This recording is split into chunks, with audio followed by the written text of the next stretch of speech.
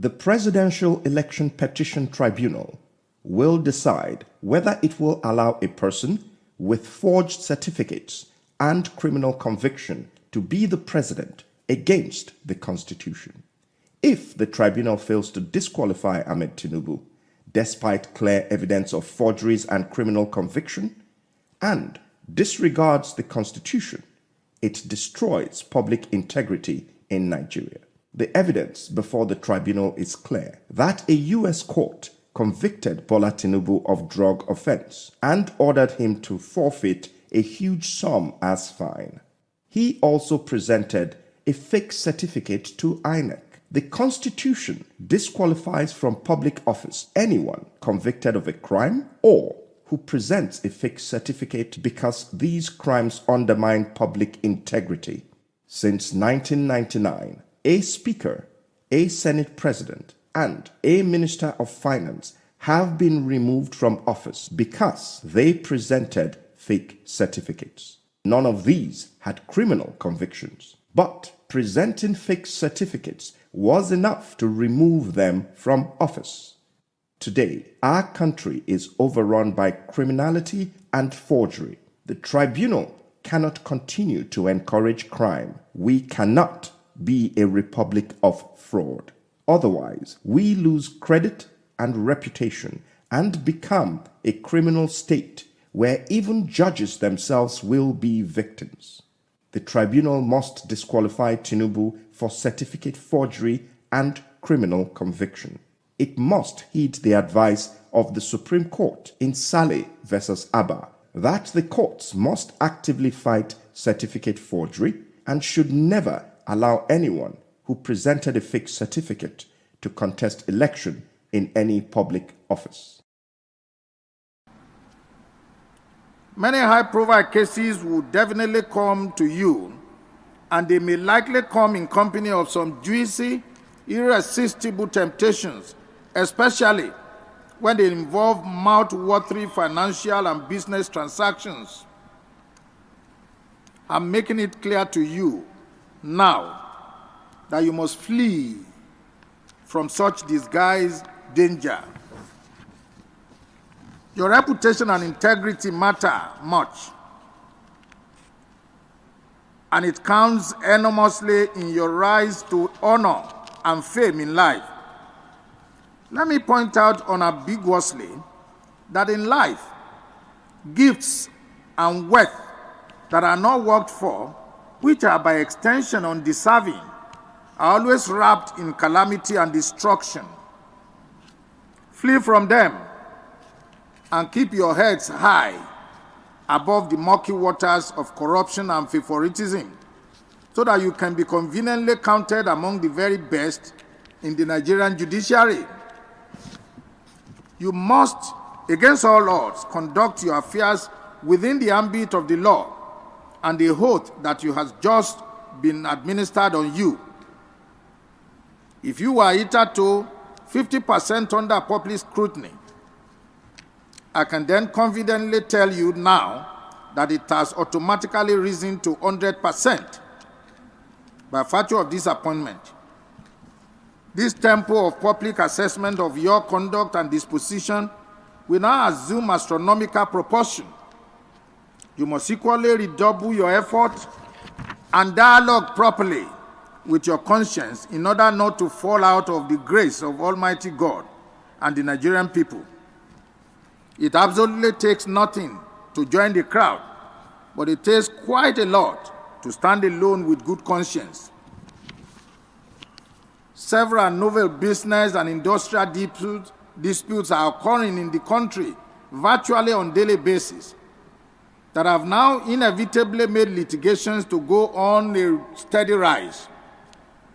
No court in the land is spared of this. We are constantly on our toes, and the dockets are ever rising in response to the challenges of the time. This underscores the fact that Nigeria ranks among the most litigious countries in the whole world. The onus is on your lordships to fasten your belt and roll up your sleeves to face the challenges head on. You must redouble your pace to catch up with the expectations of the litigants. As judicial officers, you have a defined mandate on earth that you must discharge with unveiled honesty and sincerity. You must give good account of yourselves to justify your appointment.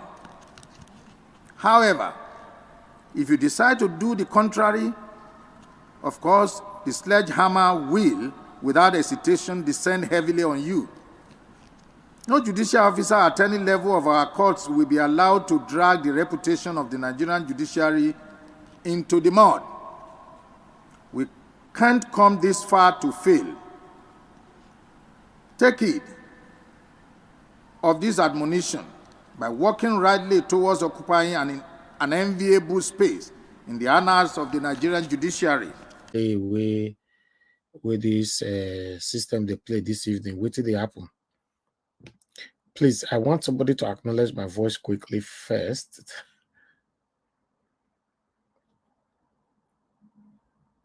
Can anybody hear me?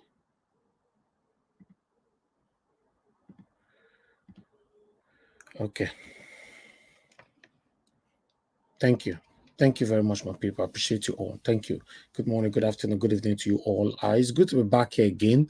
Normally, Sundays, in fact, Saturday and Sundays, we don't normally see you all like that. I don't know why. Where will they go? Saturday and Sundays, you know, I have noticed that for a while, but still, we have about 500 people watching us right now, so let's work with that. We might have more people later on. Good morning, good afternoon, good evening to you all. We're going to be listening to Mr. Peter Obi shortly after I acknowledge the people right there with us. Mr. Peter Obi was live in Owerri, you know, on Owerri Business Week. You know, he also gave some money out to the best participant, but this Peter Obi's speech is what will shock you guys. So I'd like us to listen to that for the next couple of minutes as well. But before that, let me quickly acknowledge everybody right here. Yes, mother of all, Mommy Diaspora, good evening to you, Mommy. Thank you very much for always being there for us. We appreciate you always. I appreciate every one of you. Thank you. Thank you. Let me just verbally acknowledge everyone. Love of God is my strength. Thank you very much, Madam. God bless you. Madam Patricia, thank you very much, Madam. God bless you. I appreciate you always. Madam Irene's Finest, Madam Martina Albasi TV. God bless you all for your support, for your continuous encouragement. I appreciate you all. Amaka Fojabi, I can see you right there. God bless you, Madam. I appreciate you. Ola Bimpe, Soyemi, thank you very much for joining us. Good evening to every one of you right there. Joy Otaho, Festus Ibinawaya, I can see you all right there. Nikki Oko Ugo, Peg Modi, thank you very much, my people. Press on the like button. Let's do this. Josephine Sarah is with us. Agovo Konga is with us. Blessing Okafo, Edward Eguavon, Didi Anthony, thank you, my people. Good evening to you. Abiajolo, thank you very much. Chris Emenike, thank you very much. Mary Forde, thank you very much. Good evening to you, all my people. CXL, Atule, Charles, Faith Wilfred, Ade, Edobo, Top Notch. Now, God bless you. Now, Oluwa Shegun, thank you very much. I can see you as well. Thank you, my people. Lucky Yamo is right there with us. Elizabeth Joseph, thank you. Mary Forde, thank you very much for the super chat earlier on. May God bless you. My pocket never run dry. Kate Peter is with us as well. Ivazigbere is with us as well. Abiajulu, thank you very much. God bless you, all my people. Press on the like button. Do your part, as I'm also doing my part. Yes, I can see Godwin. Godwin is with us as well. Ijedima, thank you very much. Miracle B, thank you, my people. Good evening to you all. Grace Cantudu, I can see right there. Elizabeth Joseph, Madam Bella Naomi, good evening to you, Madam. Thanks very much for joining us. Ima Franklin is with us. Discussion Channel TV is with us. Thank you, my wonderful, wonderful people. Yes, we have Wisdom Lucky is right there. And God bless you. Now, good evening. Angolo Emmanuel Chooks, Evie Jack, thank you, my people. And we have Lucy Eno. Yes, and God bless you, my people. Mr. Joseph Orji is with us as well. Thank you. Sunday Success, thank you. Michael Organ Emaro in the building. Faith Wodo, I can see you. Thank you very much, my people. Oh, I have a super chat from Mr. Joseph Orji. Thank you very much, sir. Your text goes like Mr. Elvis, please. I want to advise that Mr. Peter Obi should try to settle issues with Lamidi Apapa internally, as Abure is yet to vacate Forgery Abuja court. Okay, court verdict. Okay. Okay, your advice will be put into account, sir. Yeah. Thank you very much. And you have another one here saying that Mr. Elvis, as it is, all Labour Party candidates might not be recognized after the elections. Okay. All right. Let's move on. I will take this as a private information. Thank you very much, sir. Thank you. Thank you for bringing this to my notice. Thank you very much, my people. Press on the like button. Now James is with us. Like Moses is with us. Thank you, thank you, thank you. Now God bless you, now my people. Let's move on. Let's move on. Thank you very much, Mr. Joseph Forgery, once again for the super chat. May God bless you. I appreciate you always. All right, I have Madam Helen right there. Madam Helen, we have missed you. It's good to see you today. Thank you, Sam John. Thank you very much, David Platt. Thank you, Patricia Enofe, my dear sister. I can see you right there. Busy Bone. Thank you, Acropolis. Thank you very much, Kenneth Longam. Thank you very much. First of all, many more. Amaka Fujobi right there with us. Thank you. God bless you, Najeko Obedient. Thank you, my people. Tony Amaduke. Good evening to every one of you, my people. Let's move on. Let's not complete for this comment section. It be not plenty like this just now. Be not plenty like this just now. Okay, thank you very much, my people. Victoria Samudi Ame, I can see you right there as well. Clement Emekeme, thank you very much. Vita Shekube, thank you. God bless you all. God bless you all. Okay, make una not comment again for now. Make una wait. Jude King, thank you very much. Saigi Odiasi, thank you very much. Good evening. Stephen Gowan, thank you. God bless you all, my people. All right. Let's move on. Ifeoma, thank you very much. Hi. Felix A.O. Francis, thank you. Aaron Smart, thank you. Wisdom Lucky, thank you. And many others right there. You know, I think say it off in Washington, Moregi, D.L. Sadalo. Thank you very much, my good people. Okay, in case I not mention your name, okay, Helen, Diana is with us as well. Thank you very much. In case I not mention your name, I bet no vest.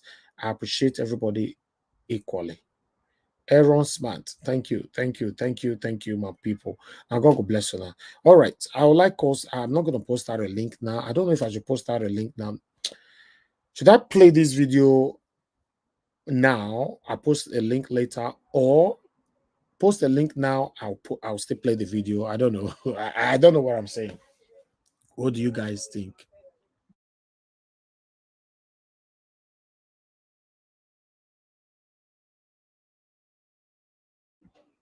All right. I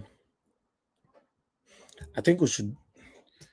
Okay, when you guys respond, play the video first. Okay.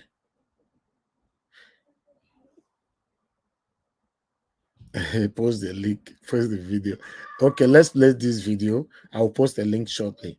You know, or okay, I can post the link. I can still post the link. Anybody can join, but I will welcome you all to the broadcast once we are done with the video. Let me post a link. Let me just post a link. Please use link to join the panel.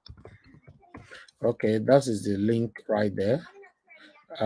Just click on it and join the panel, and let's watch this video together. Now God bless you. Now that's the link right there. Please press on the like button, my people. So I'll join you guys shortly once we listen to what our principal, Mr. Peter Obi, have to say here. And that's what I did all my life until I joined politics. I haven't stopped today, but I'm doing it now. It's a more organized fight now. But next question. Okay. So Nigeria hasn't been the best, right? The economy, like you said. How have you managed to sustain your businesses over the years? What things have you done that we young people can't emulate? Okay, see what they talk just now. Okay, Mr. Phyllis, I don't see you. Black Panther, I don't see you. Mr. Moses, I never see your face. Mother Patricia, I don't see you. Thank you, my people. Kenneth, I never see your face. Now this is distraction. That will make me never be one post. Okay, but let me just accept my people in, and let's take this together. Mr. Moses, we never see you, Sha, but I don't know, you there. All right, Mr. Kenneth, we can see your face already. You can off your camera now if you want. Madam Patricia is right there with us. Thank you.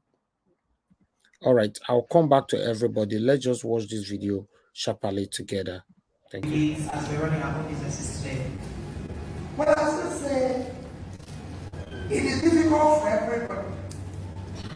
In this difficult time, is to manage your costs if you're doing business. If you're about to start business, you must be able to apply yourself more. So you, again, managing your costs, managing your expenses, managing everything.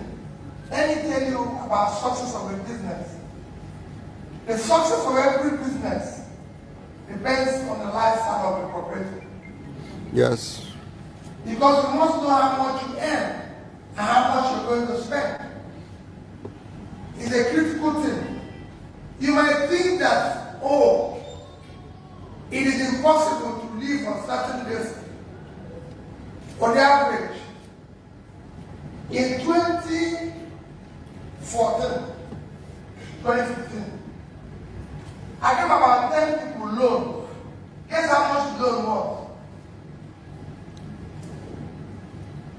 10,000 naira. We're trying to do an experiment.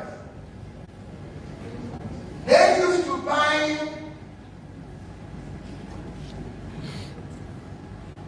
bread, 250 naira, and they sell it 300. So every day they buy 40 loaves, and they sell it for 300. It becomes 12,000 naira. So they were earning 2,000 naira extra. 3 of them stay in one room. 3 of them, they stay in one room. So they're able to manage to pay landlord when they put money together about 2,000 naira a month. They eat 500, so they pay 100. I can tell you that today, 6 out of that 10 can on their own buy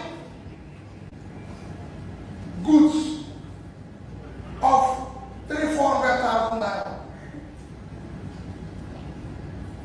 Because while people were working and are going to be paid 20,000, 30,000 naira, these people on the average were making 60,000, and they were managing their costs where their expenses is about 20, 10,000, so they were saving 10. So in the following month of this, they doubled their business. In fact, one of them today have a cake which is cost 600,000 and are driving. So it's you knowing your cost. You might look at that and say, when is he going to start this thing? When is he going to end? Where is he going to do this? What is he going to do? And everything. Same thing goes to the man who started supermarket. You can start it, that corner shop, but you're managing everything carefully, living your life. And if you do it properly, you live with it.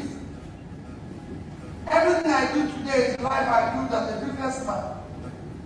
Of course, for sake of inquiry, you can go and ask anybody who was in the University of Nigeria in Chicago now.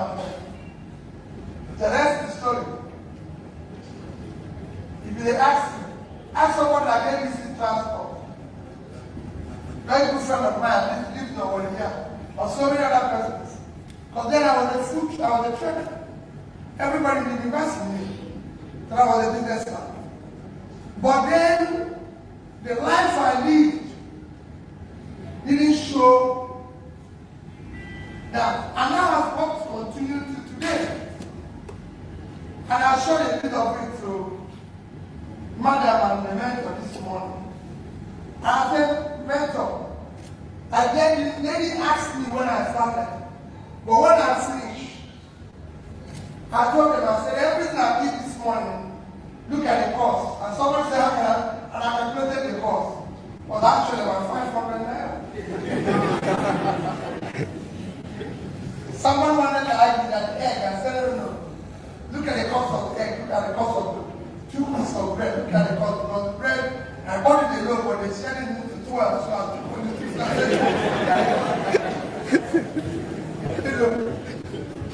And I didn't have to look for anything. I bought the cost, everything with me, and I said, this is it. You manage. So it's your lifestyle is critical. You're the one who is watching your cost always, and as you grow, you continue to do that. So that's what made me survive Nigeria. It's difficult, I lost a lot of money, but as things change, it should change. You know, it's a difficult environment. It's a difficult environment to start business today. Yeah. I mean, I think it was interesting today with you to break down the cost of your breakfast this morning. And if I wasn't sitting in front of you while you were having your breakfast, I probably won't believe you, but I mean, so that leads me to the next question, which is how have you managed to remain so level-headed in spite of being very successful, I mean, both in business and in politics? How have you maintained your level-headedness over the years? We're gonna see how Peter Obi want to answer this question. Then they ask and say, upon all your money, Peter Obi a billionaire. Upon all his money, how he take the manage himself to, you know, like this. Apart from say the money, upon the how they take thief man, the stress everywhere. Even we self, we they fight. We ourselves, we get tension for our body than Peter Obi. Peter Obi fresh, see as he fresh. You understand? Just look how he fresh and everything. So they ask him, say, Oga, how? Why you think they do all these things? Something not they bother you. Let's listen to this. This morning. And if I wasn't sitting in front of you while you were having your breakfast, I probably won't believe you, but I mean, so that leads me to the next question, which is how have you managed to remain so level-headed in spite of being very successful, I mean, both in business and in politics? How have you maintained your level-headedness over the years, and what have you learned from it? Well, that is again, from what I'm saying. But let me tell you what I can tell you about it. There's nothing called being successful. Whatever we see ourselves, wherever we see ourselves, today, everybody here is saying, we are all equal. Whatever we have is by the grace. And I'm not. I bet you spend the write all these things down. No, the first bullet point, we are all equal. The second bullet point, whatever we have is by the grace of God.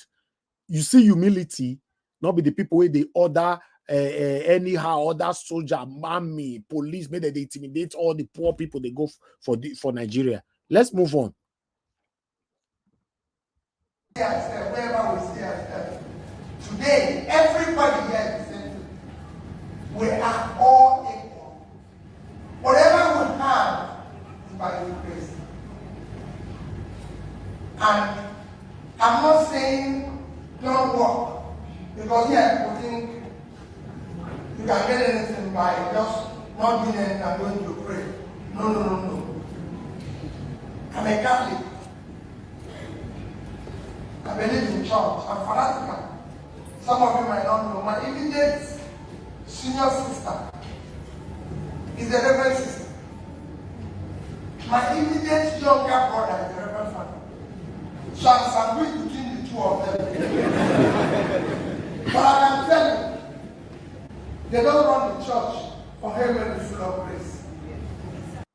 Mr. Tony Africa, what are you talking about? I have to, because I'm following up with the comment section. You are saying that start up by providing electricity and refine our nation resources locally before the economic leisure. What are you talking about? Peter will be the president of Nigeria.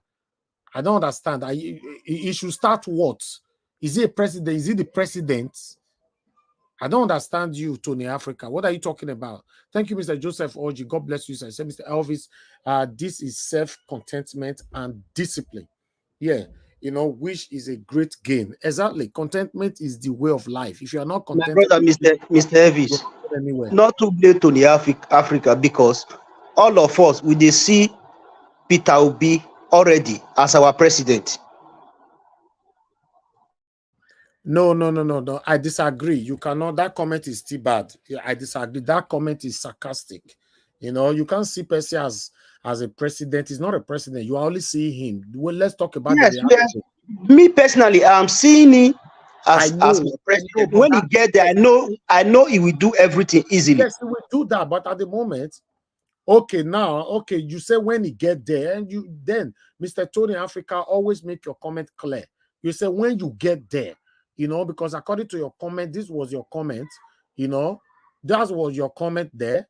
Start up by providing electricity, refine our nation resources locally before economy leisure. That is totally out of it, you know. So I disagree with that, but I'm happy that you have addressed it. Let's move on. My immediate younger brother is the Reverend Father. So I'm sandwiched between the two of them. But I can tell you, they don't run the church for him when it's full of grace. They collect money. So money is important. They work for it. So I don't want people to wake up in the morning and telling me that they're going to make money by praying. No. You walk and you pray. So it is a walk. On our way, they pray, they read Bible from Monday to Monday, 7 days a week, 365 days in a year. I guess on a year this one now, because now me talking just now, I'm not go take him. Peter Obi is extremely important than me. So now say now, maybe I not still take him because some of them respect na pastor Peter Obi. My more listen to that part again. So money is important. They work for it. So I don't want people to wake up in the morning and telling me that they're going to make money by praying. No. You walk and you pray. So it is the walk that God will bless. So what makes you then to remain level-headed in them? You must appreciate that it is by His grace. When you have worked hard, because other people did the same thing, and you don't have the same blessing. There's still an element of blessing. And two, you have to realize that you live in a society. All right, I can see comment there. Mimi, I they follow comment today. When I know your word, I get the time. Atonov King, you say pastors are not telling you not to work. Yeah, they are.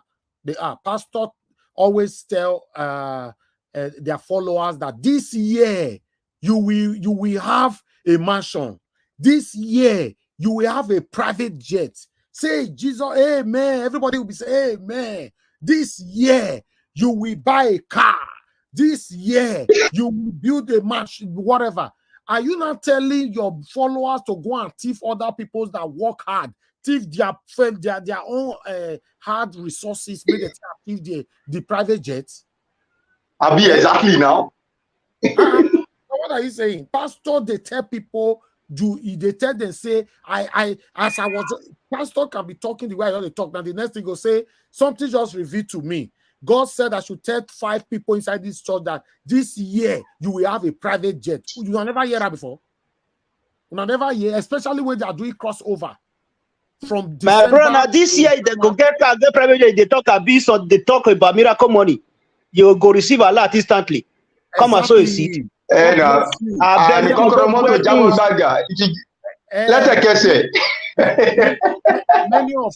Many of you, your visa is waiting for you at the visa. I bet more you go there. Exactly. And nothing makes you a different person from anybody in society. So you get to a place, somebody says, you don't know this person. I'm not supposed to know everybody. And people are not supposed to, just like here. Anybody here, we have a lot of people here. I can tell there's so many people here who don't want to see me, who don't like me. If everybody here like me, then there's a problem. There's something is wrong. There's people who don't believe in this nonsense I'm talking. That's what makes a difference in life. And you must tolerate that person. Una, yeah? There are people here who don't believe in this nonsense I'm saying. I told of King, you hear that one? So anything we me talk for here, if somebody would not believe me, I not the verse. Peter will be just talking and I say there are some people here who don't believe in this nonsense I'm saying because to them is nonsense. Since some of them already defended their pastor, that Pastor Yedepo, Pastor Adeboye, you know you do this one, no. Yedepo, no, you do this one, no. Pastor Chris, who called they do one? Now me and my papa they do one. Let's move on. And people are not supposed to be just like here. Anybody here, we have a lot of people here. I can tell there's so many people here who don't want to see me, who don't like me. If everybody here like me, then there's a problem. There's something is wrong. There's people who don't believe in this nonsense I'm talking. That's what makes a difference in life. And you must tolerate that person who don't like you. People say to me, hey, wait, there's so much agitation. I'm sure you must have seen me talk about agitation. And I said, there's agitation in my house. So why are you doing that to do it? You know, there's agitation in my house. I still today, to this day, disagree with my wife. She still disagrees with me. You know, and I'll say, okay, well listen, come, let's talk about this thing. That's what it is. Have children who will agitate with me. So it is you knowing that this person is this, these people are human beings. Let's sit down and see why they're doing this. Let's sit down and say why this person is saying this. These are the things that makes the difference in your life. And that's what will make you to be. And know that everybody is very important. If you're a big man and you have a big man, can you be a big man? The big man has a job. And his job is very important because he cannot do his job.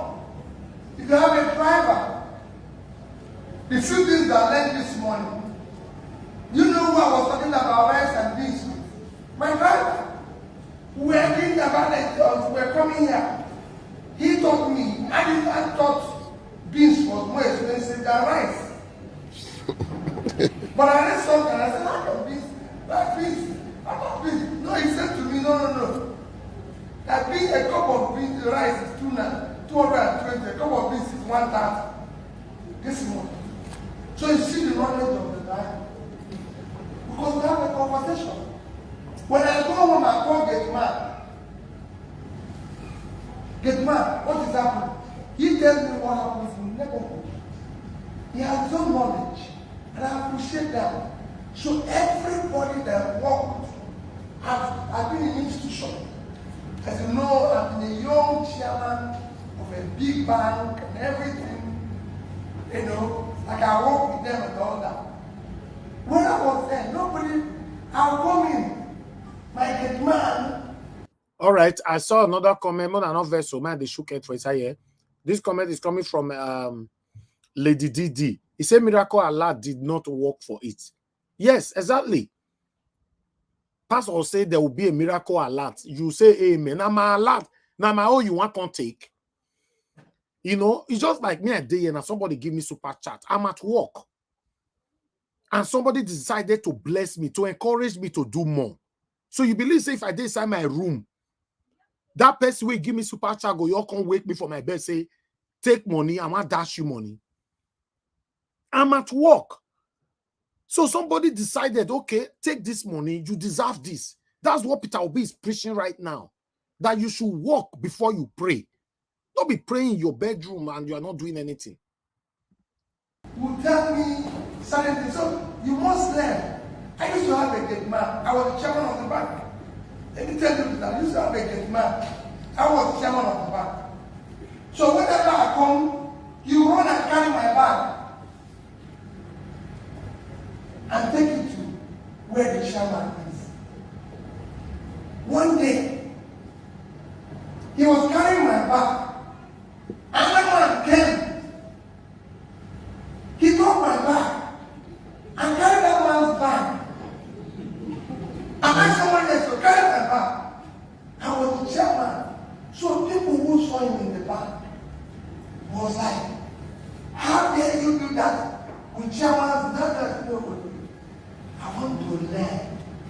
there might be an incentive that makes my drop my bag. So I thought, what happened? Every time he carries my bag, I give him $100. Every time he carries that one bag, I give him 1,000. So my bag. So I told the manager, the branch manager, who was like, this man, you must go to the state. How can you go? Can't you see the incentive that even you have got my back. This is human being. This is human being. So he was shocked that when he came to apologize to me, and I hugged him and said, you have children, you have to pay their school fees. You're not going to tell them to carry the bag of chairman. So this is an incentive. So what we need to do is to pay this man a little bit more. So that you will know, even me, I changed. After they're giving you additional maybe 200 naira. So because you have to learn that. You don't get annoyed because people tell you, oh, you're this, you're that. No. So you must remain, everybody here, we have all the same thing. After they are busy coming here, police, army, and everything, how can? These are my brothers and sisters. These are my daughters, my sons, and everything. I want them to feel free, and I want to feel free within them. Wow. Thank you very much, sir. Yes. So maybe they have to Yes, so we're going to open the floor for a couple of people. I want you people to be free. Please. Don't reserve anything. If you don't like anything about me, tell me you're useless here, because I will learn from it. Don't say, oh, this man. And I can tell you nobody should harass me into trying to be polite. We're here to learn about your business, and I'm going to tell you incentives on how you can be a better business and a better person. Awesome. Dear Piro, thank you so much for honoring us with your presence. Thank you for coming. And also thank you for being an inspiration to a lot of young Nigerians. I'll tell you something. Up till like last week, we have conversations, and the joke right now is there are certain things people do, and we ask them, what would people do about this? You know, so it's becoming like a standard. But I'm going somewhere because I want to ask you a question. It's coming from what would Jesus do?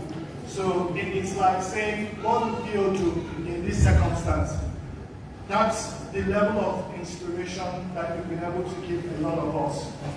Now my question is, you dwelt a lot around your success in the business, and then you crossed over to politics.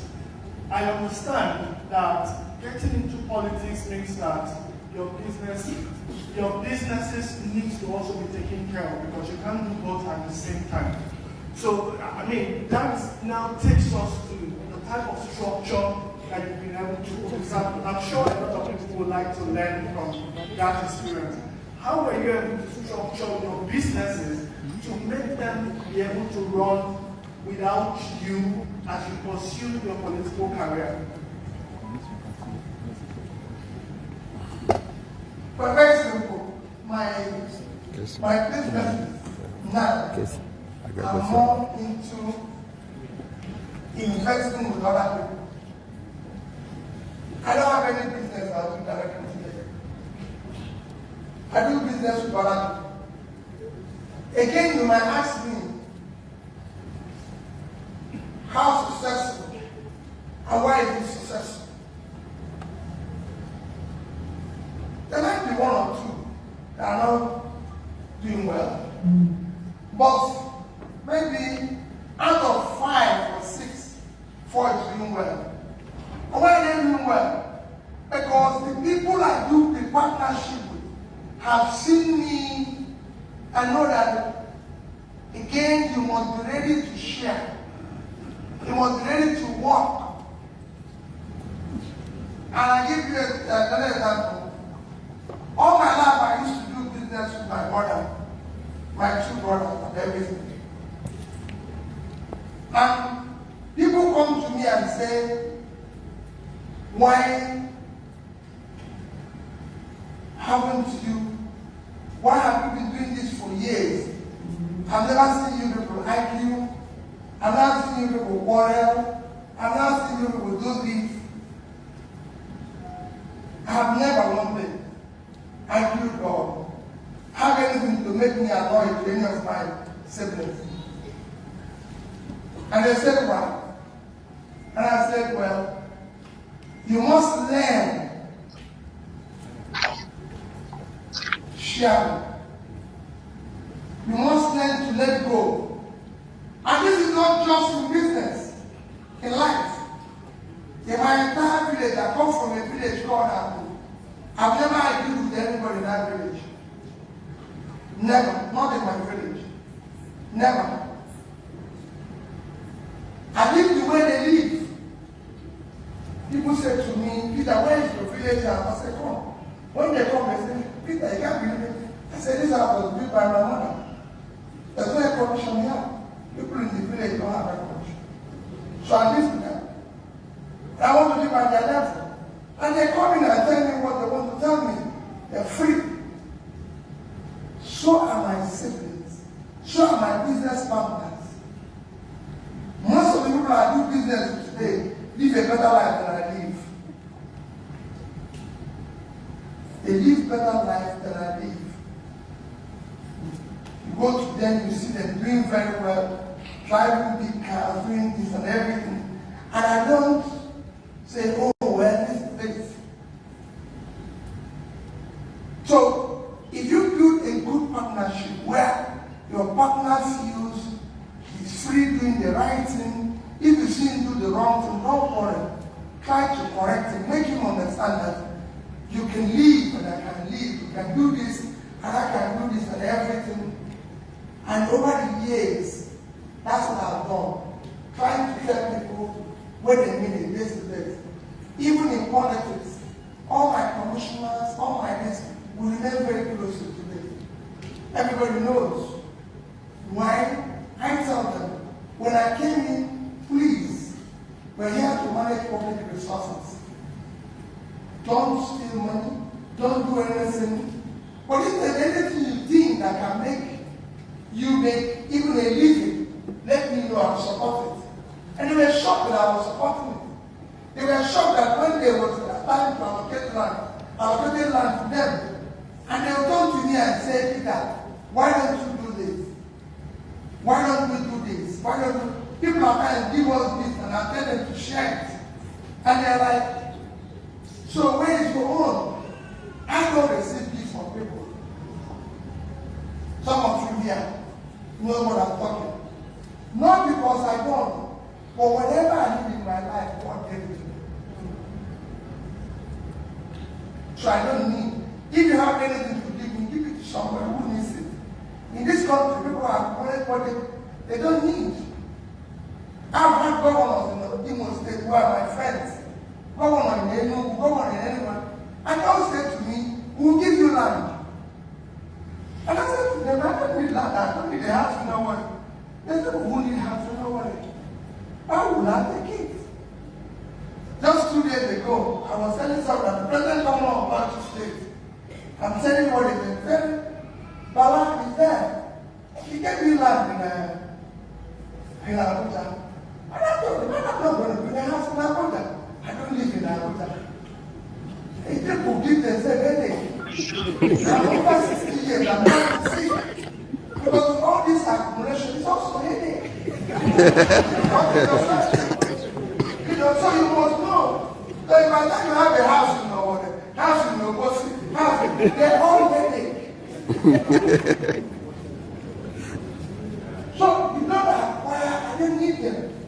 So these are things, never have a partner who drives, live this type of life, live this type of it's like a marriage. If you can tolerate the way people are and everything, you know. You see people, if you have a wife, of course, women do what they are, they must do things differently. They do this. People say to me, oh, we that look simple, we that do this. My wife doesn't look like that. No. I'm just saying you. She doesn't look like that. So if you come to my house, you see several shoes, several things, they all belong to her. And I respect it. I will not worry no fight. I will not worry no fight at all. If I want to do anything anywhere with her, I get ready, reading my book. Why? But she gets ready.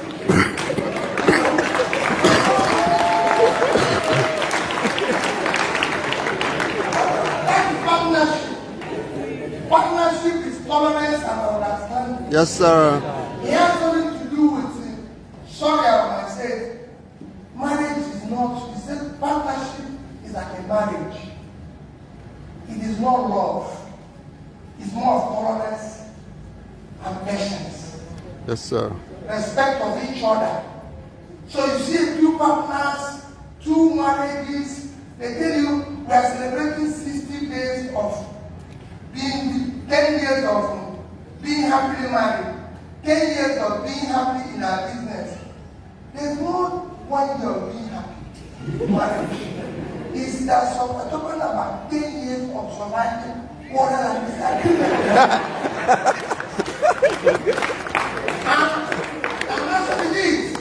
So that tolerance is what takes you into business. That's why you can let go this. You can do this. You can do this and everything. You go to shop, you go to this and everything. You can. And that is critical for you. That's what I do. So that's how I manage my business. Business is questions, tolerance, guide the people, try to have several meetings and everything. And listen. All right, my people. I have to stop the video right there. Thank you, so that we can start talking. I have another last video here from our Edo son, Ultimate Equal, Chief Eholo. What do you have to say about Mr. Peter will be here? Then we start talking. Thank you. It's just about 5 minutes long video. Press on the like button and help us to share. God bless you all. Whether I outside Igbo, Yoruba,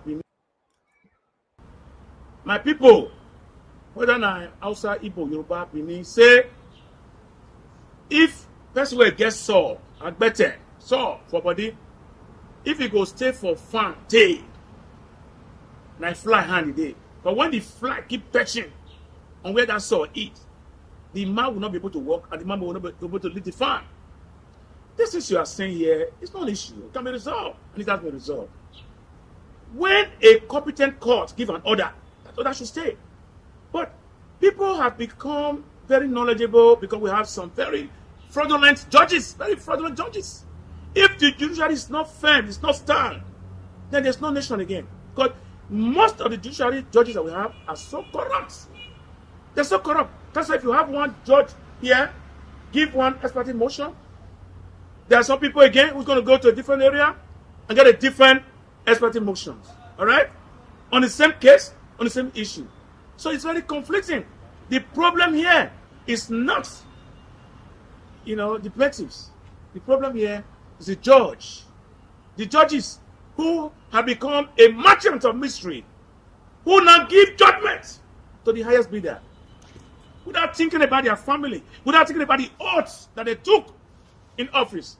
I'm not saying all the judges, even judges know among themselves that there are many judges who they are not proud to associate with, who are very corrupt. That's the issue we're having. Otherwise, this issue will not have been lingering on. Listen, I speak truth to power. All right? Some doesn't matter who believe, and who cares who doesn't believe. But I say it because it's very difficult for people to say the truth. I think His Excellency Peter Obi still has a lot to do about this issue.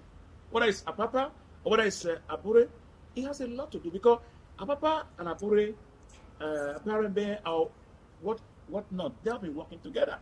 I've been in Labour Party from the beginning of Labour Party, and I've seen the Labour Party, and I will remain a Labour man, I'm not shopping for any political party. A Democrat is a Democrat, a true one. A Republican is a Republican, a true one. I am a true Labour man. I remain and I stand to be a Labour man. So I hope the crisis is resolved as quickly as possible. Well, you know, you hear about people saying Tinubu build Lagos, Tinubu is a magician, is a technocrat, and all that. You know, if we see the list of the ministers, they will tell you that, you know, it's business as usual. You know, I mean, come on, the worst. People in that list, about 20% of them are credible. About 80% are horrible. I mean, let us start from Wike, for example. Wike, who swore to his father that he would never accept even VP nominee or even ministerial. Because Wike gladly ringed out Peter Obi in River State. His reward was the minister of FCT. I mean, come on, that's not credible. Now, go back again to the noise maker, disgruntled Festus Keyamo. Put him in eviction. What is he going to do? It's a guy who doesn't even know his left from his right. He's a noise maker, Balablu. So why would you want that guy to be a minister? And again, all along, you have on his ministerial list, you have somebody who they want him to take a bow. He was 3 years old when he was in secondary school, just like, you know, Ahmed Bola Tinubu, who's a genius. They didn't go to elementary school. They just went into university. So I think if these crops of ministers are going to be the one representing, President Bola Ahmed Tinubu, I think Nigeria is going to be in more difficulty. Let me tell you something. You already have advisor. Advisor he has today told him to go and borrow $3 billion from a bank in Egypt, and that will reduce, the strength of the dollar and weaken the dollar and raise the value of an naira. But after taking the $3 billion, the dollar jump again. Dollar is about 950 now, if you don't know. Before you close your eyes, it's going to be 1,000. I mean, so what kind of people are these? What kind of people are these? We are going down the drain every day. God forbid we don't become or end up like Somalia.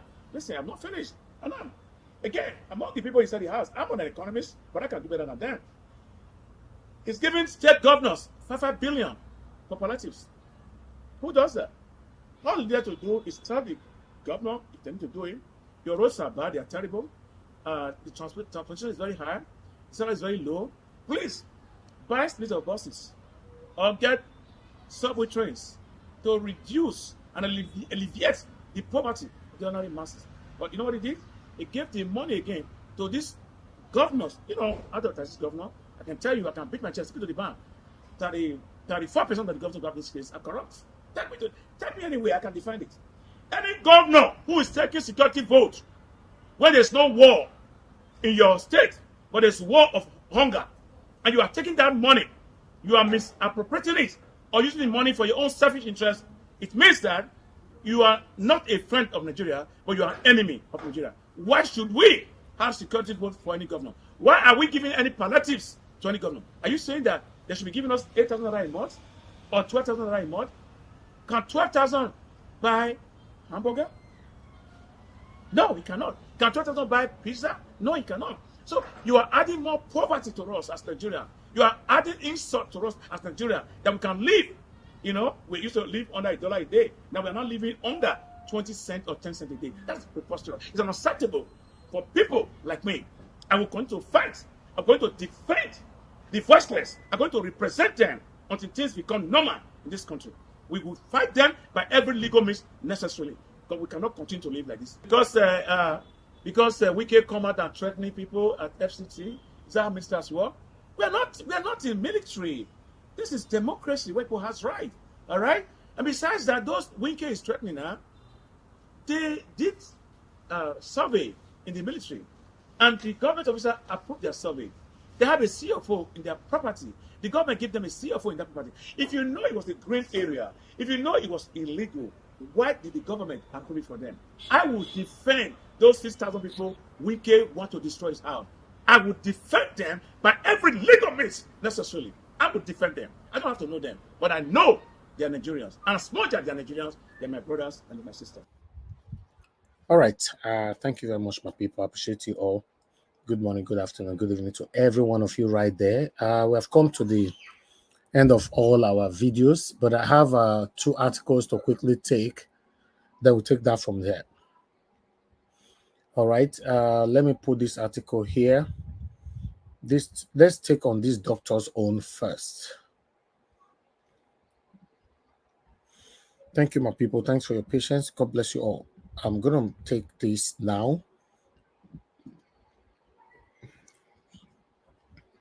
Okay, there you go.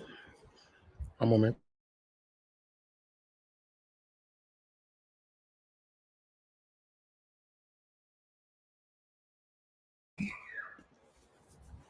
Okay. All right. As you all can see, fake doctor nabbed at Covenant University during job interview. You know why I bring this thing here, my people? This doctor forged certificate and all that, and is about to be sent to prison because say you don't know people, right? Although I'm not justifying his act, but when you cannot sort out the head, you know, more things will be wrong. Let's take this article together. Let's take this together quickly. All right, guys, you might be hearing some noise. I'm outside, so like I said, let's quickly take this. All right, a fake doctor identified as Abawulo Omeka has been caught by the Associate of Nigeria Private Medical Practitioners while trying to apply as a medical officer at the Covenant University Medical Center, OTA, in the Shango area of Ogun State. Punch headwise gathered that Omeka had applied for the position of a medical officer and reportedly presented fake credentials, which included a photocopy of the Medical and the Dental Council of Nigeria registration certificate issued in 2015. The 35-year-old suspect also presented a certificate from the Benue State University where he claimed to have obtained a Bachelor of Medicine and Surgery and graduated with a second-class upper division. It was gathered that the suspect who, okay, guys, I need to move inside because of I'm getting some noise here. Sorry, guys. Let me move in so that I can take out this noise. One moment. You are the pillar that holds my life. You are the pillar that holds my life. Master Jesus, you are the pillar that holds my life. Lily of the valley, you are the pillar that holds my life. You are the pillar that holds my life. You are the pillar that holds my life. Lion of the night, you are the pillar. Chicanica, you are the pillar. Daddy, you are the pillar that holds my life. Lion of Judea. You are the pillar that holds my life. Walking the way. You are the pillar that holds my life. Hey, yeah. Master Jesus, you are the pillar that holds You my are. life. You are the Master pillar. Jesus, you are the pillar that holds my life. I said, Jesus, unibu kalabati sinduwe. Nibu kalabati sinduwe. Ojo biete, nibu kalabao. Nibu kwa kalabano. Nibu kwa kalabati sinduwe. Ojo biobi ko nibu kwa kalaba. Chika nibe nibu kwa kalabamo. Nibu kwa kalabati sinduwe. All right. Thank you very much, my people. Yes, it's better now. Okay, let's take this one together quickly. Where I stopped. Okay, yeah, I'll take that last paragraph again together. The 35-year-old suspect also presented a certificate from the Benue State University where he claimed to have obtained a Bachelor of Medicine and Surgery and graduated with a second-class upper division. It was gathered that the suspect, who works as an auxiliary nurse at some private hospitals, was caught during a job interview held at the Covenant University Medical Center while being scrutinized by 3 doctors. God, about his credentials. Okay, what I want to say here before I continue. This man was actually practicing.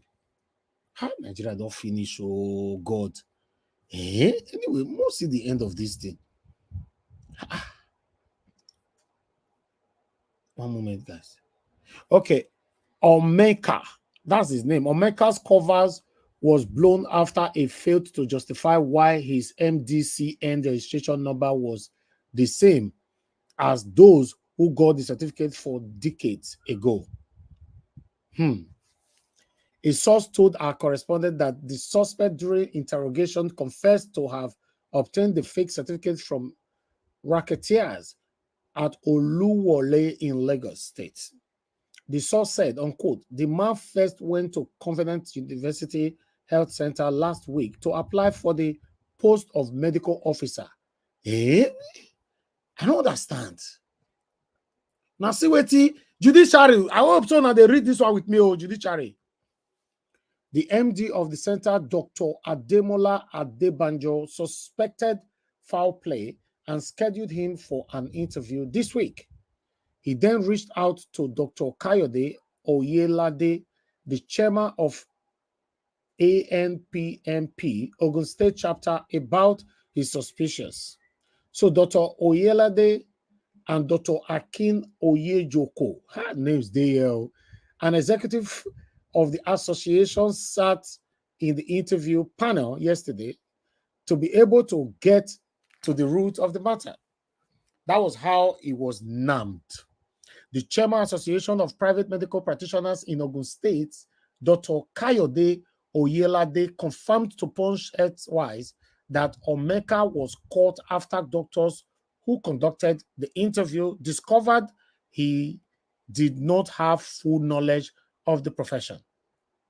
He said the doctors that drilled the suspect during the job interview discovered many discrepancies in the credentials presented.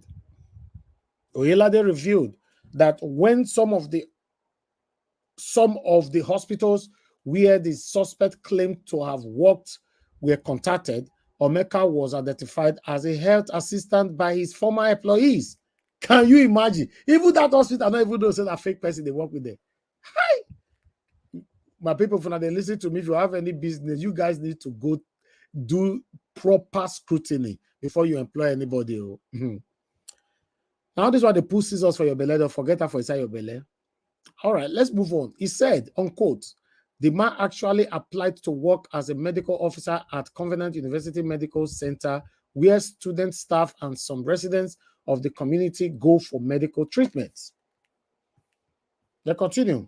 Immediately, they got his application, and the medical director discovered that the CV and certificates presented were questionable. Being a medical doctor himself, he contacted me. I told him to invite the guy for an interview. The interview was scheduled and it was conducted on Wednesday at the office of the MD. They continue. We really need to finish this because it's a very interesting and disheartening story. We made the guy very comfortable and we started asking him a series of questions. He gave us a background history of himself and all the places he had worked. We now asked him if he attended a university. He said he went to Benue State University.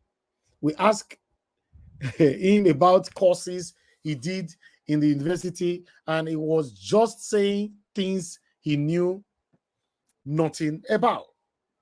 We discovered in the course of our interview that he has an idea because he has worked in some hospitals as an auxiliary nurse. In fact, unquote, they continue.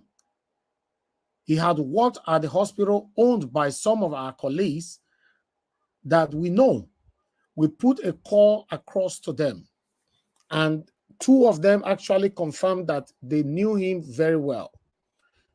I told them he was trying to apply as a medical officer, and they told me he worked with them as an auxiliary nurse, or better put, as hospital assistant. On how he was caught, Oyedele explained, unquote, what gave him up were the certificates he presented Omeka presented a photocopied certificate he claimed to have obtained from the university with a second upper division in medicine and surgery. If you are conversant with a medical certificate, you will know there is nothing like grade when you are given a certificate as a doctor. Huh? Now, wow. It will just be specific that you have passed when you certify the examiner. There is nothing like first class or second class. Our certificate not graded. Immediately, he presented that, and we knew it was fake. He also presented a certificate he claimed to have got from MDCN. We saw that one, and we just laughed. The registration number is 11641.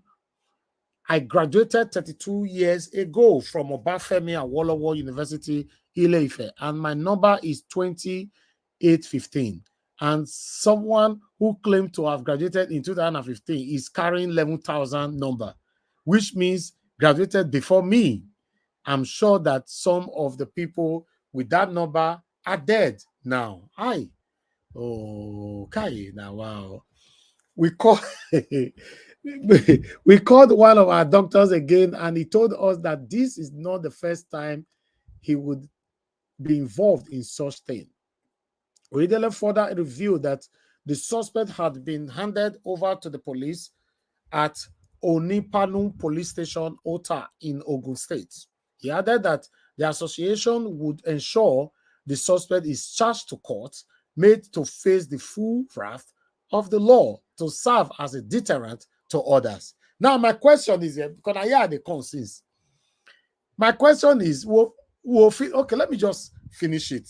Now, the last part. Reacting, the chairman of the Nigerian Medical Association Ogun State chapter, Dr. Azim Kunle Ashimi, advised heads of hospitals, both private and public, to be very vigilant when employing doctors, adding that proper background checks should be carried out. He also reiterated the commitment of the ANPMP and Nigerian Medical Association in Ogun State to collaborate with the State Ministry of Health to stamp out quackery in the state. Okay, my people. Now, this guy now, according to the way we tell you that, now prison, here they go. So prison. What do you want to go prison for? Because I don't want it to look like, say, now let me understand. Why you want to go prison? Is it because, say, he is smart or his certificate is forgery? Can somebody just answer me from the panel, please? Link. Okay, I'll post the link again. Let me just do it now. Because the reason why move the water and move the car and go where it's supposed to be. Okay, all right. Now, I'm going somewhere. This guy is going to prison right now. I'm not justifying his act. He should go to prison. But if this guy have to go to prison, then what happened to top politicians? A lot of them, including Tinubu. We need to mention them, my brother. Sorry to say, people like the Tinubu and the rest and the cohort. Now I just talk so now. That's what I said. I said including Tinubu. All these people, thank you, Madam Nena. Thank you very much. All these people, they don't put them for jail. In fact, the people they've sacked, last month they sacked somebody from NNPP for forgery. Right? And they will not go prison. Ma? What about the one that did Nigeria? The more you look, the less you see with the Nigeria Airways. Exactly. What about that one?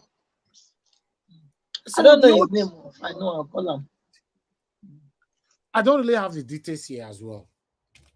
This is sad. I am not justifying this man. He should go to jail. And in fact, he should rot in jail. But if this man needs to rot in jail, Tinubu needs to rot in jail. Many other politicians that have been caught with forgery, they should bring all of them out. All of them should rot in jail. But if someone like Tinubu cannot be arrested, and many other previous politicians that have been caught with forgery cannot be arrested, they should free this man to go home. That's my stand on this. Let him go home. Meanwhile, let me take on this other article quickly so that we can move on, my people. Bear with me. Let me quickly do this. We have a couple of articles to read here so that we can start talking. Okay, let's take this. Thank you very much, my people. Press on the like button, press on the $sign. It's Sunday, encourage what we are doing here. God bless you all. Okay, now this one is now what really concern me are you? Where? Now be this. On the 16th of September is the deadline of where you go make 180 days finish. Article Obi Tinubu and the September 16th deadline tribunal to resolve jigsaw puzzle in 3 weeks. Okay, my quick take on this advert full year, not be small, but don't worry, I'll do it as usual. Okay, I'll just put it here. As the entire world awaits the outcome of the 3 critical petitions instituted by the People Democratic Party, the Labour Party LP, and Allied People Movement APM, together with their presidential candidates Alhaji Atiku Abubakar, Mr. Peter Obi, and Delta Bond Princess Chishi Oje, respectively, against the declaration by the Independent National Electoral Commission, INEC, of Asiwaju Bola Ahmed Tinubu as the winner of the February 25th, 2023 presidential election in the country. Sunday Vanguard, in the report, reviews the separate cases of the petitioners before the Justice Haruna Samani-led Presidential Election Petition Tribunal in Abuja, and the separate defenses by Tinubu, his political party, All Progressive Congress APC, and INEC to each of the petitions. Let's move on, my people. Okay, the tribunal, by constitutional provision, has up to September 16, 2023, about 3 weeks from now, to deliver its judgment in cases. As the clock ticks, the high-profile cases have not stopped captivating public attention, with all manners of allegations of malpractices flying from all sides against all parties, thereby fueling series of misinformation, disinformation in both the social and conventional media against virtually all the contenders, including the judiciary, which has the final say over the cases. Background. At about 4 a.m. on March 1st, 2023, the Independent National Electoral Commission, INEC, declared Senator Bola Ahmed Tinubu as the winner of the February 25th, 2023 presidential poll on the ground that his party, All Progressive Congress APC, scored the highest vote cast at the poll, that he secured not less than 1/4 of the vote cast in each of at least 2/3 of all the states in the Federation and the Federal Capital Territory, FCT, as required by the law. Now, the right time for Dell. But I like the fact that these people say 4 a.m. in the morning. What a disgrace. 4 a.m. in the morning where everybody they sleep. I never seen this kind of thing before. Meanwhile, let me see if this thing is long. Oh yeah, it's very, very long. So we might not be able to take all of them. They are giving how we started this whole journey. It's extremely long, very, very long. We can't read all. Unfortunately, but the reason why I brought this here is just for us to know that we have just less than 3 weeks to go. 16th of September is the deadline. All right. So we like us to just move on. Let's start talking, and take it from here. Now, God bless you, my people. Thank you very much for your time with us, my people. Press on the like button and let's do this together. Thank you. I appreciate you all. I never see time look at the comment section, but I'll look at it right now. But meanwhile, I would like to call on the first person here, the first person on the panel. I greet everybody. So I know not quick me greet everybody today for the panel, but I greet all of you, and God bless every one of you right now on the panel. But let me start with somebody. I believe somebody is joining me from Nigeria. Moses, are you there with us? Good evening, sir. Yeah, thank you, Mr. Moses. Now, Nigeria, they join us from Nabi. Yes. Okay, they ask you all the time. I don't know whether you don't travel, whether you don't jackpot. Thank you very much. I better talk to us with what we've presented so far. Talk to us, 8 minutes. Yeah. I don't know what is delaying the judgment of this. In fact, the thing is paining me. But the only thing I still continue to say is that the judiciary did not have right to pervert this judgment.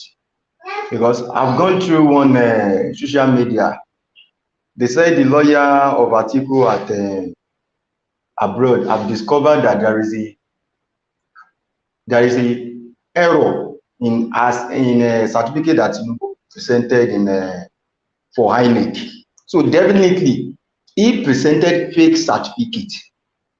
So they must do something to that thing. And every one of us, we must make sure we raise our voice on this thing. Like you see that doctor now, the doctor you just mentioned now, that doctor. Is many people, this thing is very plenty in Nigeria, because I remember when I'm still doing all this business center, they will bring some, they brought some another man's result certificate, and they have to put their own head on it. I will tell them I can't do that. So it is not only one person, it is very plenty in this country, to be realistic, and all this nonsense needs to stop. By this time now, if we now use the kind of a person, the kind of these people to be our leader, then what will not be the next generation? That is, now everybody will be doing forgery. They should just leave everybody, as you say, as you have said. With what Mr. Obi said, in fact, it's just what I'm just thinking this afternoon. Nigerians will like praying. We forget our own work. It is the work you done that God will, the work you are doing that God will bless. Some people will sit down and be praying, and there are some pastors, they are so deceive many people. In a situation whereby they will be telling them that, don't worry, if you pray, prayer is enough. Prayer have its own aspects. Are you getting it now? Prayer has its own aspect, and working with your own hand, it has its own aspect. That is the reason why I said a man that is diligent in his own work, the Bible says it, confirm it very well. When you are diligent, you will stand before the king. You will stand before the king. He talks about diligence in your business, diligence in your daily work, in everything. So by the time we balance the scripture, like what Mr. Obi said, if we balance the Bible very well, if you balance the scripture very well, if you balance everything with your prayer, you will now see that clearly. You will see clearly that, in fact, prayer have its own work. Hard working has its own work. And out of that hard working, we are talking about doing the right things at the right time. It is it is this afternoon I was thinking, the problem of this Nigeria is because the Bible says, we that call ourselves Christians, it says, be prayerful and be watchful. We set aside watchfulness. So by the time you set aside watchfulness, that is the reason why you are voting for a wrong person. That is why you are choosing a wrong leader. That is the reason why, because you are not watchful. You just praise your own prayer, your own everything you are doing on prayer. Prayer has its own work. Action, watchfulness has its own work also. So if we need to balance this, if you want things to be okay, I've been telling people since these days, we need businessmen to rule us in this country. Not àwọn tó lọ gbé ìbọn àbáwọn tó ń lọ tí wọn ò, they don't have anything. We need businessmen to rule. Why are you voting outside a business? The work of a president is a business. Do you understand? The work of a president is a business. A president must be a businessman. an economist that will know how to manage resources. This is a business. Well, I told people, I said, it is like you employ a manager to a company, and that manager now fumble. Will you not hire the manager? When you are telling us to leave all these people, these wicked politicians. So in your own company now, you will leave a manager that is destroying your company. Because I can see the way many people are attacking me when I talk. Are you a pastor that have now entered the politics? No, yeah, this is our country. Everything must be okay. We must fight for the right thing. So let every one of us open our eyes. Let us open our eyes. The Bible says, be watchful.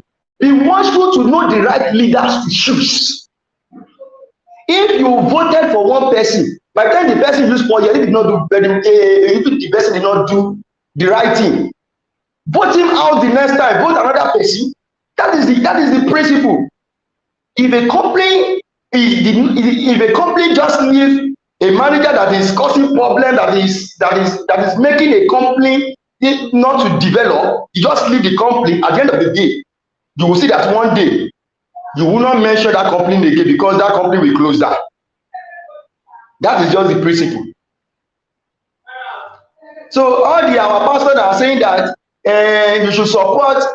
You cannot support a person who did not listen to what people were saying. People who are suffering now, you remove subsidy. They are telling you, these people are crying, many people have died. You did not even change. Look at the Naira. Look at the numbers of people that when they are doing a Naira change the other time last year. Look at the numbers of people that died.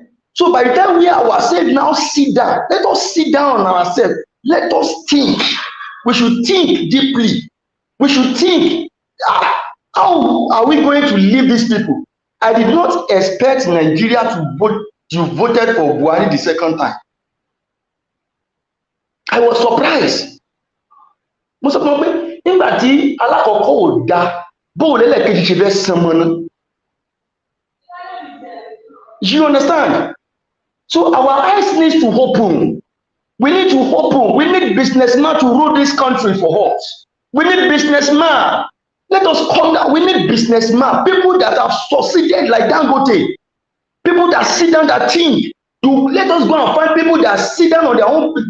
They sit down and develop their business from the scratch. I look at him when he was talking. That is what I'm telling you. I said, Peter Obi is a businessman. You cannot compare a businessman with another person else.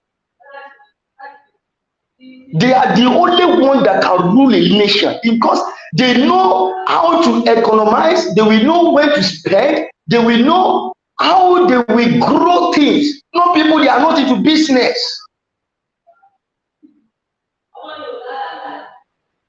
So Nigerians need to change the system. We need to change the system. We look the system very well and change it. By the time we change the system, everything will be okay, sincerely speaking. Everything will be okay.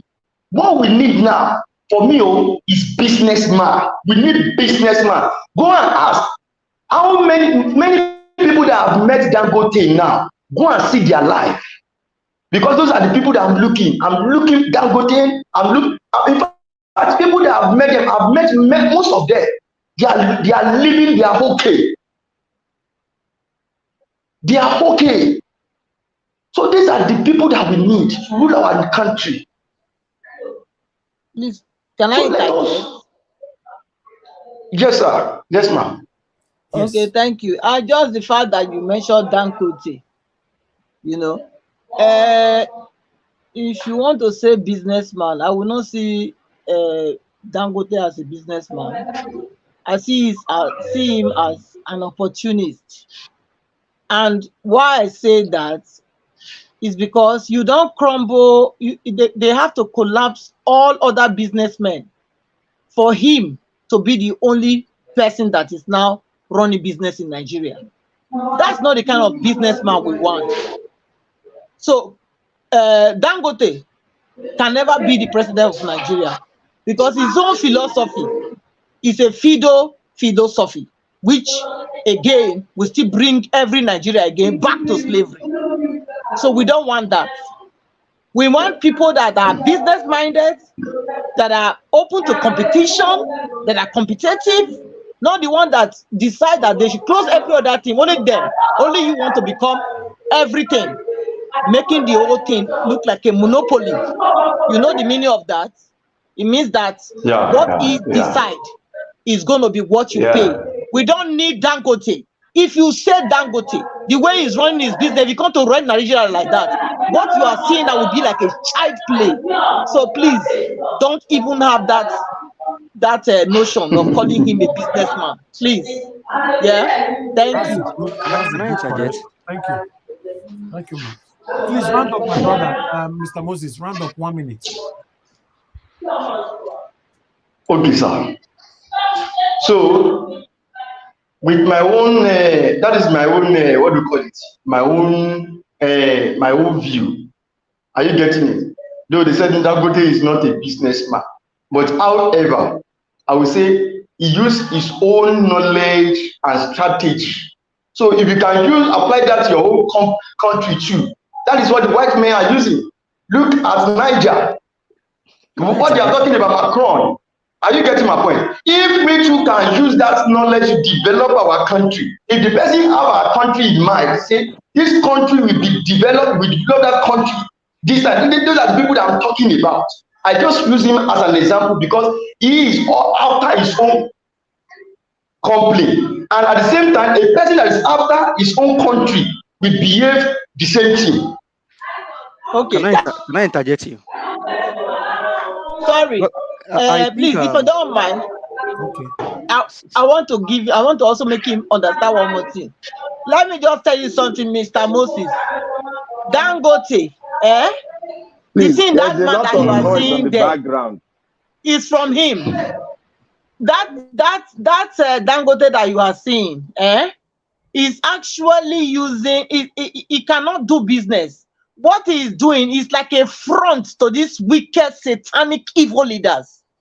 That's whom they are using to defraud the rest of us.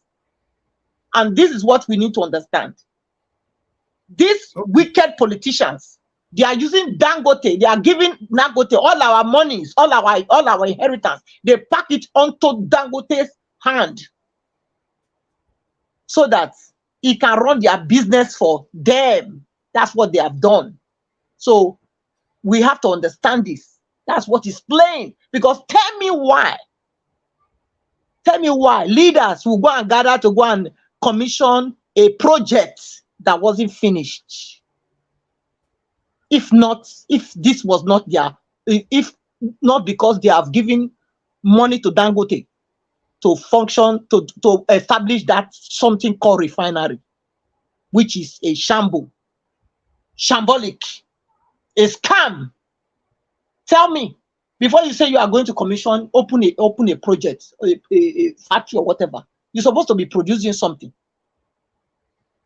Have we seen a drop of petrol up till now? No. But yeah, even including traditional rulers, they went. What are we talking about? Please, nobody should mention Dangote's name here. Thank you. Okay, give us a mandate. You wanted to say something? Yeah, I mean, thank you very much. Greetings to everyone. All protocols duly observed. To my brother, Mr. Moses, well, you made some points, but when it comes to the issue of businessmen having to be the leader or someone like Dangote, well, I mean, if you bring a businessman that does not have vision, that does not have what it takes to govern a nation, then it's going to be like what we're having today. What we need is a leader with empathy. The way you cannot run your business, you cannot run a country the way you run your business. They are just two different things. Peter Obi succeeded in business, then he went into politics. He succeeded also as a politician. He may have brought some of the knowledge that he used in the banking industry, or maybe some knowledge that he learned from school. But one thing that drives Peter Obi is the fact that he's a man with vision. You must understand that he's a man driven by vision. If your leaders lack vision, like the ones that we have today, it's going to be the same thing. These guys don't have vision.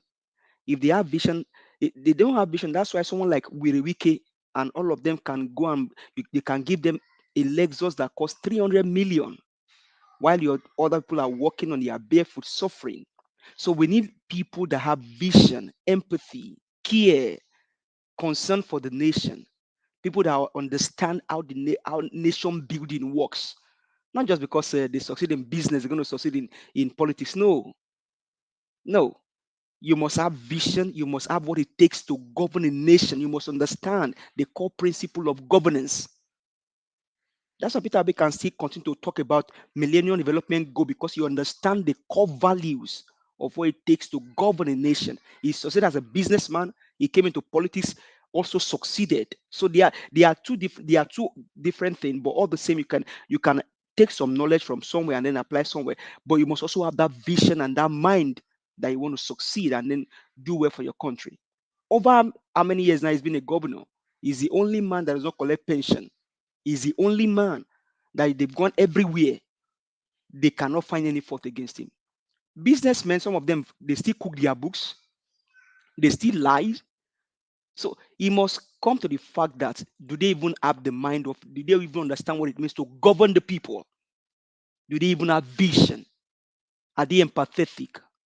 So whether even the word Dangote just struck it out to throw it into, it should be poo-pooed into the sea of forgetfulness, because Dangote is the person that they use as a money bag to do you and I evil.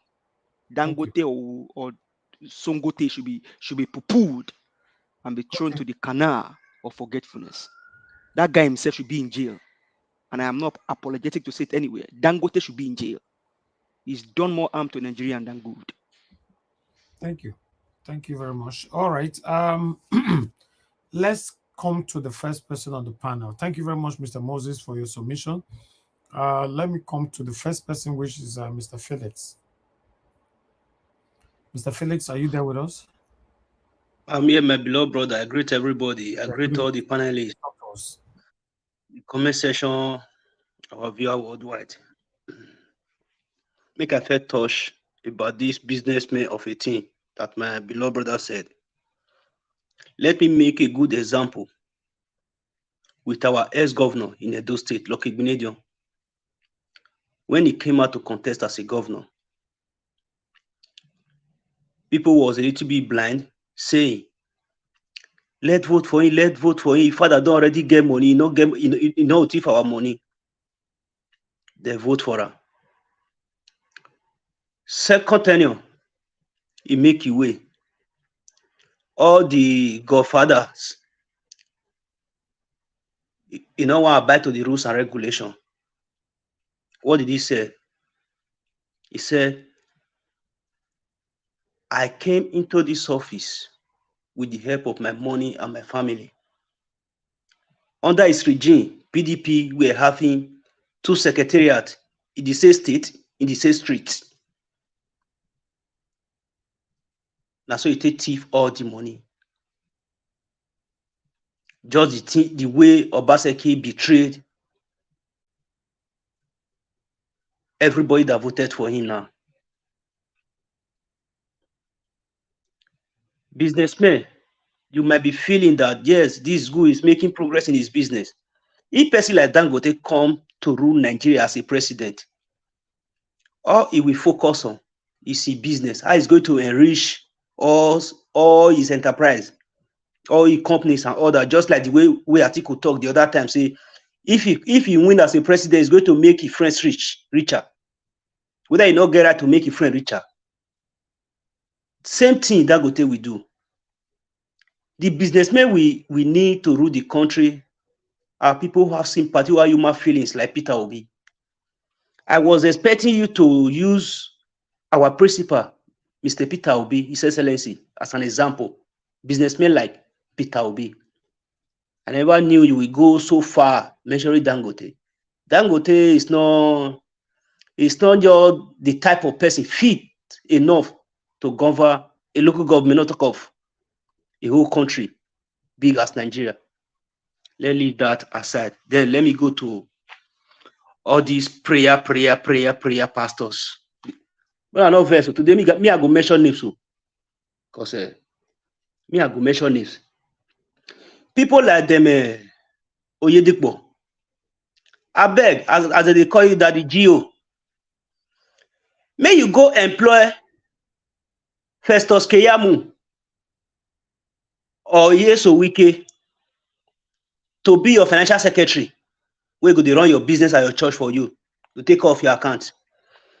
If you feel go employ all these people, you can't come and they tell us, say, let's support. You go the enter one of my ear. Why it be say una no need anybody where you get stay with you on the premises? Then una want me we can't accept a drug baron, a certificate forger, double nomination that does not meet the constitution of the Nigeria. Una call it say may we accept them. I beg. If you don't see anything, do may una enter us, may una go buy beans. Go and take care of your grandchildren. As old as you are now, you don't even need to stand for a people to say why you old Mike say you want to pray. You give God miss call, not me say God call you. That one, they one side. Then for pastors like the Suleiman and the rest, where they talk. Mr. My brother, thank you very much, Mr. Felix. Thank you. I just wanted to quickly put this on. You know, Mr. Moses' submission was very, very perfect.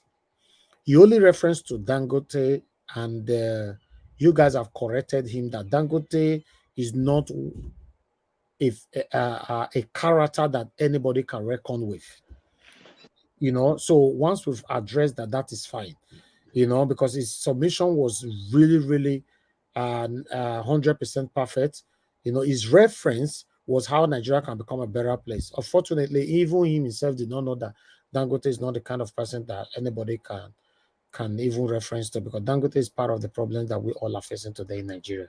So I just want to, we shouldn't flog that Dangote issue that much. Let's focus on the topic. Thank you, sir. Go ahead. Mr. Ivy, sorry, if I can just come in. Also, I just want to say that, and Mr. Moses, please, not that we were flogging you.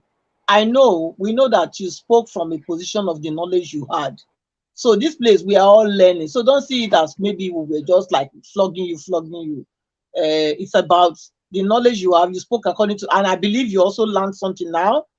So please see it as a place where all of us learn one or two things and make our life better every day. Thank you.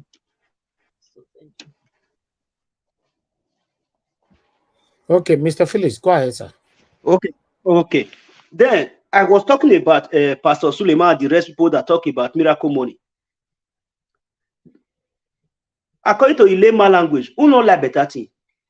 If the miracle money truly they exist, why they not do and make they receive the alert, begin to share for street for people? It's a question. May they pray for their account, may they receive 300 trillions of dollars for their account. Then they will call users and they help people for street. According to my brother, he say many pastors they deceive people. No.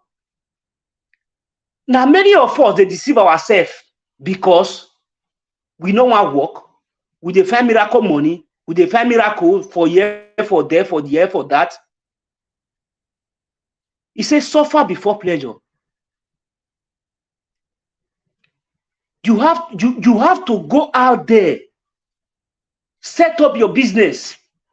Whether I want 1 naira to 2 naira, you know if you say you don't get business, you say God come bless me, God bless me. You wake up for he said as one day they just see one briefcase filled with money when you not get business. How you want to pray to God? We want to answer you. I beg. These our pastors where they pray for miracle money for people. You people should deviate for it. If they give me power one day, many of all those pastors they go represent the green where they our Nigeria flag, go into agriculture, go village, go to carry farm, close their churches.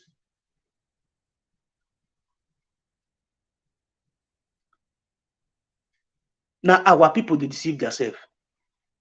Person want give you miracle money. You have to be like person will say, I want come here, I do ritual for you. You know what do for your son? And you sit down for one remote area. You know what do for yourself? May you forget it, but you may take go build fire house where they live. You say you want to do it for person. That will not be a yeti. Let first still leave that one for now. Then about the ECOWAS of 18. I think say all these ECOWAS people they not get it yet. Say they don't listening. When they come make the retreat, thank God say they still listen to our voice, our cry.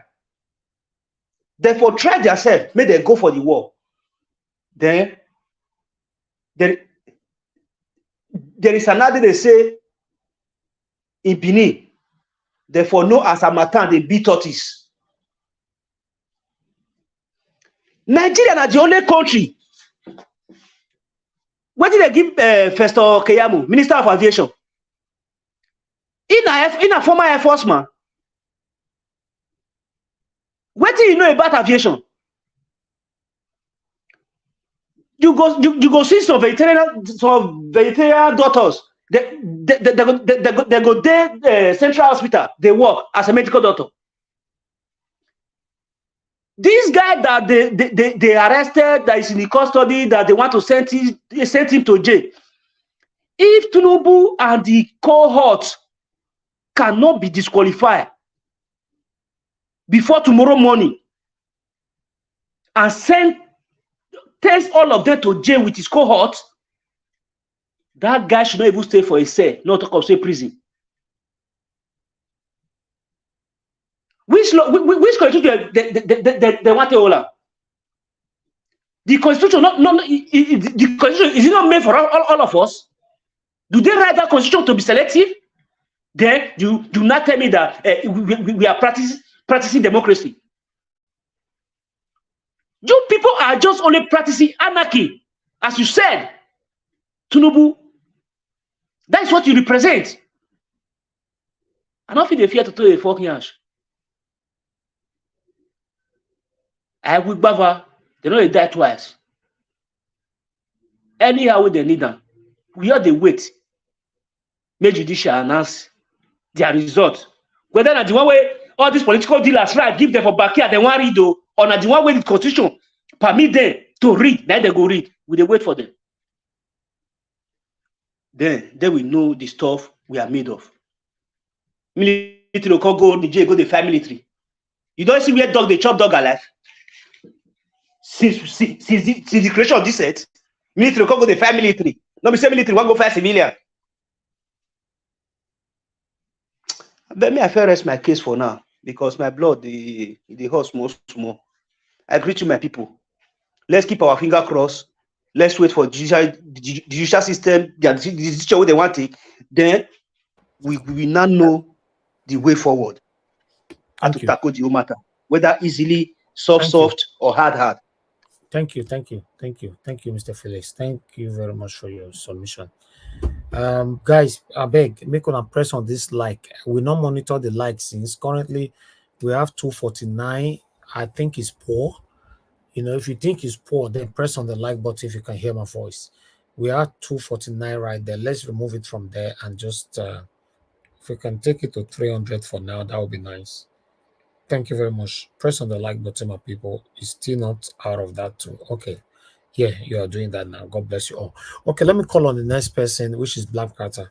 Black Panther, thank you very much for your patience and thanks for joining us this evening. How are you doing, my brother? Good evening to you. I'm doing great. Thank you, Mr. Nigeria Watch. Are you hearing me clearly? Yes, so very clear. I beg to Thank you. our elder goes say, "Who are tall?" God bless you. God bless you. Everyone, I thank you, everyone. I thank the panelists. You all have all, spoken very well. And thank you, Mr. Moses. Thank you, Mr. Moses. Yes, you made a very vital point, which I understood. despite you make a reference to Dangote as a businessman. Yes, you're right. That's your reference. But what they're trying to say was that it might not be a good reference, but it's still a good. It's still a reference, which I will take. It's still a reference. Businessman to run a good economics. Okay, that's very clear. I don't object to that. I won't make any other comment on it. It's just a reference you make. People like. It might not be him, but like him. Okay, it's a reference. I thank you for making those suggestions. But we are all here to learn. And if we see something that is not, it's a reference, but the person might not be as clean as we are talking, we can give why he is not, should be made a reference, which they have cleared. Thank you for, for that point. It's a very vital point you've just made. I want to speak from the ECOWAS issues that we have, that Nigeria, what is happening in the ECOWAS terrain as a whole. You see, like I spoke at the beginning, I made one fundamental statement. I said Nigeria will not go to war with my ECOWAS might speak, all those Ula Balu language, but they cannot go to war because there are so many factors that they should consider before you can go to war, or you are trying to go to a country to install when you are not a superpower. ECOWAS is not a superpower. ECOWAS is just a formation of, developing nations that want to enforce something that was written. If I don't want to make it binding on me, I will just do what? Opt out of the party. That is what they don't know. And it's like you're having a federal state. Every state has its own constitution, but the constitution of the federal, can supersede that of the state when the state is trying to find a way out. But the federal will block it because it's a federal law. But when it comes to the state, it's a state law. But when you go to court, the court will take the federal law to subdue the state law.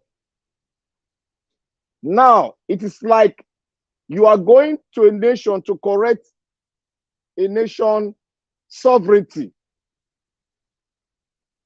No matter who rules in that nation, it is not in the world charter or what we call the world law that military cannot come and change a government. There is no law in the world that says so. So when the Western world tries to make some law to define our own destiny, it is contrary. There are military men that have ruled their nation like Gaddafi, but because he refused to be subdued by the Western world, that is why they painted him black with their what? With their press, and they brought in illegal arms into his country, proliferation of arms, and that was what led to the whole thing that happened. Because he did not make himself available to be used by the Western world. It might have been brutal, but situation causes it. There's no country in the world. Either they paint themselves, oh, they are good. There are some evil things that when you hear about those countries, you see, oh, the economy is so great. If you hear about the evil in the country that the government is perpetrating, you'll be alarmed by it. So every good governors have a so bad and evil agenda that is hidden under a portfolio of law. So what I'm trying to say here is that the ECOWAS as a whole, you cannot infringe on a sovereign state which have a right to govern itself, not to speak on how they should be governed, despite they are party to your commitment in ECOWAS. I can speak very clearly to the junta in Niger Republic. If you want all these issues to crumble and make a very strong barriers between you and ECOWAS or every other countries in the world, What you need to do, just opt out of ECOWAS, sign a decree, and pull your government out of ECOWAS. That is the end, and that is the end of their voice. They won't speak no more. Now, if they want to intervene in your country, you declare war on the countries. That is the principle. You cannot be bind, they cannot hold you on that law they make that they have the right to change. That means they have the right to change any government irrespective of whether I go through with the people. With the people they brought to you is alien to you. You are not the one that make that law. You are not the one that make that system. What works in Japan might not work in Holland. What work in Nigeria should be what Nigeria creates. And that is what will work for them. You might call it democracy, but it's a system that the people will participate in and the people will elect. But it should be a system that takes everybody along, that speaks about every tribe you have in your country. That is what Africans have not been able to do. And which time Africa does it, there's also proliferations of arms that divides Africa by either corruption or terrorist activities brought in by the Western people. So we must very clear that I'm stating it to the junta. If you want their mouth to be sealed, put a decree front and opt out of ECOWAS. There's no benefit in ECOWAS. There's no benefit. There's so many organizations out there you can join. There's so many bilateral relationships you can make with a lot of countries, which will be benefit more than what is ECOWAS. ECOWAS is a corrupt entity that doesn't serve the will of the people in Africa, not West Africa. So we should lay down on our side. Just opt out of ECOWAS and you silence all this bigotry and all these people that are making noise. A government that has been stealing part and parcel, stealing the wealth of the nation with France and co. And you expect them to be docile and allow their resources to be stolen. Even in their law, it says when an economy is being pulled down and the rule of law, everybody's in the economy is no longer profitable nor good, and you have a government, the military has a right to intervene. Because when people are hungry, people go into illegality and you see profession of arms everywhere. The military, when the government cannot be able to control it, the military has a right to intervene in that country. I'll go to the so-called institutions that we have in Nigeria. Like what happened to the man, the fake doctor. I will say clearly, categorically clear. I have been saying it, and I don't know if I'm the only one saying it. If you don't have a strong constitution, you will not have a strong institution. The constitution create a strong institution that will guide us against illegality, like what you are having now in Nigeria, where people call profession of fake document, fake passport, fake ID, fake degrees, fake secondary school, fake primary school. It's because you have a weak constitution that was given to you by the cabal. You have no saying in that constitution. The constitution is weak. It is not your constitution. It's a military decree. That is why you are not having a strong institution. A good constitution is supposed to create a strong institution that will guide a nation, irrespective of any tribe. The amount of tribe you have in it will guide you to stop all these professional fake things all over the place. For example, you see most Nigerian institutions, I will tell you, out of 100%, it's only 2% that is online. In Western world, where you have strong institutions, when you go in for employment, they will bring your paper, they will tell you, you got to go for drug test, you got to go for verification. They'll take your verification test. They'll go, you go for verification, you go for drug test. They will tell you to, after your interview, they'll tell you to stay, give them 2 weeks. All this will be done, and they will call you. You have been verified, and your institution, your drug came negative. Your institution also, they verified you. That is strong institution. You can log into the website and put in your name. It will come out that you graduated from this school. What is so hard for Nigerian institution? Well, I won't blame them. We have a weak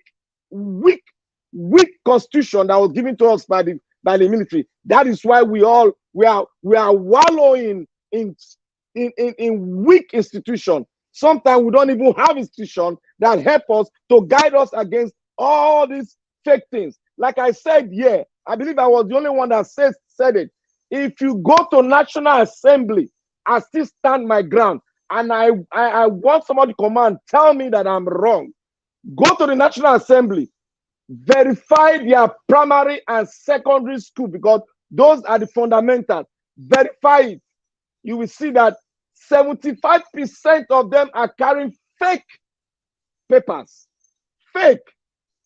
It's only that we have not been able to go into them. Fake, I say, because I knew when this thing started.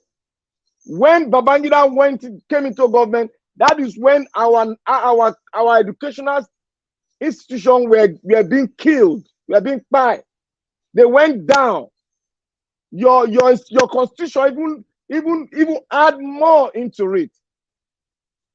Your constitution add more damage into the institution.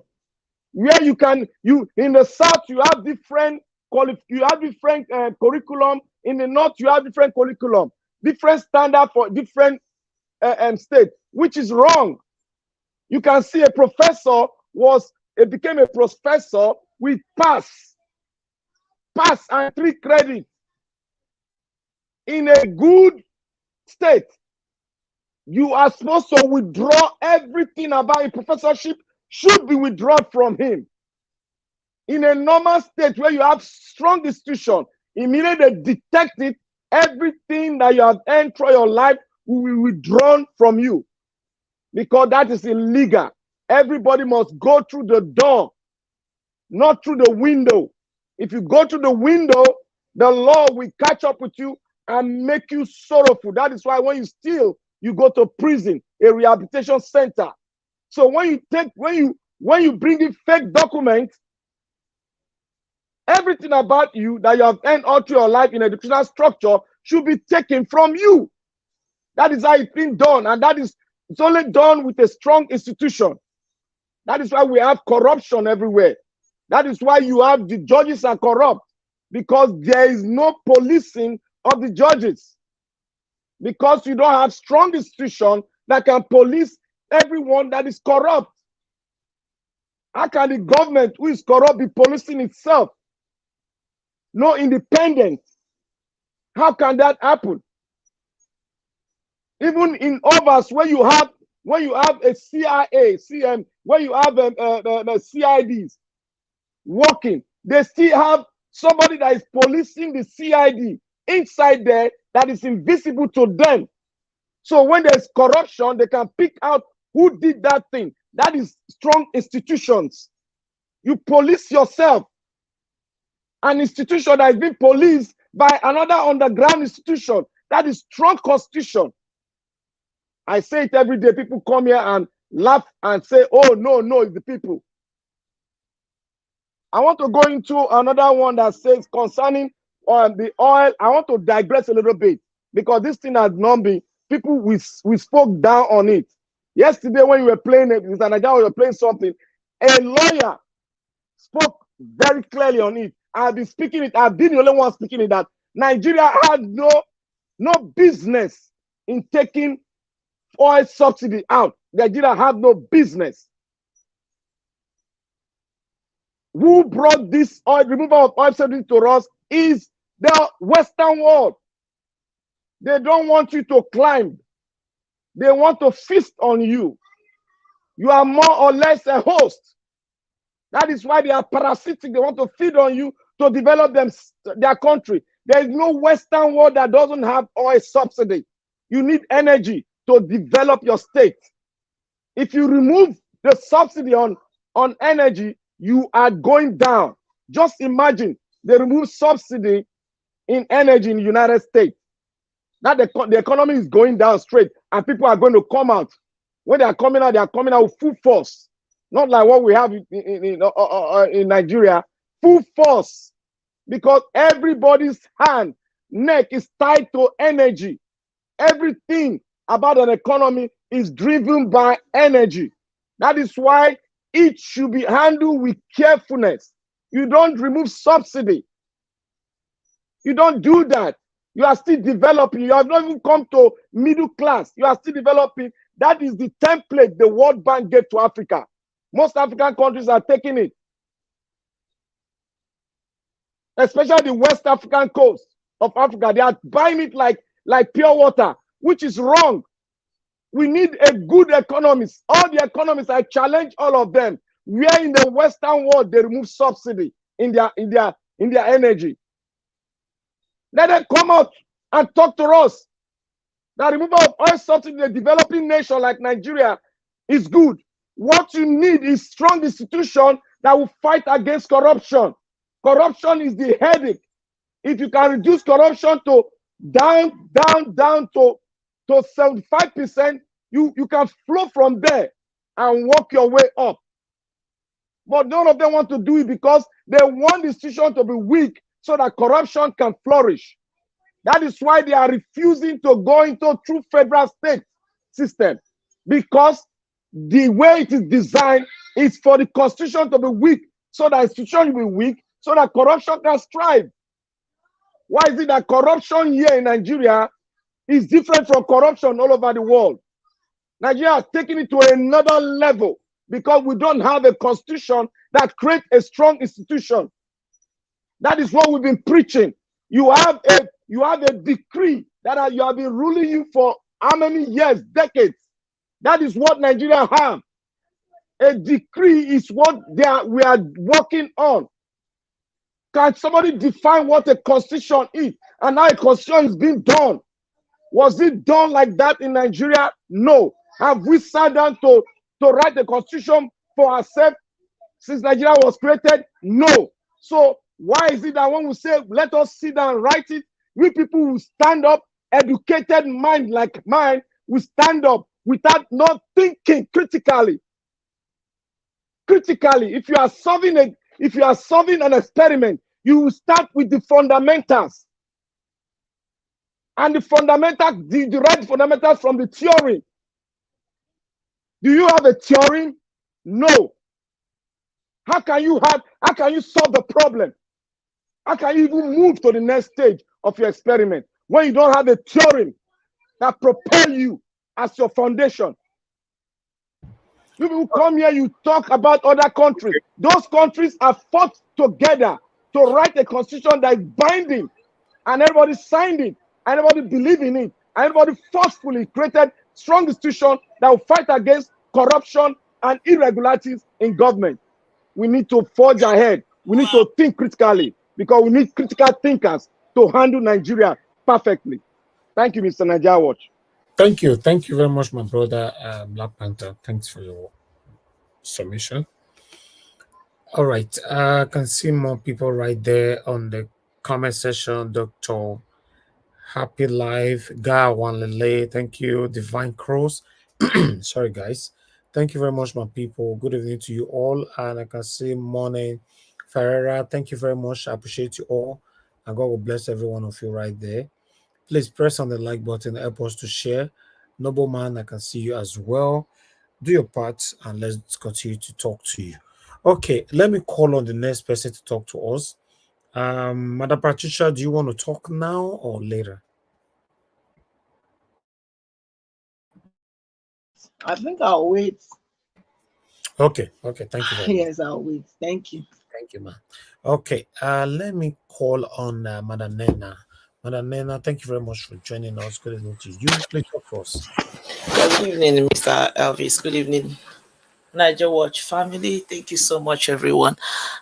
Even though I joined a little late, I don't know if there are videos that were played before I joined. So, I don't know. No, the video you don't really need to talk about it.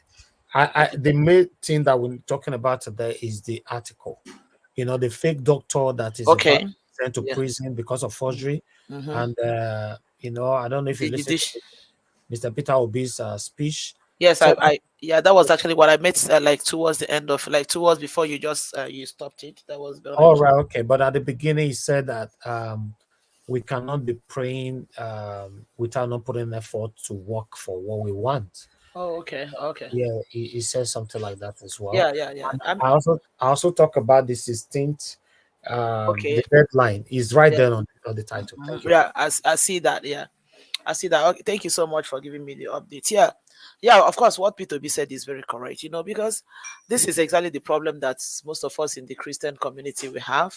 I say Christian community because I don't know what is obtainable in other religious group. Unfortunately, we have formed a system. We have formed the mentality of thinking that we can pray about everything. You know, there was one time I was having a conversation with somebody, and I think that was during the time there was, I think, crisis in, I can't remember the state, whether Kwara or Kogi or whatever. You know, somebody asked a question. In fact, the person directed the question to me because I make argument about a lot of things and the way sometimes Christians behave. So the person asked me, so do you, if I believe that is okay for Christians to retaliate or to fight back some people that are fighting them, or should they just, I say, look, if you read your Bible very well, you see that in the Bible, you know, there are times that things will happen and God will tell the children of Israel to tell his children to go to war. So it is foolhardy for you to be praying and you see somebody coming with a weapon behind you, before you. And that's what a lot of Christians do. Somebody is coming with you, marching seriously towards you with a weapon, and you know that this person is ready to do something that's not good to you, and you're busy using your Bible, rebuking the person in the blood of Jesus. You'll be rebuking, now your head will be rolling on the ground. That is just a simple truth. So what P2B said is very correct. We have come to we have found ourselves in this society. Like I said, yeah, I gave my submission yesterday. As it's like everything that comes into the hands of of we Nigerians, or Nigerians, for, let me just use Nigeria because that's what I'm familiar with. We just abuse it, we misuse it, and it's not beneficial to us. The whites, the country, like for instance in the US where we are, we have a lot of believers, a lot of Christians. But when it's time for them to go to the street to march, they go to the street to march. When it's time for them to write petitions against their leaders, they write petitions. When it's time for them to protest, they protest. When it's time to them for to strike, like when it's time to do whatever they do, they still pray. This doesn't mean that you don't have to pray. But then God has given us everything. And that's what I tell people. I say, I want to believe that one of the reasons why things are not moving in Nigeria, even with the level of Christianity, the level of prayer and everything we do in Nigeria, is because God is somewhere looking at this and I say, these people, you guys don't have brain. I've already given you the power to go and destroy and conquer and capture, and you're there praying for me. What do you want me to do for you? So Nigerians have formed the culture of just sitting down and thinking that prayer will solve problem. That is not true. And it makes it look as if that we have a weak God. We do not have a weak God. God has given us, even the Bible said that He has given us everything that pertains to life and godliness. Two things that pertains to life, that is here, and godliness, that is eternity. He has given us everything we need, but it is all for us to go out and do what we need to do. But unfortunately, Nigerians think that prayer solves everything, and that is why people will go. I always say, I said it, and I'm saying before I said it here. That's why somebody will foolishly go to church, and somebody will tell you to raise your phone, open your bank app, and begin to pray that miracle money will enter. Miracle money that will enter from where? From where exactly will that money come from? Where exactly are you expecting that money will come from? Sometimes you see it on Facebook. Somebody will write, "Oh, by this time tomorrow, thousands of dollars will enter your account." People will be saying, "Mm."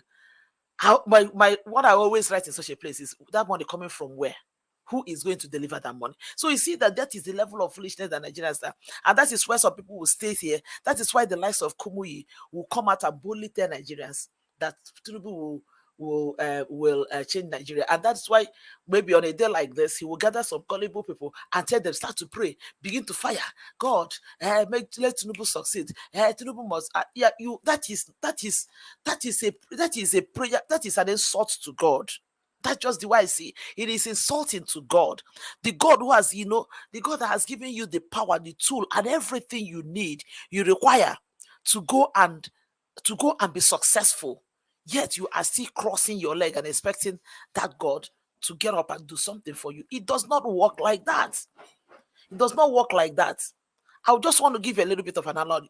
Sometimes the way I believe things work, and that is why it seems as if God, or maybe people will say, oh, maybe Holy Spirit is not. But in the Bible, God said that the Holy Spirit will help us to achieve. And you know what help means? As it is now, Mr. Elvis, or maybe any other person, give us a mandate or whoever. Maybe I meet you now and I tell you, I'm sitting down, and then there is a cup. Maybe there is a bucket of water that is over there. I say, please, can you help me bring that bucket of water? The word I use is wrong, because when I say help me, to bring that water, that is not help you. You're not actually helping me. You are doing it for me. Help means that I am carrying that water. It is too heavy for me, and I say, please help me carry this water. Me, I'm on my own. I am already putting on an action. Then you be a supplement to what I'm doing. That is helping. But if I'm sitting down and say, can you please help me bring that bottle of water? No, I am not happy. You're not helping me do it. You are actually doing it for me. And that is an act of laziness on my part. So that is what our people think, that, they expect God to just be doing everything. But what God wants you to do, make a move to say, today, we are going to wake up, we are going to fight this government, we are going to change this thing. You move, and then the Holy Spirit will back you up. The power of God will back you up, because you are making a move. But if you don't make a move, you stay there, that thing will lie down with you there forever and ever. So the submission of P2B is very, very correct. And that is one thing that Christians have not understood. That is what has kept us where we are. That is why we don't, and that is why these people have taken us for a ride, because they see us as just all talks and no work. The same way the so-called GOs and some of the pastors are utilizing utilizing this particular behavior of Nigerians to also milk them. Where somebody will tell you, so if you don't have food to eat, and somebody will tell you, sow a seed of 100,000, by tomorrow you see 1 million. Is that not kalokala? I don't know the word to use. Is that not gambling? Life does not work like that. You cannot throw in 1,000 and expect 1 million. That is not an investment, for crying out loud. It's not an investment. Somebody tell you invest in Kingdom of Heaven. That is not what the Bible says. That is just laziness. So P2B is very correct. Everything is not about prayer. At this point, I believe that everything that we need to make this country change, God has given it to us. I was watching a video today. I don't know how many of us that saw the video of they said it's Pobia that went to France. Oh, this France. I don't know what. Something needs to be done about this France. They went to France to celebrate his 40th year in office, 40th year of suppressing his people. I don't know how many of us that have seen Pobia recently. This is a man who does not even know where he is. So apparently it is some of his criminal cohorts that organized and took him to France to go and squander Cameroonian money in the name of celebrating his 40th year. What is there to celebrate about somebody being in power for 40 years? 40 years.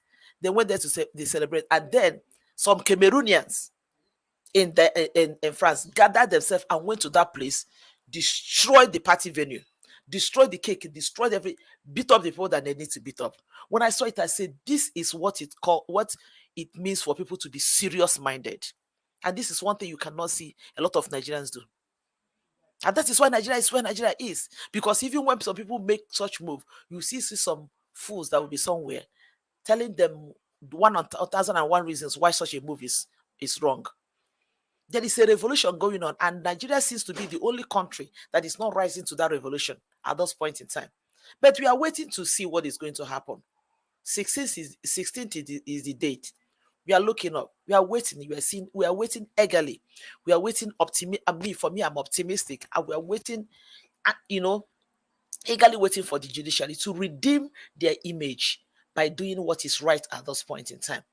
As for the young man that is, it's unfortunate. Look, if Nigeria is ready to start cracking down on fake this, because first of all, we have the leader of all fakeness, if there is any word like that, as the one that they have installed, a man whose everything that has to do with him is nothing but fake.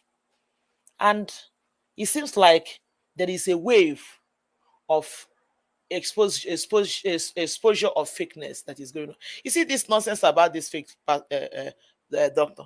It didn't start today. He's been there. But unfortunately, we're in a country where anything goes. But it's like everything is beginning to come to bear at this point. The society needs cleansing. Total, absolute cleansing. We are talking about this one. I don't know how many of us that heard about Shiwolu's own. We just said it allegedly that he also submitted a fake WAEC certificate. Everybody's, it's like fake all over. Before we used to make fun of Oluwole. We don't know how many people that are actually working, operating with Oluwole certificates here and there, especially most of these people. And like everybody else says, if this guy has to go in for submitting a fake doctor's thing, Tinubu has no, because upon what law will this boy be convicted? Is the law different from this boy for this boy and different for Tinubu? Of course, it shouldn't be. It is not. So if he should go in for submitting a fake, for faking to be a pastor, Tinubu too has to go in for submitting everything fake, including the name that he bears, because the name he bears is not his name. If he officially changed his name from Amoda to Tinubu, let him show us where he did official change of name, because we don't even have anything that shows official change of name. When this man was in Chicago, the name he was going by then was Amoda. Then we don't know at what point that he changed to Bola Tinubu. So if he had made an official change of name, we need to know when he made an official change of name. So if this guy has to go, which I believe, I believe that this guy needs to go in for it, but he is not the only one, because all these people that we've been seeing that have been producing all these fake certificates. What about the lawyers that they say they've been practicing? In what state was that in the north for years that does not even have certificate, and they gave them 10 years to get their certificate? Is that not double standard? Is that not double standard? Which means you've been practicing as a lawyer without a certificate, without something for it. It is so shameful, very detestable and laughable that in a country that Nigeria, this kind of nonsense is going on. And as we talk, a lot of people are still under this, are still operating in this way. The one that they call the curse that they brought to us in Imo State. That one, I want that, because as at the time, as far as I know, that man did not even go to school. So as for him now, we don't even know the certificate he's using to call himself the governor of Imo State.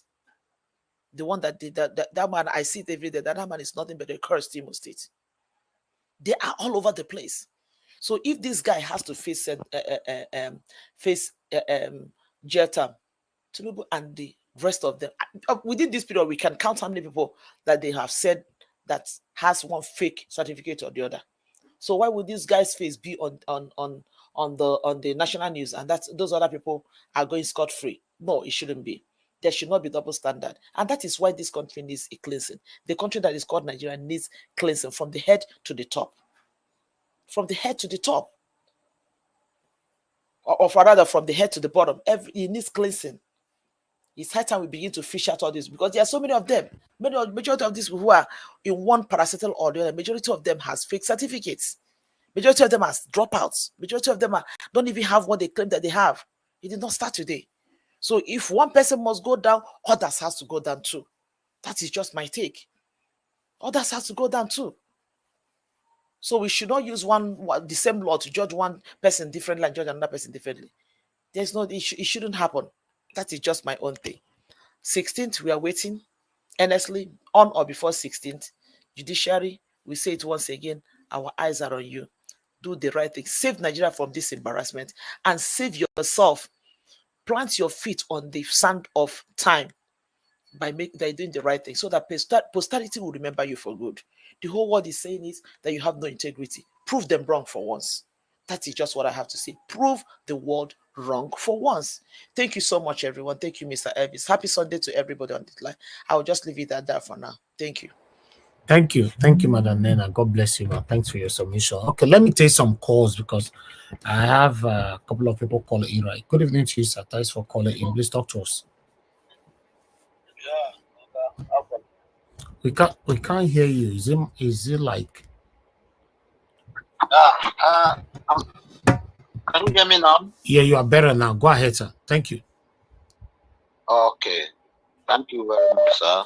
Because the issue we have in Nigeria is that I said it last time. The last time I spoke on this media, my brother, first of all, I have to thank you for your morning and evening session that you are doing. I don't have, but I know with God's grace, I will continue to put in, because since you started this program, since about 2021, 2021, I've been with you. I don't come out in the system every time. So what I have to say is that the problem we have is that, one, our people back home, lack of communication is worrying them. Two, we know they are already all eyes on the judiciary. Fine. These people we have to use force. All of us speaking big English here in abroad, those of us that are in abroad speaking big English, some of us have not even gone to Nigeria since over 15 years. To go and fight and say one or two things to enlighten the people there. We know Peter, our president, our excellency Peter Obi is doing all effort to make sure that yes, Nigeria goes on, but there must be sacrifice. Like our brother that is just speaking now, talking about about forgery and all these things, doctors and all these things. He has said the truth.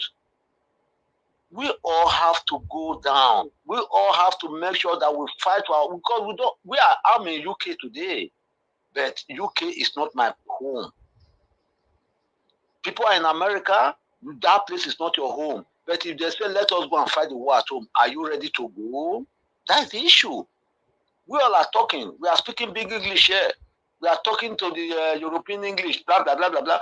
But are we ready to sacrifice our own self to make sure that our children enjoy that country? Is the issue. All Nigerians are corrupt. Yes, fine. We all agree. All Nigerians are corrupt. You talk about that thing about a few days ago. I listened. I always listen. Yes, because you give somebody money to go and do some building. At the same time, he would like his own percentage inside. Yeah. But are we, those of us at the diaspora, are we ready to go and fight and sacrifice ourselves for the future of our own children? This is the question. Peter Obi is fighting now, doing everything. He's still in Nigeria. Thank you, sir. I'm coming. He's still in Nigeria. He doesn't live there. He's still there. Are you getting me? We all are talking here and doing it. This is a Tinubu of a person. Everybody knows it's forgery. We are all seeing, even Niger problem now have bring enlightenment to Africa. Now Nigeria is going back. Let us be very sincere with ourselves. I think the last time I raised this thing, they said our own I need to let you go now, the money we have is about 3.something trillion. That out of about 80-something point something, about 3.something trillion. Nobody is talking about that one. New thing will come, everybody will focus on that one. Okay, sir. But what we are not talking about. Thank you, sir.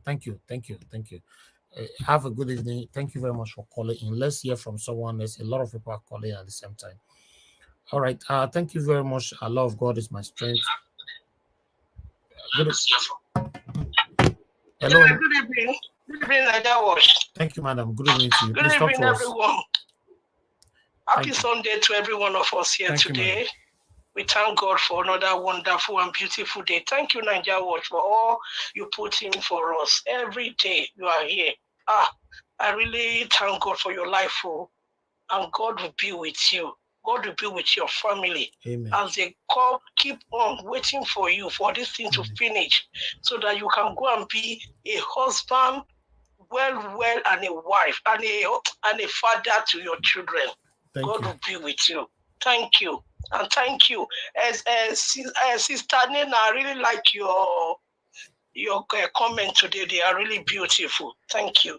You know, yesterday I told you about a video that I sent to you.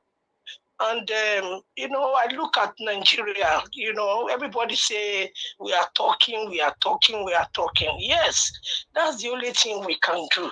We don't have anything that we can use to say, like the ones they use. We don't have it. So this is the only thing that we have, our mouths to talk, so that they can hear us. Yes, because we can't go there. We are not a violent people. We can only come here. This is where I have to come and talk the way I feel.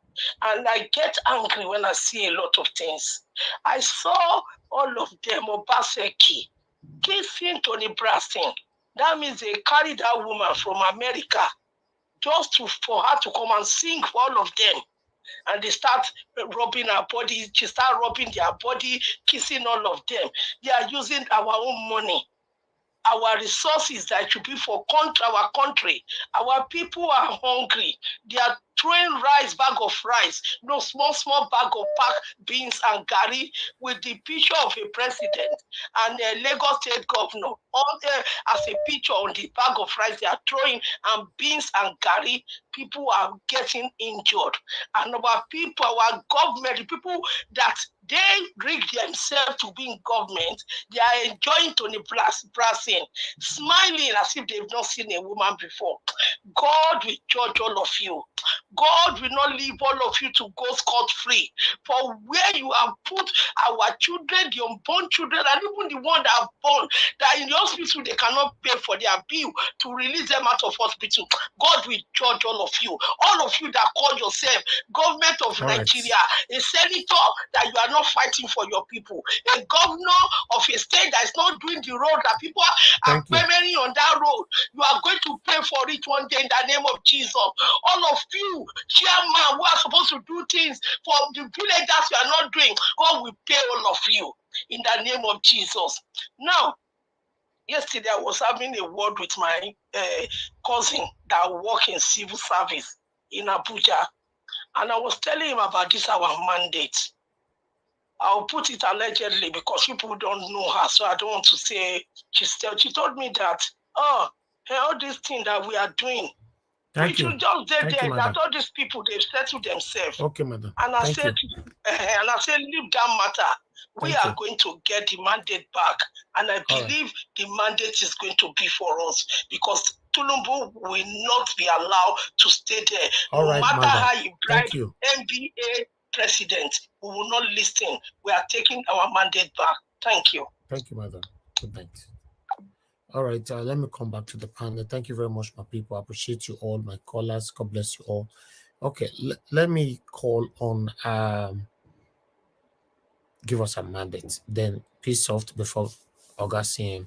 Give us a mandate if you're there, sir. Talk to us. Okay, you're not there right now. Peace Soft, good evening to you, sir. Please talk to us. Hey, good evening. Can you hear me? Yeah, I can hear you, sir. Thank you very much for joining us. Thank you, sir. Thank you very much. I appreciate you, Elvis, and the panelists, and everybody supporting this platform, and those listening and commenting. God bless you all. I'd like to thank everybody because I've been listening, although I've not been around for maybe two sessions now. Because now I was trying to go through the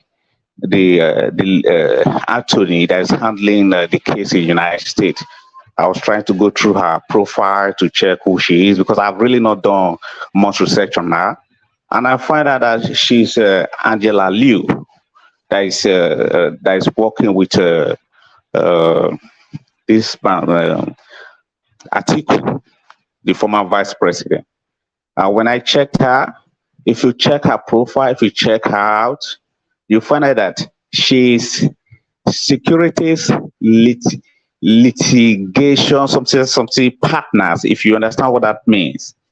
In the United States, it simply means that she indirectly worked with the FBI. So she's not just an ordinary an attorney. Wow. So she's a vast attorney. She's very high. Her rank. She's working in the Supreme Court in the United States. She's a very well recognized an attorney. So Excuse me, sir. she Are you using a device to talk, right? Additional device like a headphone or anything? No, this phone is even the phone I'm using is very new. I don't know why it is. You are not using a mic or anything? No. I'm talking directly to my phone. Okay.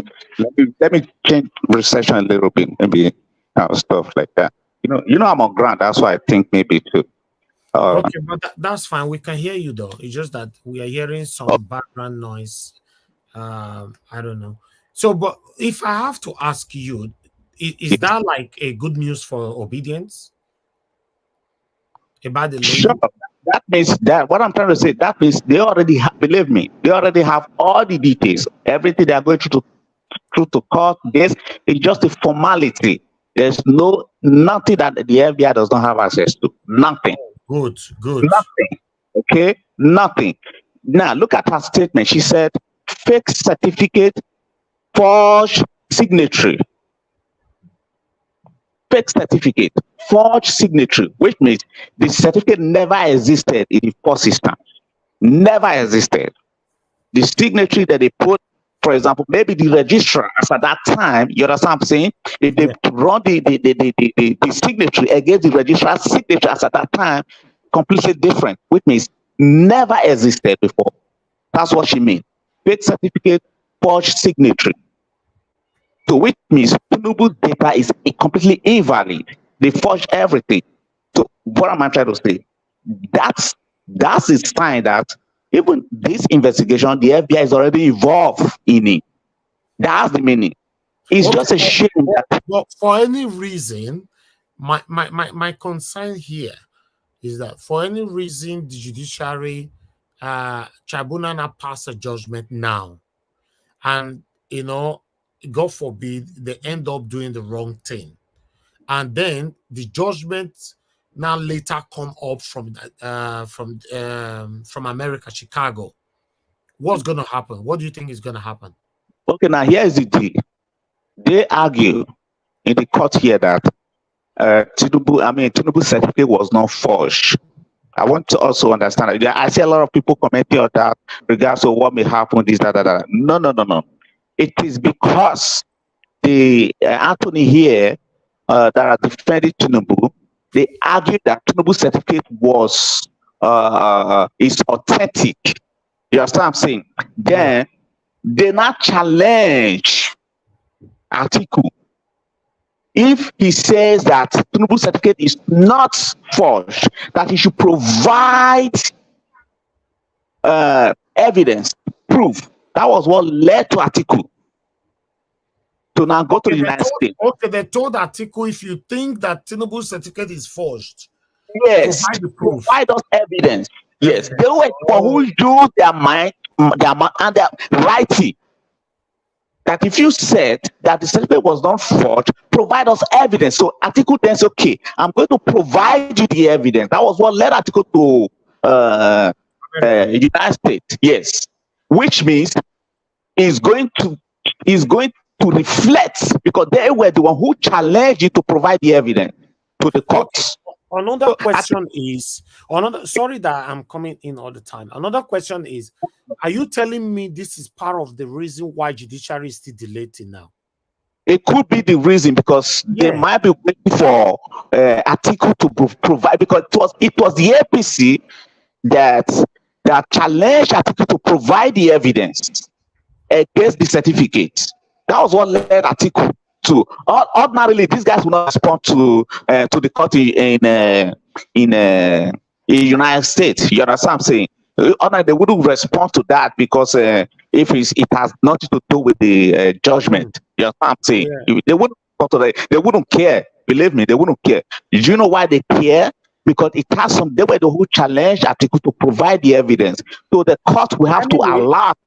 Anyway, whatever, before I allow you to continue with your wonderful submission, I would like to quickly put this on. Whatever that happens, even though judiciary decided to pass their final judgment tomorrow and they didn't come up well, you guys don't worry. We have what we call Supreme Court as the final step. Then at that time, these articles or issue will be properly sorted out at that particular time. Go ahead, sir. Yeah. Let's hear from you. Thank you very much, Pepe. Then with love for your super chat. Thank you for the drink. May God bless you, sir. I appreciate you. Can I target? Thank you. Yeah, you can target if he allows you. Yes. If he allows you. Okay, you can. At least I've just given you some. Okay, just one 10 seconds. You see, what you are saying is right. They told him to bring evidence. But when a case is closed on the panel, you cannot bring in, there's no room for open door. What article is doing now, in case there's a wrong judgment, he will not go ahead with his evidence that was written in the book of the panel. They will not present that evidence in the Supreme Court. That is what article is going for. Okay. I don't know, but I'm just saying maybe that's what the judges are aware of, but we don't really. I'm not a lawyer, you understand? So thank you for that clarification. So when I actually check the background and stuff, you would definitely understand that the FBI, they are already involved in this, and they already have the data, Tinubu's data. They know everything. They know he lied. They knew that nothing. He never went to that school. Of course, every student that graduated during that year, they have the data, they have the information. I mean, this is America. You know how long people have been going to moon in the United States? It's been a long time. So extensive technology just came out 2-3 years ago. They've already had data for a very long time. So these guys are just playing. They think that when they I was watching TVC News today, and I think it was a past kind of information, past session, and I saw journalists messing themselves up. But I was like, these guys are there because they've eaten so much pounded yam and fufu, so they can't even reason. Saying they were arguing against that it could be clerk error. That's so unfortunate that somebody will sit in front of TV, national TV, accept such information. If you don't know what to say, you just keep quiet or you skip the topic, because you're talking to Nigerians, you're talking to a lot of intellectual people. You see, that's why I really appreciate I appreciate you, Elvis, for this very show, for this program, for bringing everybody on board, to be in this show, and people can, from here, people learn. I learn every day. Even though I'm not here, whenever I just switch on, at least even if it's a past program, I still switch on and learn a lot. And I appreciate everybody. I'll still be right here. And we should just, I do not believe these guys, they are going to give wrong judgment, because what's at stake is too high. That's my point. They just don't need to play with us. Believe me. They just don't need to do that. Thank you very much.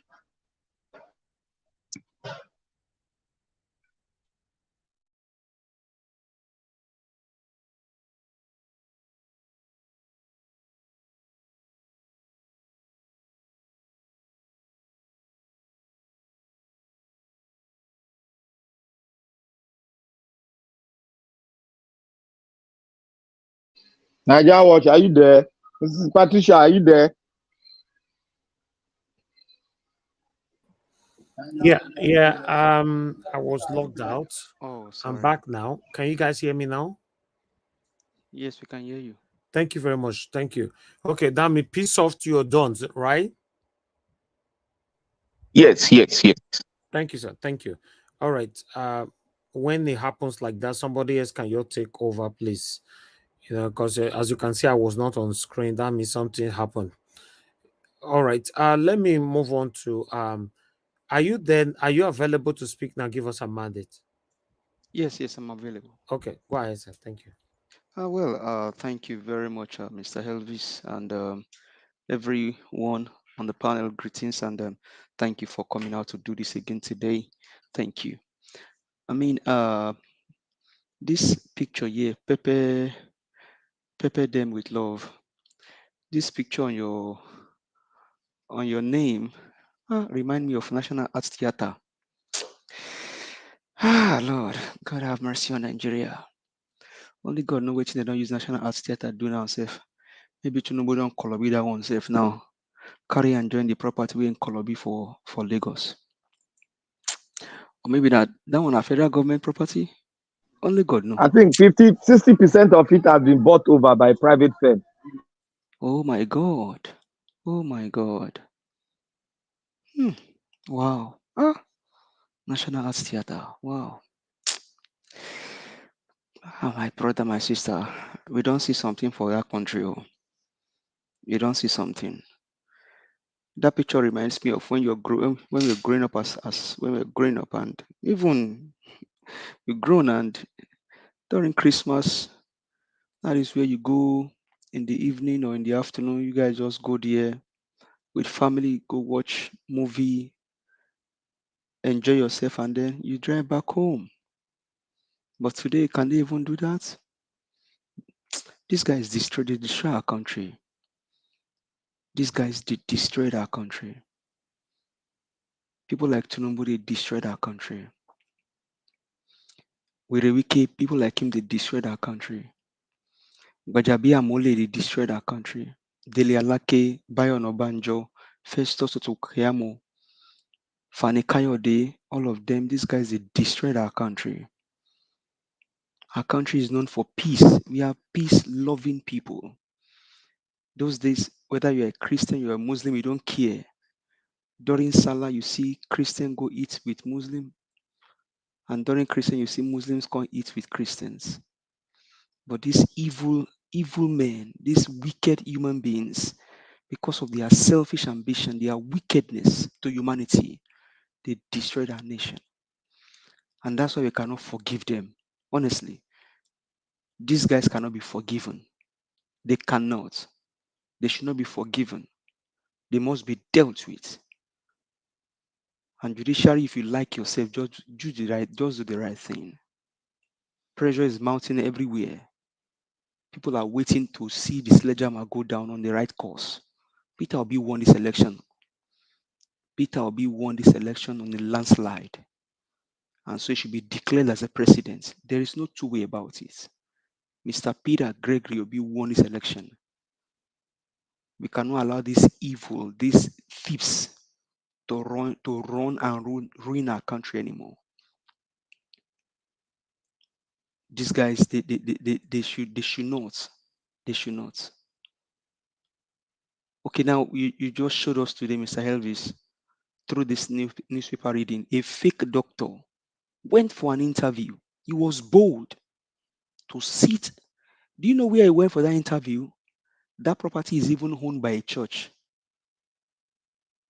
Covenant University, Canaan Landwater, is a church property. And so if a church, they would have said, okay, this guy went to forge the certificate now. You know what? Let's not worry. Let's just forgive him. You know what? Let's just hire him as a doctor. He's a doctor that even went to forge the certificate. We should even clap for him that he went to forge the certificate and come to look for job. Let's just hire him. Let's forgive him. Let's forgive him and just move on. Sorry, let me interject you. They should just say, let's forget the past, and move on. Like, yeah, they just say, let's just forget the past. The guy does not have the experience. He will just take syringe and probably put syringe in people. Instead of putting the syringe in their hands or in their leg, he put the syringe in their eye or their nose, remove their eyes, destroy their intestine, everything. Oh, why did you do that? Oh, no, don't worry. We intervened. We discovered I was a fake doctor and we just forgot the past and we just hired him. And you know what? They said we should forget the past. Let's just hire him. If they cannot hire this fake doctor and hand him over to the police, why should we allow Tinubu to be our president? This is not fair. It's not far from each other. Tinubu forged certificate. Tinubu lied under oath. Tinubu lied about his age. Now, he said maybe the clerk made an error. And they say, okay, you know what, Nigerians, forget the past and move on. Most of the ministers, they are not new people. We know them before. They are not people that we don't know before. Okay, let's forget the past. And God now allowed it that a fake doctor went to the property of a church in Canaan land, Ota, Covenant University, to go and look for job. And the person that was intervening discovered that this guy is a fake doctor. Quickly give other people, intimate them. It's like what I'm seeing here is fake. Oh. Then the person they called and say, you know what, he's fake. Just forget it. Hire him. There's no more job in Nigeria. Just hire him. He's going to be a doctor. He's going to be a doctor. Yes, now, doctor, yes. Yes. The guy was a nursing assistant. He was a nurse. He's an auxiliary nurse, a nursing assistant that went to look for a doctor's job. You see the boldness in the heart of people. He's not even afraid. The fact that he's a nursing assistant went to look for a doctor's job, then even go on the church property. That means there is a decadence everywhere. Yeah, let's just forget the past and move on. Fake doctor, hire him. If you buy people, don't care about them, hire him. Tinubu should not be allowed. It will be an eyesore. Then it means that this kind of fake doctor, Nigerians will apologize to them for handing them over to the police. The numbers of days Tinubu remain to be the president. People like this doctor that was caught with a fake result should be apologized to. Anini should go and be resurrected from the grave. And Nigerians should apologize to Anini and say, Anini, you know what? Don't be offended. We know that we made error. Yeah, Nigerians should go and apologize to Anini and say, Anini, you know what we did. Even the Boko Haram bandits and everybody doing all of this shenanigans, Nigeria should apologize to them. Nigeria should apologize to them if they can forgive Tinubu and forget the past. We made the law. It's in our constitution that if you force certificates, if you do this, you cannot be. And so those laws, they have categories and they have levels. Dr. CM said, he said, we made the law for ourselves to govern ourselves. Sorry, give us a mandate. Sorry for interjecting. I want to ask you a question. Which area or which part of the certificate that the clerk made an error, that the clerk is authorized to tamper with it? Even for him making that error, tampering with it on the soil of America, that clerk will be rubbished in the jail. Sorry to does clerk even issue certificate in first God bless you, sir. That is why I'm asking that question, so that they will know what to say. Opportunity, the capacity to issue a certificate. Let me say how clerk worked there. The envelope of certificate would have come to his or her table. When you show up, all the clerk needs to do was to stretch his or her hand and hand over to you and just confirm your data that okay, you are the actually name. Let me quickly cut you there. So all of this thing happened, and then this is a personal experience. I did my MS, finished in May this year. We've worked the stage, everything has been done. Okay, send me my certificate now. I was waiting for my certificate. Okay, what's going on? Then I went to the school because it's not far from my workplace. Okay, we've mailed your certificate. We've mailed it to you. Thank you. He has not come back to us. No, I'm going somewhere piece of. They said we've made it to you. It has not come back to us because maybe USPS they didn't deliver it on time because of where I live. Now, I think maybe Black Panther, you may probably know this area very well. In Dallas, we have Marsh Lane. There's another Marsh Lane somewhere now. The same, not too far from each other. So the USPS, they mistake this. Say, for example, now you have Okpebi Junction in Lagos. You now have it somewhere again in Lagos, but not too far. So they now mistake the Okpebi Junction for the old one. So they took the certificates there. When they now realize, they deliver it to my place, but still went ahead and delivered it to my neighbor's mailbox. My neighbor was the one that now brought the certificate to me. The school did not issue on that one. They said, even though we have sent you your certificate, They have not delivered it. We have to wait for them to return it back to us. We have to know what happened, whether it got lost, before we can decide on either to issue another one. But we have to know what happened first. Yeah, by law, 21 days. Now, and that was that I have to go to the dean's office. The people I met in it wasn't the clerk of the dean that would tell me that what happened to me. It was a senior staff that came out and tell me I was one that worked on a certificate. I have issued it. It has not come back to me. The numbers of days it takes to return back to me, that is how long you wait. This just happened this year in America. And this man, this evil apparition is saying that a clerk made error on his own certificate. What kind of, come on. And so people just take all of this old nonsense lie and then take it all sink and they just sink it down and just, we cannot move on with life on this kind of situation again, our nation. This year should decide who we are as people. This guy is evil. Now to bribe judiciary, you want to increase their pay. We know all your antics to Numbu. Which one you won't do again? We know all of your antics. We know all of your kurukere, all of your kolobis, all of your evil. This is the highest level of wickedness.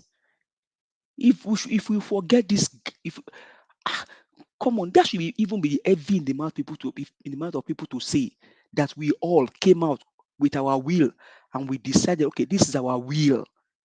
We are giving our will to, based on our will, we have decided to choose Mr. Peter Obi as our president, and somebody went to change the will.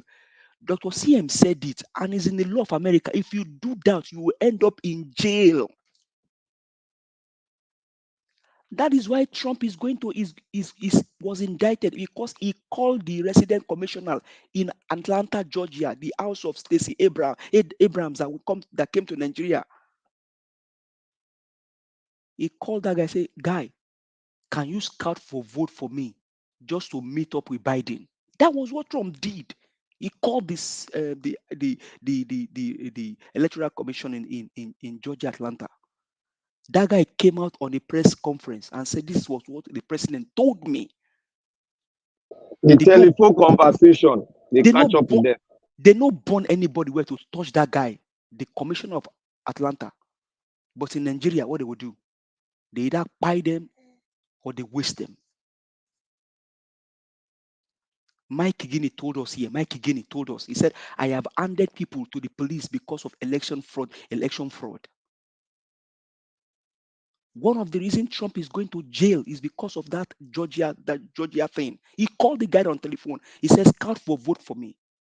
The guy came out on live TV and told Americans, I watched that press release live because I voted too. The guy told America, said, the president called me that I should scout for vote for him so that I can match up with Biden. Trump was indicted. They not born anybody father well to touch that guy in Georgia, Atlanta, because he's serving the people.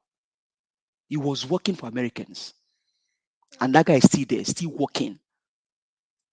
But in Nigeria, they either buy people, they waste people for standing for the truth. And you are saying we should forgive and forget. There are the laws of God and there are the laws of men. This one is pertaining to the law of man. We are the one that made the law for us to govern ourselves. That when you are vying for the office of a president, if a public office, you should not forge your results. You should not do all of this. And those laws they are in categories. And on the highest level, the highest office in our nation, Mesoma, they send DSS to our house just because of forgery on JAMB results. A young damsel, young lady, DSS went to her house because of JAMB results. DSS, I'm still asking you, When will you show up on the doors of Tinubu and tell him, Oga, you forged certificate. Come to court, come to court, and you're going to be in jail. Trump, the aides told him, Oga, if you not show up for court, you go end up for jail. That's how Trump quickly go to court. And he's been indicted. May Soma just jam ordinary. I will not even see ordinary jam result because that's not even a good thing to do. I sat for jam several times. It took the governor of Anambra State, Soludo, to come out and say, people in Anambra were saying, because they understood that that is not part of their. And if you look at the jam score, even from the same Deeper Life Church, most of those people, they are people from our southeast, particularly from Anambra State. Dusting jam from left to right, center. I look at their pictures and I see their names. People with great knowledge. I'm not saying other regions, other states don't produce bright minds, but these guys, they are good at what they do. Kamsin Chukwu, Anambra State. God used that to now and exonerate to clear up this old mess. So if someone like May Soma can DSS go to the house of the guy is not, I don't think she's up to 20. DSS showed up on their door. Have they gone to show up in the governor of Enugu State, Umba, because he himself forged his NYC certificate? Have they showed up in Sonweku door, because Sonweku forged his WAEC certificate too? Sonwolu forged his certificate, his WAEC certificate, he forged it.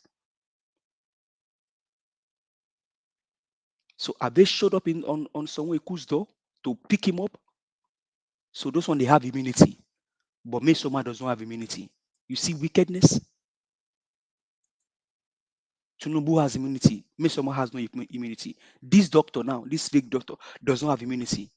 But the same law for the same people, for the same country, what is good for the goose is good for the gander. This doctor now will go to jail. I want to see what will happen to Tinubu. What evil? And Chicago State University, that school should be dragged from left to right. If we have obedience in Chicago State University, begin to drag your university. They should come and tell us what they are doing in that university. But I don't blame them. They are just 200 and something out of 300 ranking. And it's been exposed now. It was their former chancellor that was doing this evil. The school lost several cases because of that chancellor. So people like Ariwola and all of them, maybe himself forged his own certificate. Allegedly, maybe. And that's why he could swing the president. The president selected by Mahmoud Yakub. Because if not, you should have been able to come and say something today.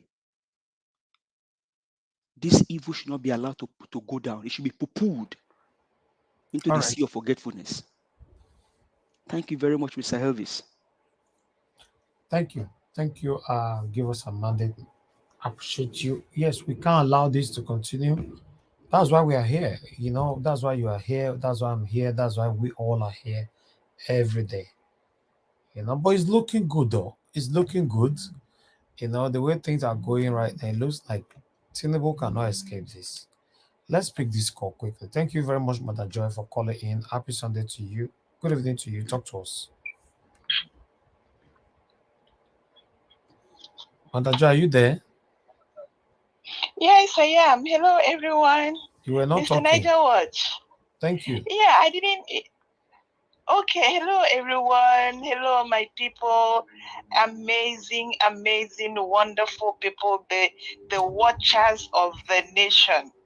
I couldn't be more proud. I have done a whole lot in my life, but this group, I am proud to be among these people, these intellectuals, these wonderful nationalists, these patriots. I am proud to be amongst you. I have these all protocols observed. Mr. Niger, what you are the best, remain the best. I don't care what anybody says. After Mr. Obi, now you. So I have this to tell all of us. The guy that spoke before he was a Monday, thank you so much, sir. I like what you said. I think that's why I picked up the phone to call. And I have this to tell all of us.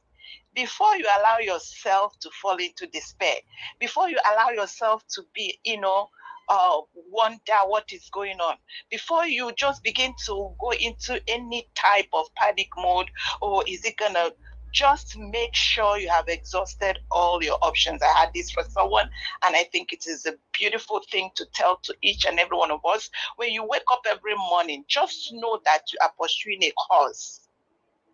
It is because the head is rotten in Nigeria. That is why the Nigeria is stinking. Look at all the wonderful things. Look at this. This guy took their time. Fish out a fake doctor. Make sure they stop him. To make sure he does not destroy further lives.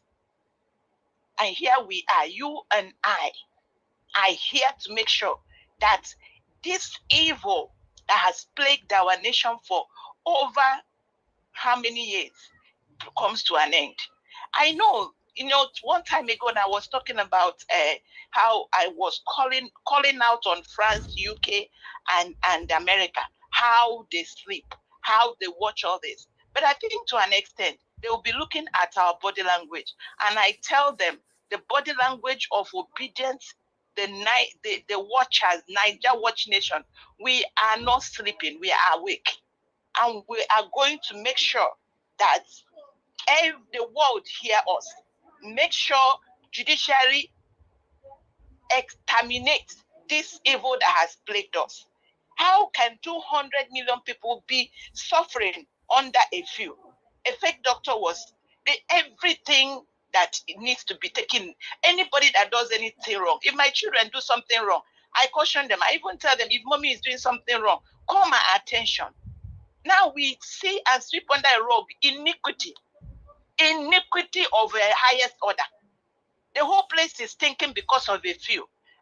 Judiciary, we are waiting, and we are not sleeping. So I say it again, let everybody here tighten your belt. Don't let anything or anybody, all those narratives, people speaking from two sides of their mouth, they want to make it business as usual. This can never be business as usual. Everyone, guard up. We are ready. And I say this one more time, please, anytime, if you're feeling like what is going on, log on to Niger Watch. Take clips from Niger Watch, send to people to encourage them, because it's a battle between darkness and light. We are not going to let them win. I tell myself every day, I say, if people can be wicked, they are working so hard, they are not sleeping, so why should I sleep? I'm moving for a just cause. I am praying that my nation be right. What is wrong in praying that your nation be right? What is wrong in pushing that your nation be right? So I'm not going to let them bamboozle me. I'm not going to let them pull me down. It is darkness versus light, and light must win. So I encourage everybody, let nobody, we are working for our heritage, our values, our culture. We are working for our generation, the next generation. We are working for our children. Our children will not experience this. When I call PTSD, sometimes I feel like, what else could call? Everybody is in trauma because a few people have decided to be stinky and make everybody else look stinky. They are going to be Judiciary. You are all done. If you're not, if someone, a doctor will tell another doctor, what you're doing is wrong, you need to go. Then I don't know how you people are going to stand and look at the whole nation and look at all that is going on and begin to talk rubbish. Let us wait and see what's going on. I have written 18th all over my distance. September 18th. It's before or 16th. On the 18th, and we are all waiting. Thank you all. God bless you. Be all encouraged. We are not giving up. Thank you, ma. Thank you very much for calling, and God bless you. Thank you. All right. Thank you very much, my people. I beg me could help me press on the like button, my people. Currently our likes is just on 332. If we can take that to 400, that would be nice. Join us to do that. I appreciate every one of you right there. Okay, the last person on the panel that needs to speak to us right now is Oga CM. Oga CM, good evening to you, sir. It's good to have you on the panel. Unmute yourself and talk to us when you're available. When you are ready. Yeah, I'm available. I'm ready. Good evening, Niger Watch. Good You evening, are my late. people. Good evening. Well, it's because of anyway. Well, wait. We need to be charging Oga Yeah. CM for 5,000 naira whenever he late. No, well. Anyway, and the thing is, when I saw the headline today, fake doctor to face prison sentence for forged certificate. Oh boy, it's like we're in a season of forgery. Niger Watch, why they never charge you, yourself? You know this one, where you they look person, make them go look that to your Cambridge, where you they take the shakara all the time, say you do this.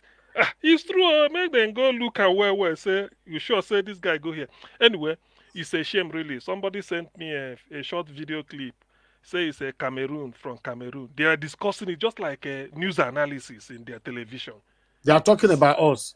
Yeah, no, I'm talking about a forgery. Tinubu's Okay, forgery. okay. Yeah, now then they talk Now, about. that's what I'm saying. They were discussing that in Cameroon. Yes, okay, maybe you've seen this thing. Now look and say, the thing. No be Burkina Faso or what was said after all, Nigeria doesn't have a legitimate president. So why is ECOWAS disturbing them? Somebody also said, but it's translated in French. I didn't. In fact, so many things just they flew. You see, the thing is, sometimes, do you know what is called shame? I'm not looking at this thing as a case of law, do this law. You see, that's what they call shame. Even if tomorrow, like we know, they disqualify him, the shame don't day. It don't day. My mom used to tell me, say, when you gather in, because as Igbo, we have a 4 market days, a area form, every 4 market days. If you they do a K today, no 4 days time you remember. Some other times go they do others go they do a 4. They know yeah. You know, he said if you gather, because now market you go see people that day, everybody go full market.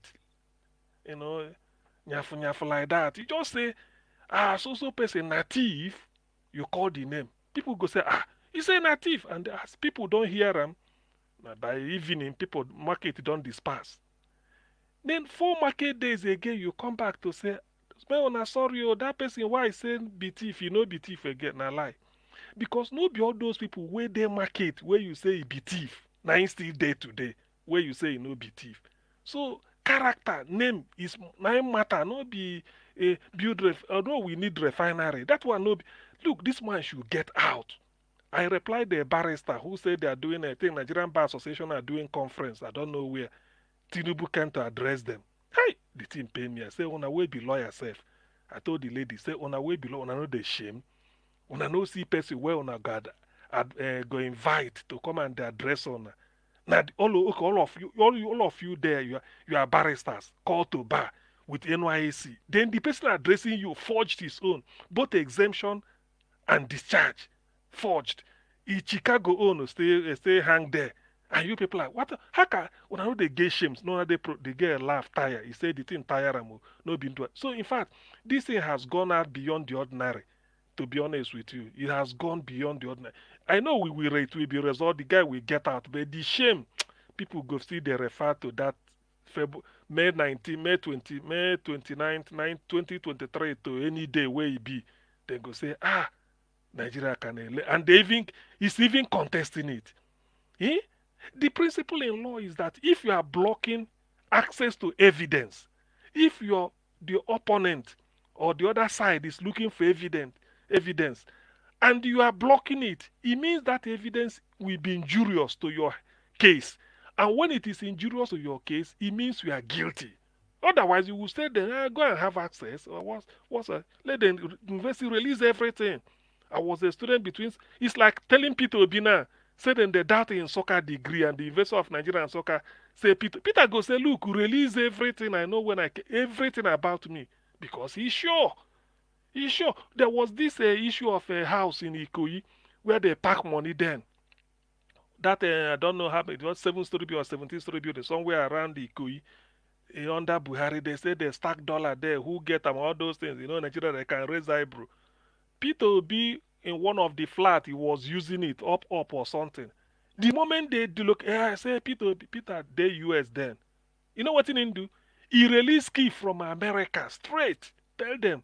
Let them go and search and give them opportunity, permission. Tell SSS to go to my village. To go to even his father's company. He say anywhere they like, make them give. Waiting come out of it. Nothing. That is how a man behaves. That is what it means that you are clean. How can a criminal like this be president?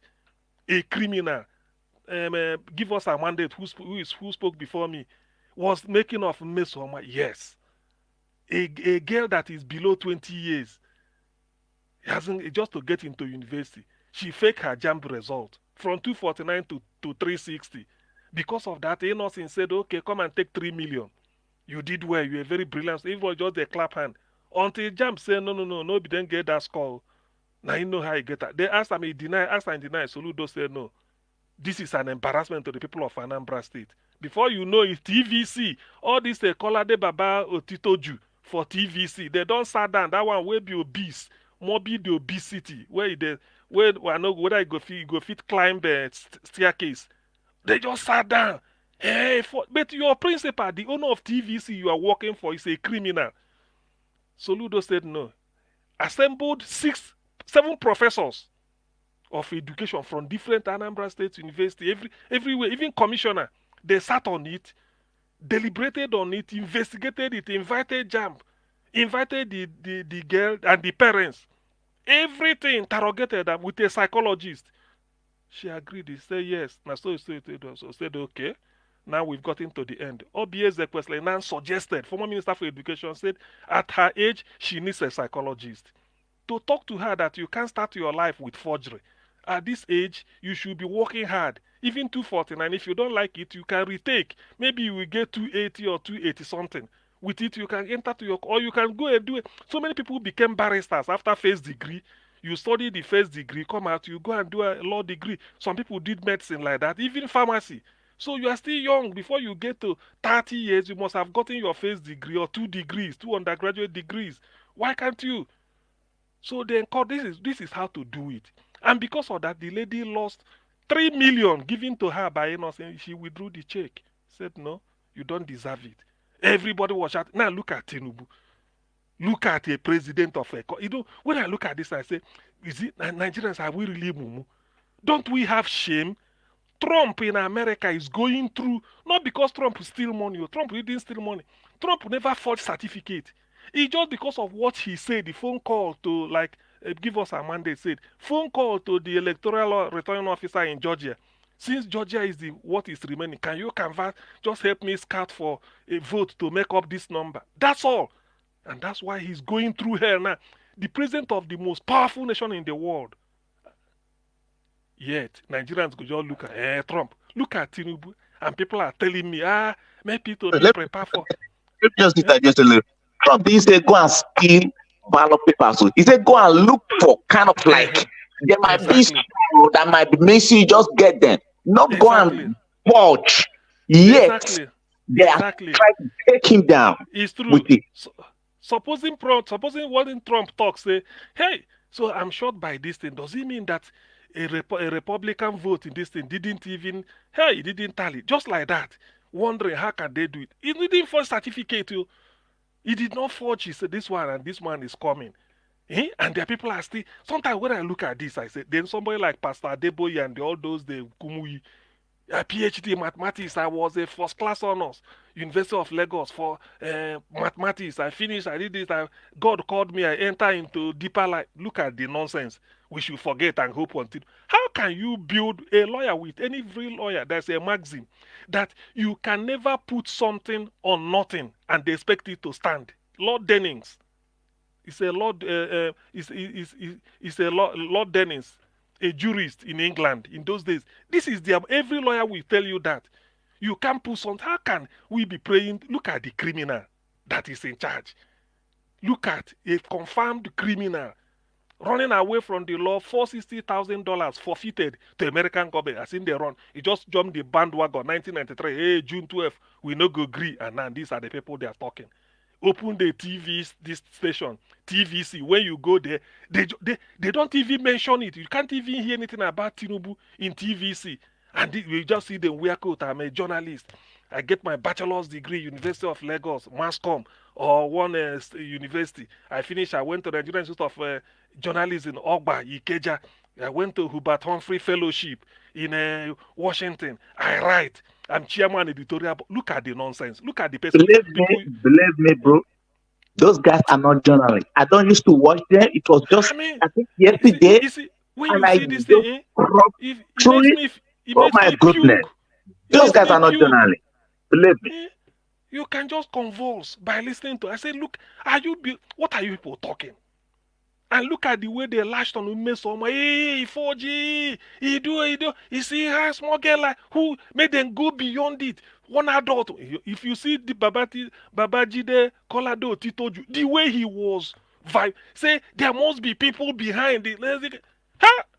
I said, but the person you are working for, who pays your salary, who you are working for, is a criminal, international one.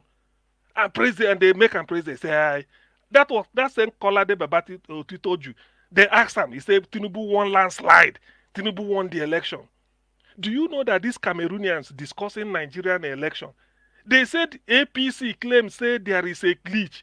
He said Labour Party and P2B brought an IT expert who analyzed the thing, tell them there's no glitch, the thing is working fine.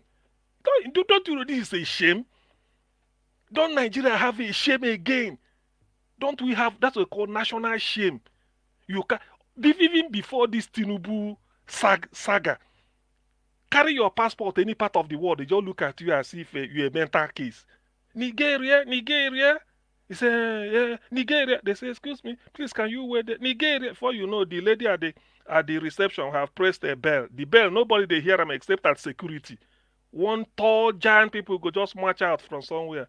Tell the lady, say this one, they make coffee for you. Now deportation you they face. How did you get into the country? Who gave you visa? They humiliate you for nothing. Meanwhile, the whole rest of the world are crossing. If you're a Nigerian, the moment you show Nigeria, anybody will show Nigerian passport now humiliation.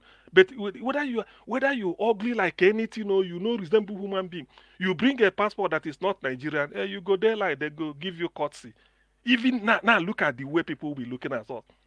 You know, it's a shame. You are coming to come and know certificate, everything forgery, and then look at where he did, president. And yet people, Nigerian press are covering him. They don't want to open up. Because everybody just say, let him be there. Shewaju, he won. Emi Loko, Emi this thing. Nonsense. But if it were other people now, they just... What question didn't they ask P2B during the campaign? They trash, that is everything. Every time asking for obedience. Nothing where they obedient. Small time obedient, then they insult people. Let him go and they apologize to Professor Wole Soyinka.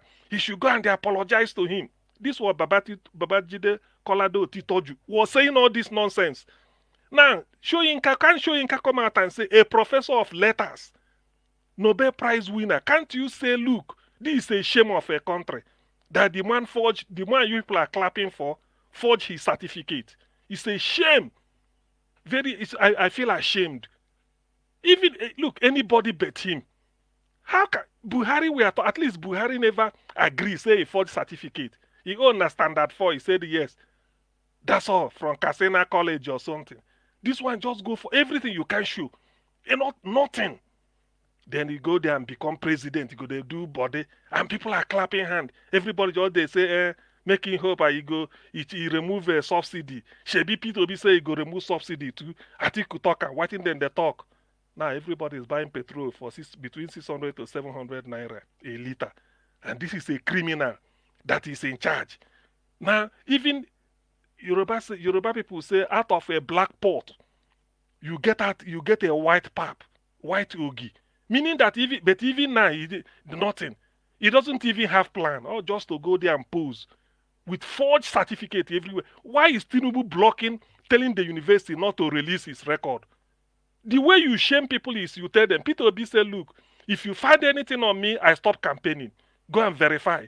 Whatever he said any day somebody announces anything, they found this, and it's true. He said, I stop campaigning. The only politician since 1919, in fact, since records began in Nigeria, who made that statement. Yet everybody will just look at it. After an Igbo man, not be people where we defeat for civil war. How can we have commander-in-chief from that side? This is they prefer to eat shit. So far is their tribal man or somebody who is not a P2B is giving it to them. How can we be in this mess? And we are even still discussing it. It's now a talk of the time in Cameroon. Cameroonians say at least their Paul B and no fault certificate. Only don't they there too long. Now look at a criminal, certified criminal, drug baron. Now this is the person in charge of Nigeria, and people are expecting something tomorrow. When you talk, you say, after all, you win an election. Ashewaju, now we know your mandate. Look, imagine the nonsense. Minister 48 or 45. What nonsense are we talking about? It's a shame. Now look at fake doctor to face prison sentence for forging certificate. What about Tinubu? What about Tinubu? Somebody won an election from Kano State, Taruni Federal Constituency in near Kano Municipal under NMPP. He was sacked. Why? He forged his certificate, albeit primary school certificate. And that ends it. Enugu man is still playing hide and seek. Today you go see Tinubu for Aso Rock. You know, based on the same feather. Maybe they want to use his own. If he escape, then go. You know, Nigerian go say a Lego Classicos or a president. After all, she be this man. They wriggle out. How can you wriggle out? What are we talking about? What are we really serious? And people are hearing all these things and we keep quiet. Everybody feel that nothing. You see, this is sometimes I look at the problem with Nigeria is the media. They are too bigoted, they are too biased and too illiterate, even to compete with their peers outside the country. They can't. All they do is just brown paper journalism, covering crime, when the thing happened for Anambra, one small game, hey, everybody jumped. Editorial everywhere, this. Now look at Tinubu. Look at his parents, we don't know. Some say no more I can't do for Iragbiji. From Iragbiji, they say they no need and there. Made them transfer to the Tinubu house in Lagos. He went there to do Omodo. From Omodo, I don't know. Look at where we ended up. Tomorrow is president. Debate, he couldn't come. And that TVC, they were shielding him. Every time you go see Ruben Abati, they are talking of P2B. Obi will come for debate everywhere. Channels will come. Why didn't they interview? Nobody thought Tinubu, they shield them. After all, now they reach agreement with the powers that be in Nigeria and say now in turn. That's why I hate Buhari. In turn for what? So Nigeria is not criminality. It's a criminal enterprise. You see, this thing is that I want those listening, they should know that this is not a small case. I know it will be resolved. He will get out. But before then, the damage has been done. It will go on record that Nigeria even attempting to be defending it. You ask INEC say, we don't know, say a forged certificate. Now you know. We don't know. You people do not know.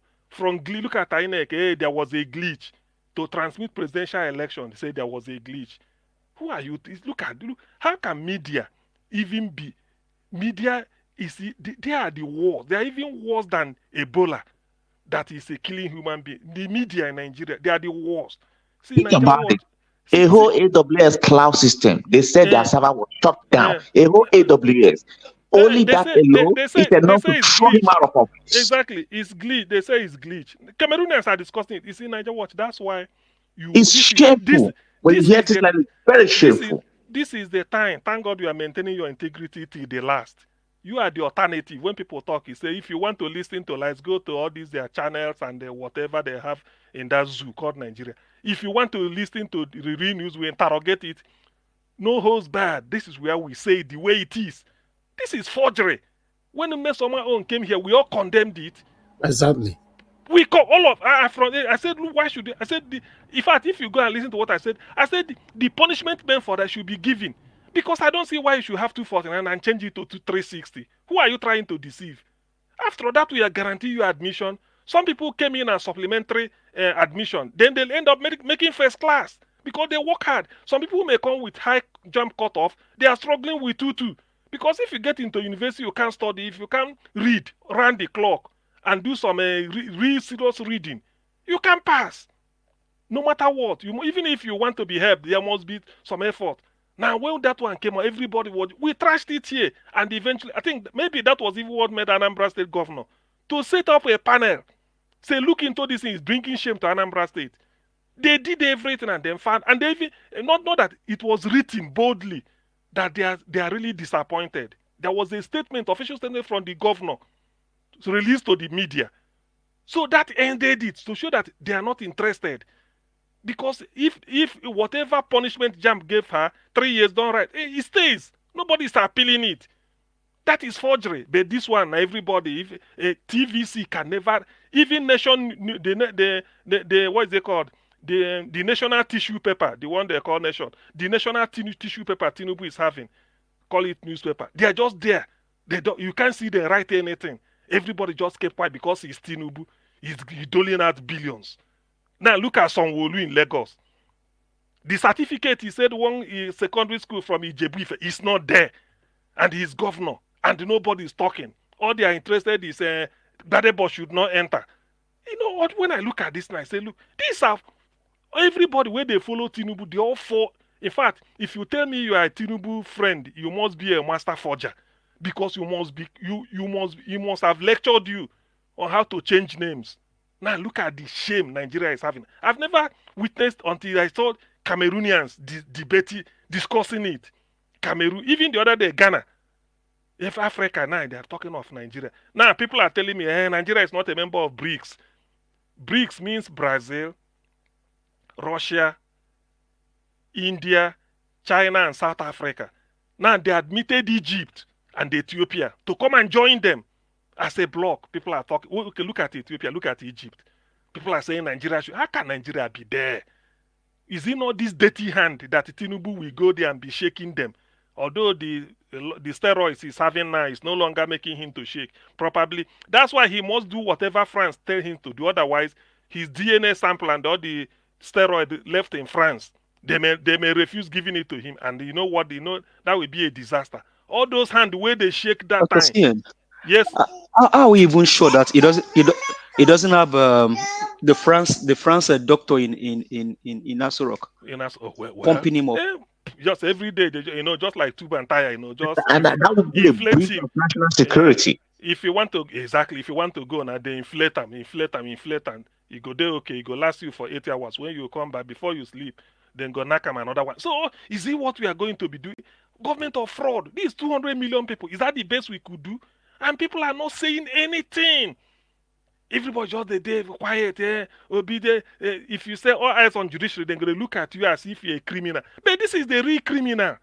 This is the real man. All eyes on judiciary, they're going to look at you, say, which one be judiciary? Election has come and gone. You go and prepare for 2027. Meanwhile, you don't know why you are buying petrol for 600 naira. You don't know why you are buying petrol. So you see, Niger Watch, this is an opportunity. I think something like this is an opportunity. If they are carrying out opinion poll, I don't think any media will rival you. Because some of these things we discuss here, they don't discuss it there. They don't discuss it. All this Tinubu case we are hearing, they don't.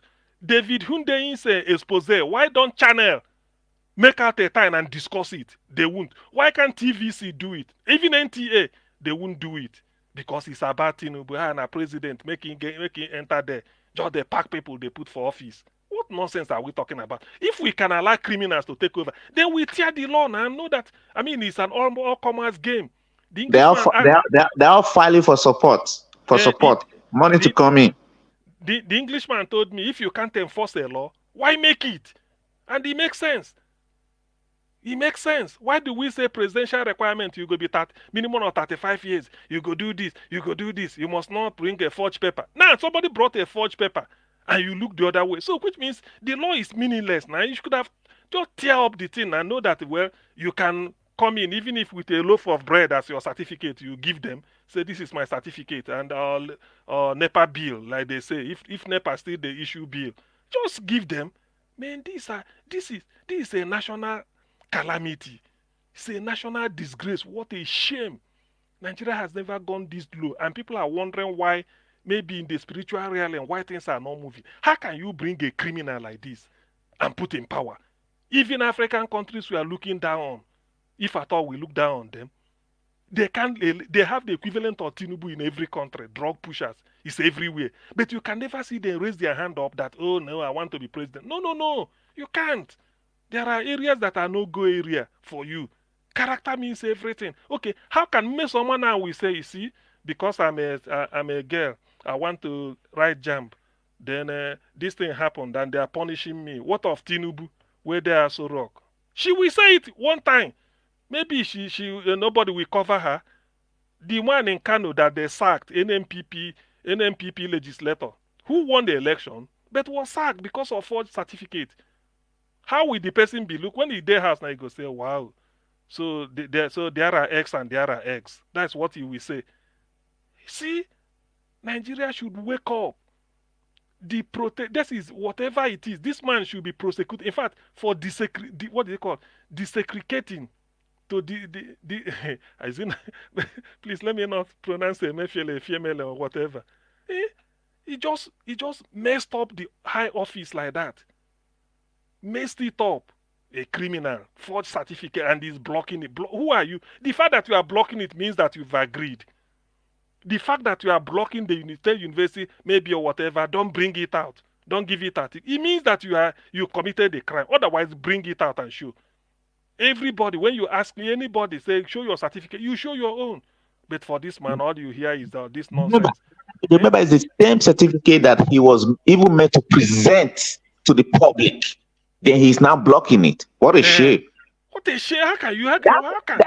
That's the law, that he needs to present it to the public. Yes, exactly. You need to. Before you can become a president, that's why they ask you to present this, present that. It's not a separate thing. It's something exactly. Yeah, because you're taking a public office. Then they are going to go and Atiku said you forged this. Say bring evidence. Atiku went to bring evidence, and you are blocking it. And yet you are the president, and people are keeping quiet. That means an admission of guilt. That means an admission of guilt. It means that you did it, and then you get out, apologize, and then go and hand yourself in for prosecution. You can't come and disagree. Look at millions of people going to school in Nigeria, primary, secondary. They're all working hard. Universities are in session. Everybody is studying very hard. Just to see if they can get a degree. Yeah, this one will just go and forge his own, thinking he's clever, isn't it? Then you go there. Then tomorrow, if a lesser mortal like Ime Soma should forge certificate, you say get him out. They use him as an example, right? This and then some people like Babajide Kolado Titoju will just be talking. If you see the way he's making an analysis, during that time he was feasting on it. I say, look at when you are working for, when the person you are licking the ass is an international criminal. You are not even. You see, do you know at times there are some jobs you turn down. Say, come and be press secretary. They say, no, I can't. He's not clean. Just like the way, if you want to recruit somebody, you say, look, your certificate is dodgy. I won't take it. Then I can't be having a clean certificate. You expect me to work for somebody with a dodgy certificate. I won't do that. That is not the end of the world. I will say, no, please, I don't want to be part of this crime. I will just get out. Then is there pontificating as president? You see, I've never been this embittered until when I read about what the Cameroonians are doing. I say, what? So it has come to this thing. The news they are analyzing it. Say, look at the mess Nigeria is now. They are even the man is even denying. Dr. TM, what about Salisu Buhari? Yes, Salisu Buhari said Toronto. Quickly, everybody went to Toronto and find out that it's not there. In the House of Speaker, first Speaker, 1999, he resigned, apologized, and get out. I don't know whether they prosecuted. And since then, the man has gone into oblivion. Now look at this one, and we are talking nonsense. I know sometimes I wonder, where is the president? People are before here. Mr. CM, you see, the way it is run here, as long as Tinubu has not gone to the court to to sign an affidavit within him and the school not to show his papers to anybody, that result will be released. Because in America, things work like that. Donald Trump stopped anybody from checking his degree because he signed an affidavit within it and the school, so nobody could be able to check his degree. So if you don't sign that in America, no person, even the president, cannot give you order to stop it. Even the president here cannot give order for the court to stop it. But if we don't need to go, the common sense means this common sense. We want to see your certificate. It is our prerogative to go and look for it. But now that we've made effort to go and then you are telling them not to, it means that you are guilty. It's as simple as that. The guilty are afraid. It's the same thing with INEC now. It's the same thing with INEC. They don't want to show the blank result they show on the website. So they are guilty. This is their fault now. Who snap it? Is it not INEC? They are coming here to come and talk. You know, when I listen to this so-called journalist in Nigeria, man. No, that TVC journalist, I don't know much about them before. I but feel like oh my goodness, I feel like you see hypocrisy. You see hypocrisy. You see hypocrisy, nepotism, as they say. Believe me, these are not journalists. They are not. They are not. Come on. It's even good. It's even good that in the midst of this Tinubu saga, Mmesoma own happened, the one in Kano, NNPP happened, and now this doctor going to prison because of forging certificate. All these things are happening in Nigeria. Why the person in fact, let me tell you, if I'm this doctor, to be honest with you, if I'm given the opportunity to be tried before everything, or not, even if they're handcuffing me, I go make statement. Corporate say, look, and now I'm being trained. I'm sorry for what? Why can't the president, the person you call president, resign? He forged certificate. I will say it. Dr. CM, can someone like Mesoma sue federal government if they don't? If they did, is it possible for her to sue? Because I mean, for something like bias, you know. Exactly. No, if I'm a lawyer, maybe let her contact a lawyer. Say, look. You know, Aluwe, there's one program we used to watch in those days in Lagos. Aluwe and the Ojoge, one Awada Kerikeri motion picture. Aluwe say, he know they lie. He agree, say, he be illiterate. He know they argue. He say, but he na clean illiterate. Ojoge na dirty illiterate. So which one be clean? You ask yourself, which one be clean illiterate and dirty illiterate? So someone go say, yes, what of Tinubu? That's why you go to talk. Yes. I mean, let them put the case on. This is a good suggestion. No, someone should look for a lawyer. Say, look, is it because it's me? What of Tinubu? He own, at least I've shown my own. Let him go and bring his. Let him go and. Why is he blocking it? So you know, APC never knew that Atiku would go that far.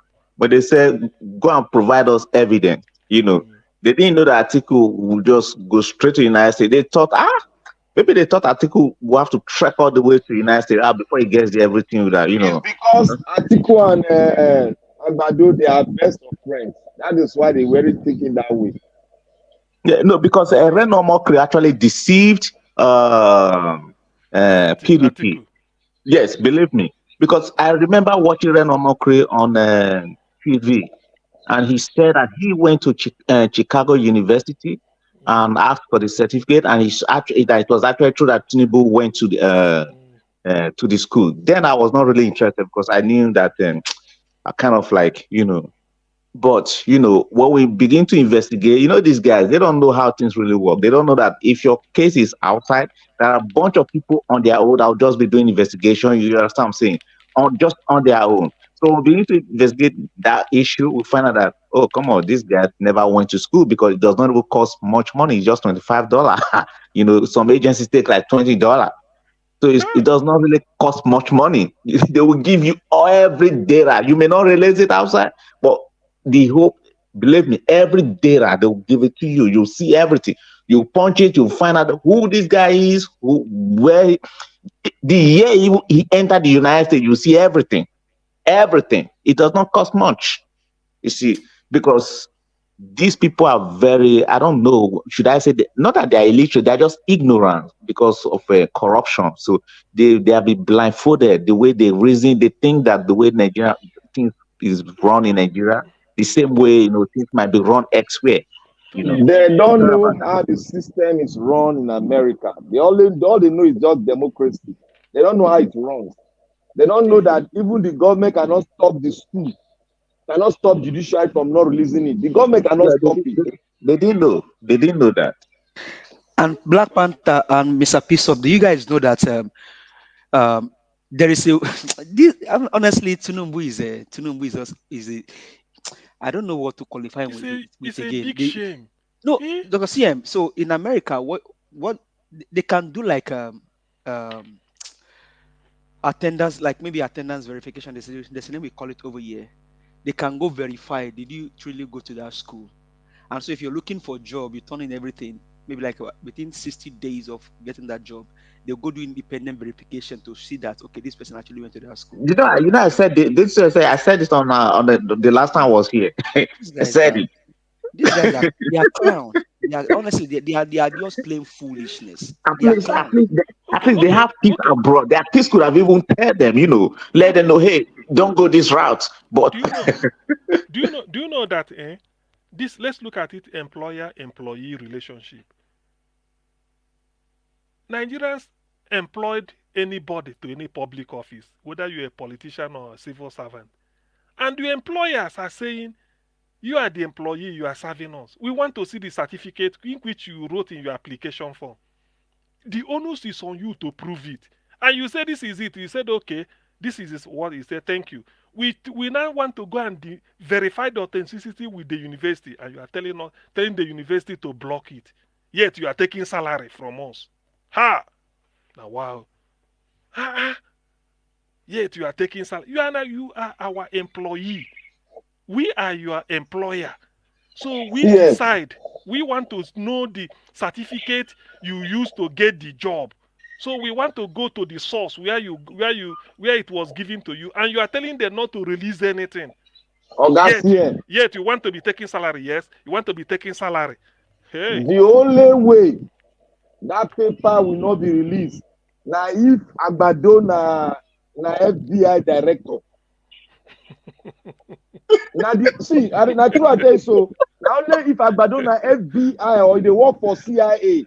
Now they no go. Now government will get the authority not to, because that one is under national security. Now the only way be that. Nothing will stop the school. Nothing will tell the school say that the school said not get part of Holland.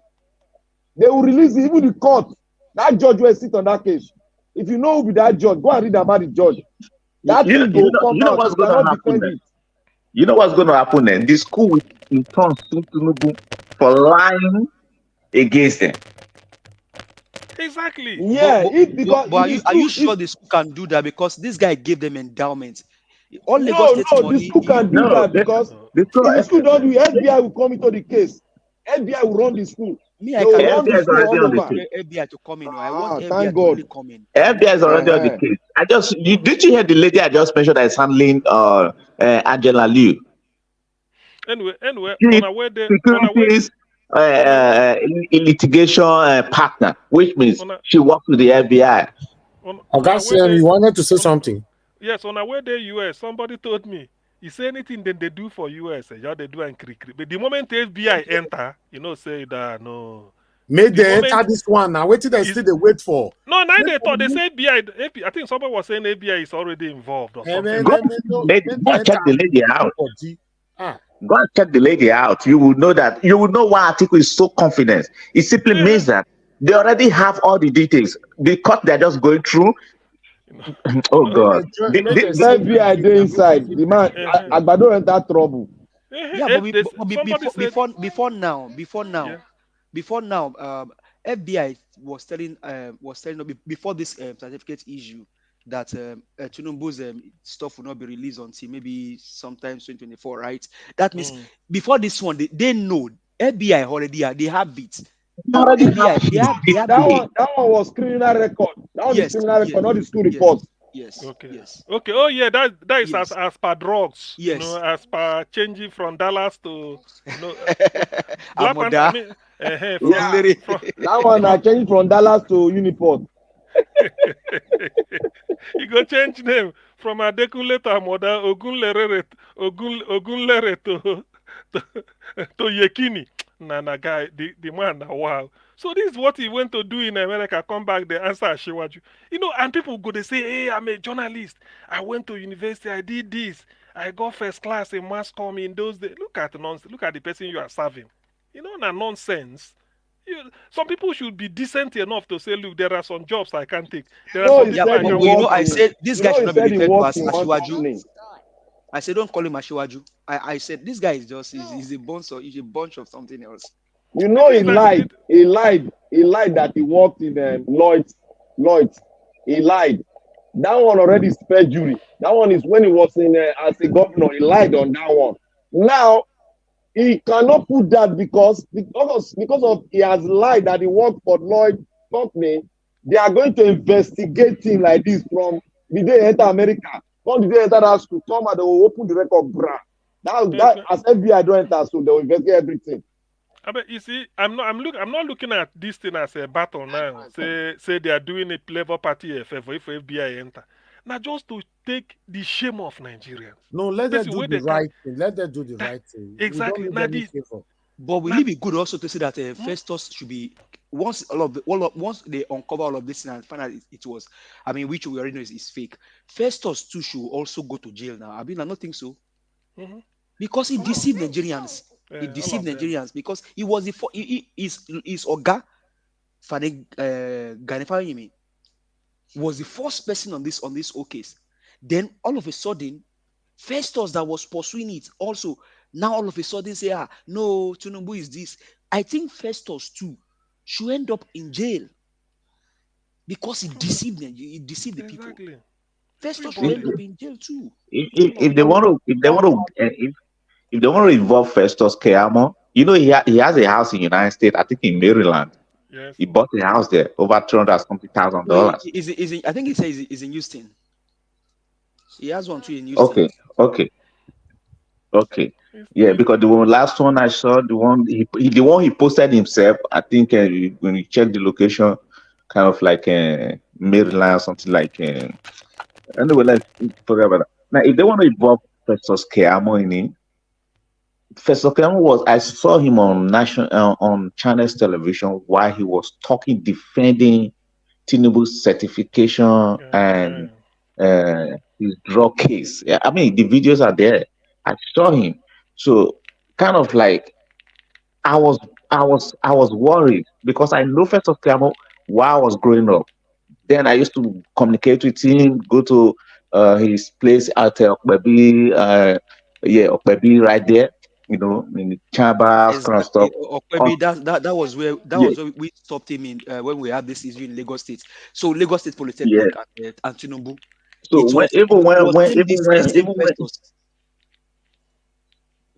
even when one of our vessels had issues, then we try to meet him, you know, so because forget about it. Nigeria is a crazy country. Forget about it. There's not see, let me just be frank. The only reason I'm just still following this whole stuff this way is because we just want to give it a try.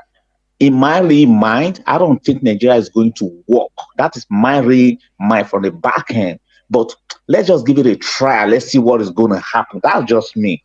If you look at what's going on right now, the appointment that they gave to Wiki, look at what the northern people are saying, that a Christian should not have been the FCT minister. Look at the way our people think. I call them our people too, because they are our people. Look at the way they think. Look at their mindset. So if you're taking in religion, saying that somebody, because he's a Christian, is not supposed to be the FCT minister, what does that? What these are clerics. Bishop, you know why they are saying that thing? You know why they are saying it? It is because of the decree constitution that recognize all this kind of sort of nonsense. It's true. That is why they are saying it now. They can't say it when they bring that constitution, that GEJ conference that remove immunity from governors. They can't It's say true. that nonsense now. Yes. Let them bring that one. Obi must bring that paper out. He no fear escape. He must bring that paper because that's the paper all of us will agree on. There's no immunity on governor. If they try anything, they go to jail. That is simple and straight. Nothing like say Igbo man, Hausa man, this one. You know they for that constitution at all. It's plain white and black. But piece of you said something. You said which I think I share your sentiment. But what's the reason for you now saying let's give it a try? Is it because of Peter Obi or what? Which trial? No, so that the reason is because a lot of people, a lot of us, I'll use us, let me not say people, a lot of us believe that it will work. So if Obi would not enter, so there will just be this kind of uh, imaginary that assuming Obi enter, things would have worked. You know what I'm saying? Also, people would say, "Oh, if Obi had entered, things would have worked."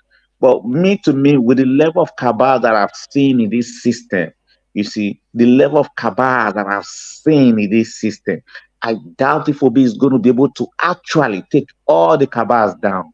I doubt if they're not going to if they're not going to want to disturb his administration. Yes, These people, I doubt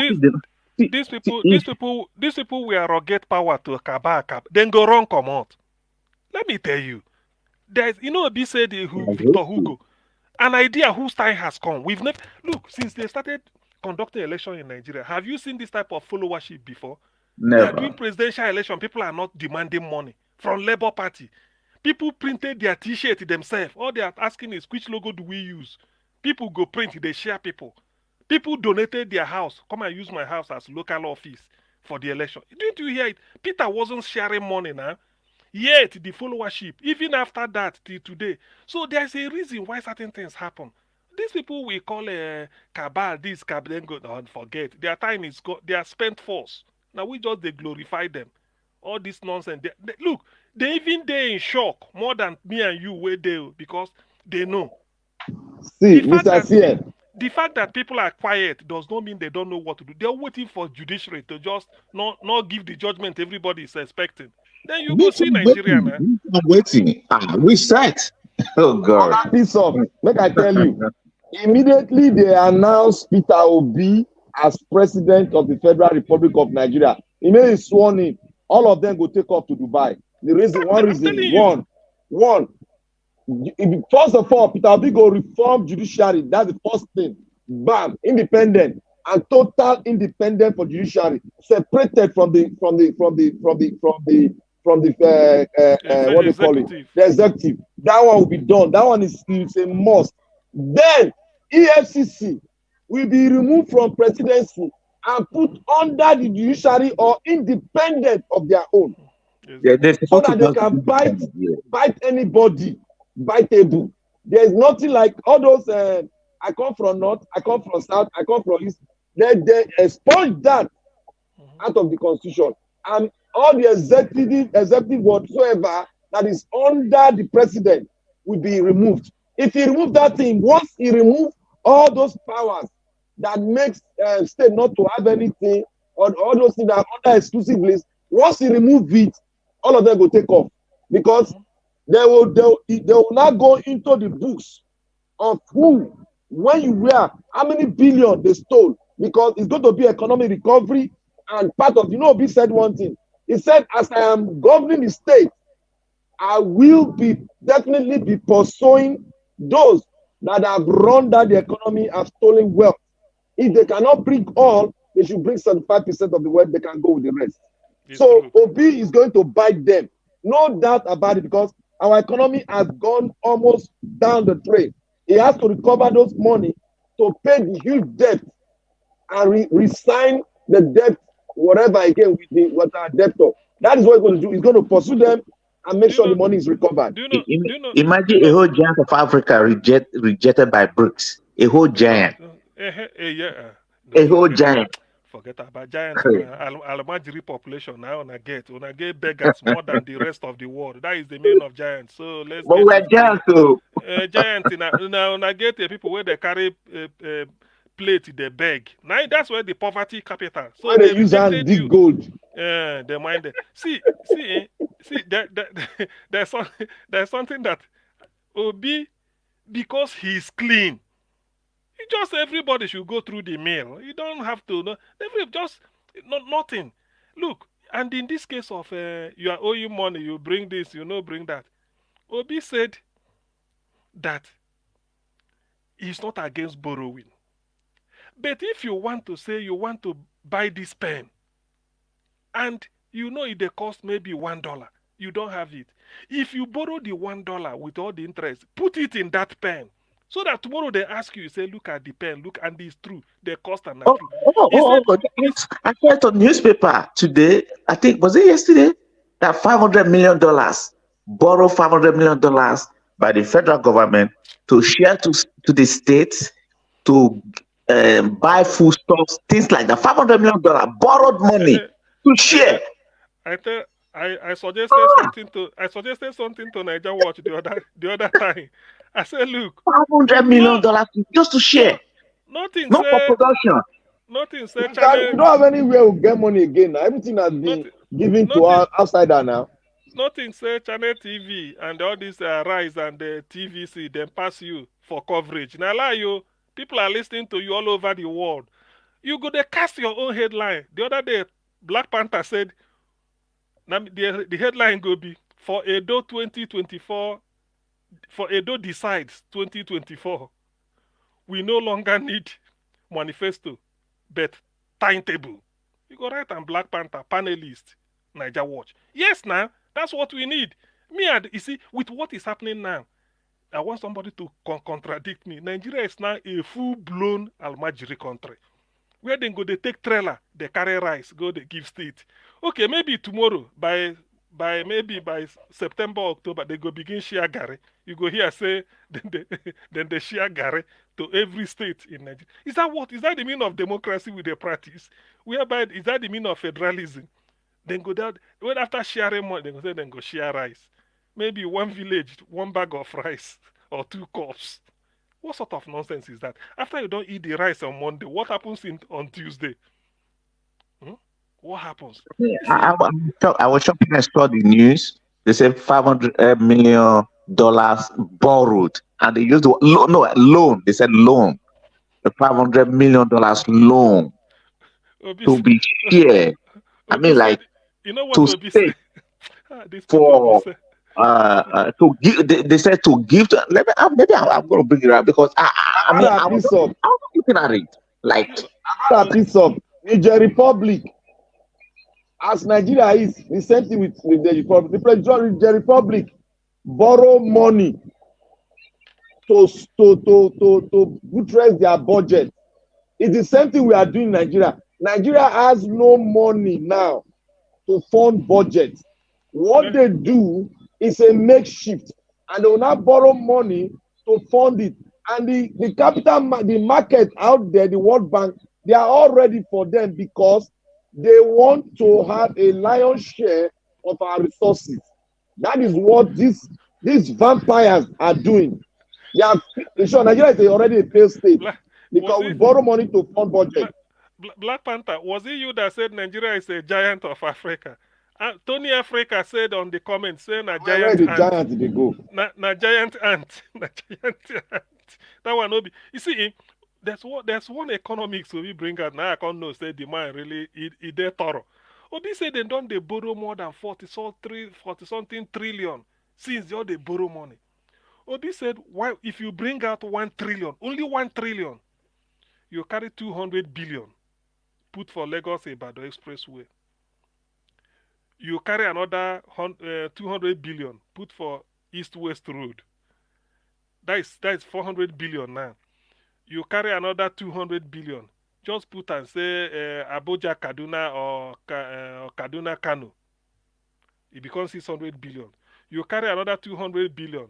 Put them for something like Enugu, Port Harcourt Expressway. It could be 800. Then you carry another 200 billion, put it on one runway of one airport.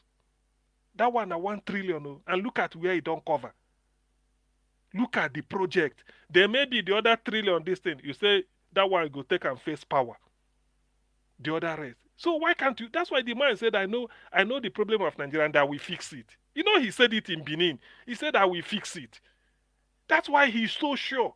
Because he knows that all this money they are borrowing, they are sharing it.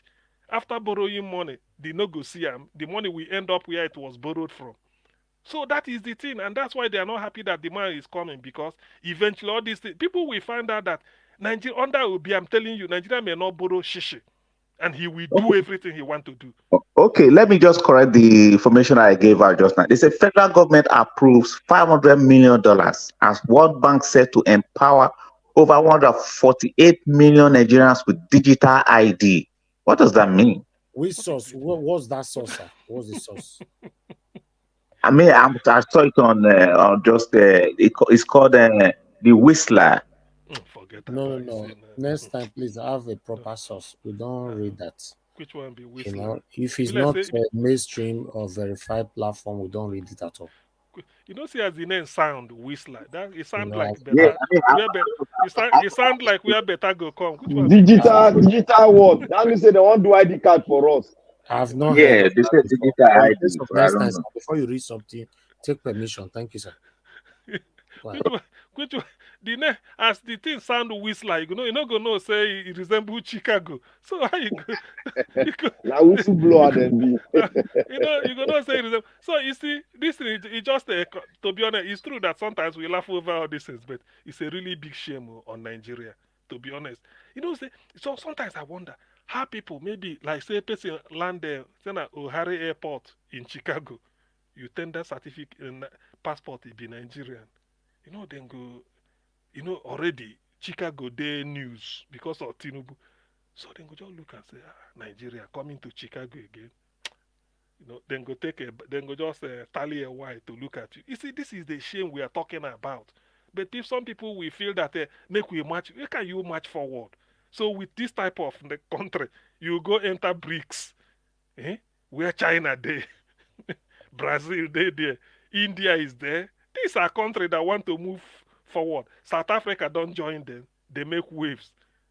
Now, Nigeria go just... In short, you see, Nigeria no fit join BRICS because the money wey they owe, the money wey they owe is too much. We have to reduce it. It's too much now. 700 trillion. Una fit organize the election. Una fit organize... You do the call. I want to join BRICS. Can you organize the election? Electricity in your country. Brazilians, they have electricity 24 hours. South Africa, the same. India, the same. You know the thing is that Nigeria, they know. I tell them, say the qualification will not qualify. Somebody say, I say, all those countries have 24-hour electricity supply, we no get. So that disqualifies you now. What do they can't join them for? You want to join as parasite now? Can't live for them. They're going to give you money every time. What do they can't join them for? Okay, now let me just say something. I've seen it on Arise News now. Okay. Nigeria secures $500 million loans for local funding of digital economy. No, you for clearer with Niger Watch. You go give them. Oh, sorry about that. No, I think it's because of it's a national paper. Sorry about that. You clear with him. So the thing is that all those, if I borrow you, not if we borrow you, it's also on this day too. It's also on this day newspaper. Then go steal that money. That money touch your hand. That money don't go. It's also on a Punch newspaper too. Let them not give them that money. If you touch your hand, they go chop them. These people, they don't send Nigeria. These people don't send Nigeria.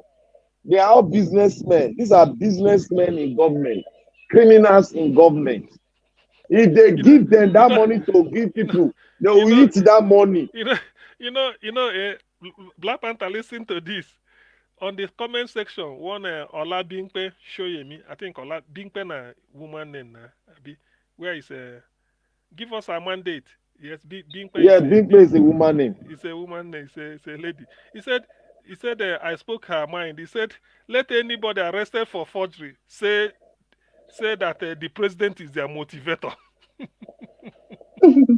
So if they interrogate you for forgery in Nigeria, say, and a president I motivate me because I one day I could be president. If you can forge your way, you can. Of course, it's true. This is a shame now. Eh? Certificate now you go there for. Why you no say you no go? We can elect people that didn't go to university. That's okay. Your See major the was bunch of people where they put for minister now. That one say go use GPS, they distribute food. You can see the bunch of people.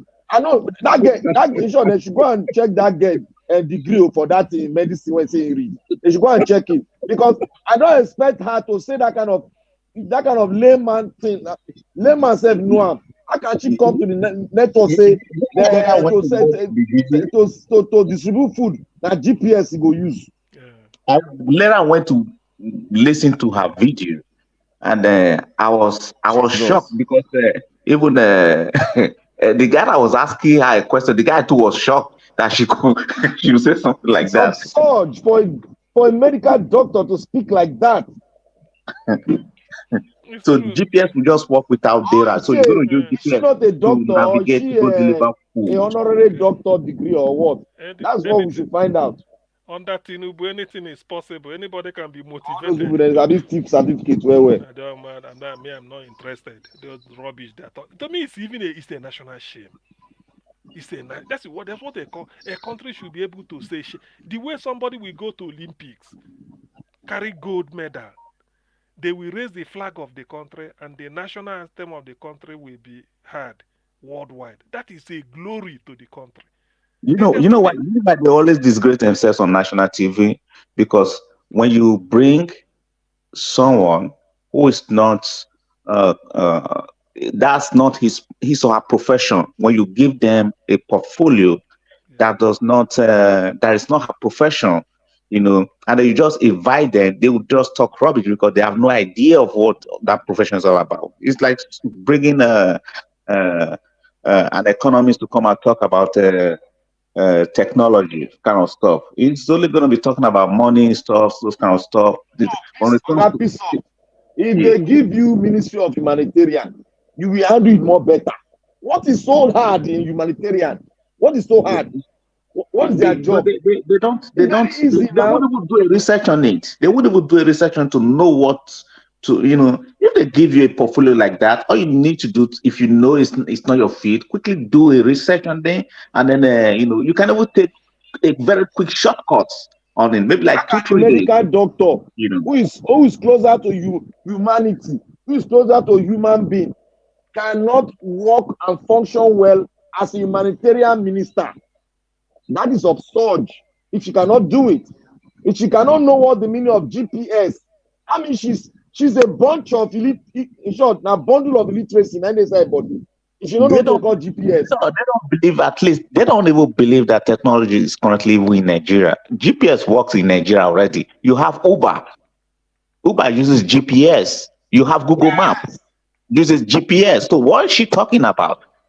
Because I was confused. My mind even they go another place. Say all these ministers where they appoint. When you they look at the man where you say the president, you get as you go they look and say, upon all these degrees, so this man go forge degree. What did I day here they do?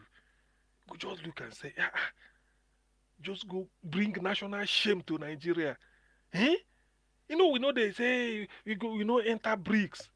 In fact, anyway, the gods are wise. Which one be? How can BRICS reject a whole giant of Africa? Does that make sense? Does that make sense? BRICS.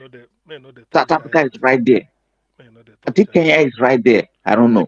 Make you say. The qualification you get light. Make you that is the thing. You don't get light, you don't get water. I want to join. All those countries where they are BRICS. Brazil get light now. Maybe they don't all of them get light, SS, water, SS. China get light now, get water. Russia get light, get water. India get light, get water. South Africa. Look at the person they sent there to go represent the vice president. Look at how could you send such person when you should have sent at least someone who has brain, who is smart. You send the vice president right there. Sometimes Wait, Oh God. let's put it this way. So, which means, let's say Nigeria just contain BRICS. We want to join. Eh? We want to join as member. Make we all so that Brazil sit, Nigeria go sit, China go sit, Russia go sit. They talk waiting they go to talk. You know, that's why I mean, sometimes. That's Nigerians why. will be telling them how they will come and That's bank money in their account, in their countries, how they will pay money out of the country, send those They money go down there. corrupt they go corrupt BRICS people. All those Nigerian, all those government. If they touch you in corruption, you turn to corruption. They will corrupt that place. They don't have anything to offer now. In terms of economic, they don't have anything to offer. What are they going to offer?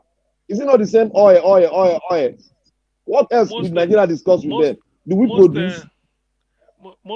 most countries they elect people where get PhD, double masters, triple this. Only one bachelor's degree. Clean.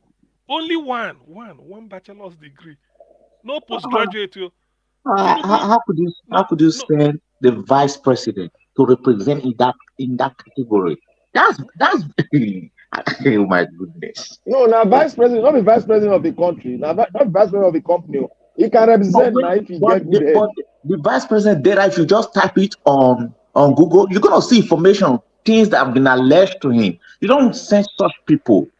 People that you just put their Boko Haram name. ally. Yeah, you understand what I'm saying? So just type his name on Google. So oh my goodness. I remember when Tinubu they go take steroids then for France. Babajide Kolado told you before. He saying they go meet with investors in France.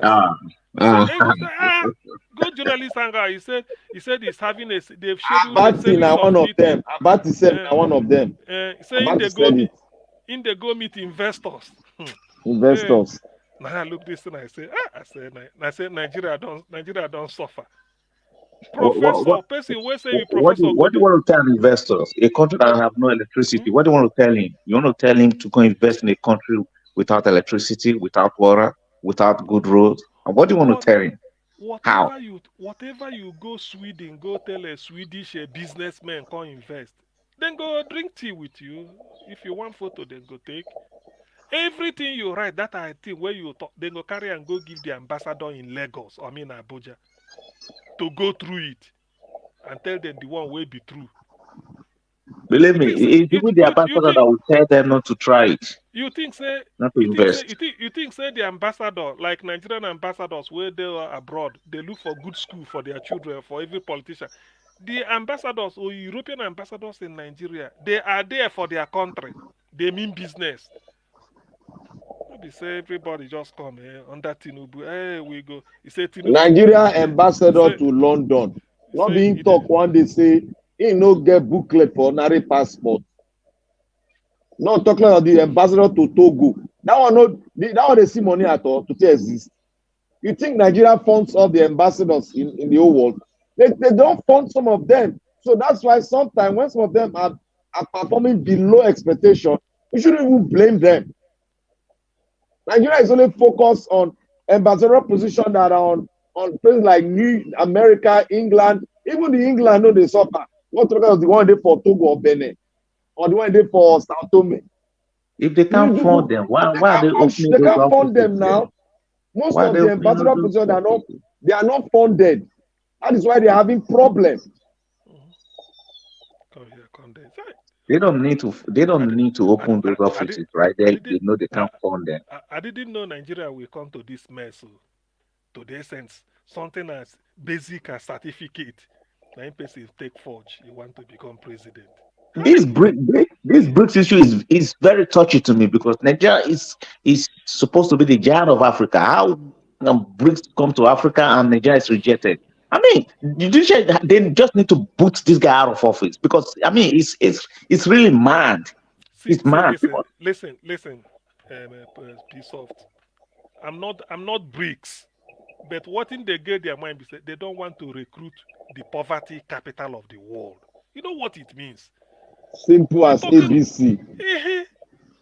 You know what they mean? Say Nigeria, because when Nigeria, if to say they admit Nigeria, the next day G7 media, Germany, France, Canada, United States, Japan, and which other one make them G7? I think Italy. Their headline go be the poverty capital of the world is now part of BRICS. That's all. I will not call them mediocre. They'll say they are mediocres. Yeah, that is the meaning. I mean, you go doubt them again. The okay, look at China, about 1.4 million people, more than that. Billion, which are the million? You understand what this 1.4 means billion. now?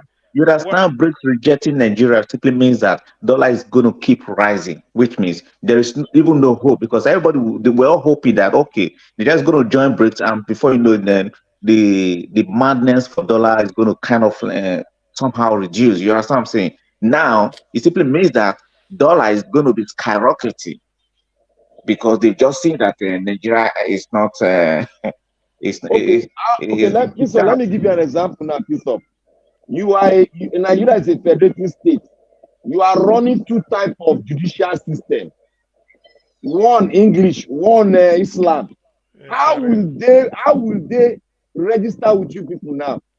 When have you seen the picture of gold mine that the former this state governor Nasarawa Abina, which was Zamfara, is mining in the north?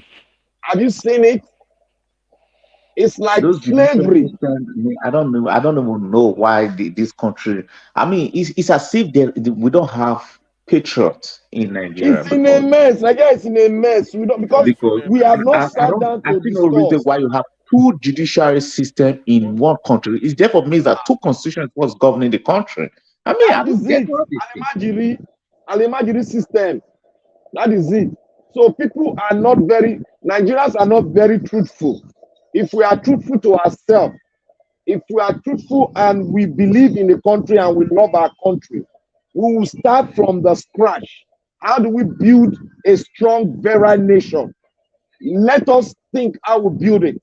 If we critically want to think how to build new nation, we have to sit down. First time in the history of Black Africa that an African country will sit down together and set a new constitution for themselves. A Black constitution, not a written one by somebody in somewhere in England or anywhere, but the one written by you, where every tribe will be recognized, and where there will be nothing like I come from Kano State, I come from Bonu. Those one will be expunged from the constitution. It's where I come from. I am a Nigerian. That is what the constitution will look like, and that is where people in the world will take us serious. They are not going to take us serious because we are not in charge of our resources. Our resources is owned by individuals. That is why they say Nigeria is not yet a state, because your resources is owned by individuals. We are under siege because the country does not have anything to hold that they can survive. Everything is in the hands of the individual. If you see our health sector, it's in the hand of individual. If you see our gold mine, it's in the hand of individual. Our bitumen, they don't want to touch it. Our land is in the hand of the bourgeoisie. They don't want to lease it. They say government own the land. And now they are taking over our land, giving it to terrorists from the Sahel. That's why Nigeria is not yet a state. We just got to sink that into our blood and know it. The factors are there in black and white. We are not yet a state. If you can have a state that runs two judicial systems and your constitution advice, it is not in totality, and you are doing it, you are exercising it. Your former president said you can do it, that with time, they will go out of it. Now they are still doing it.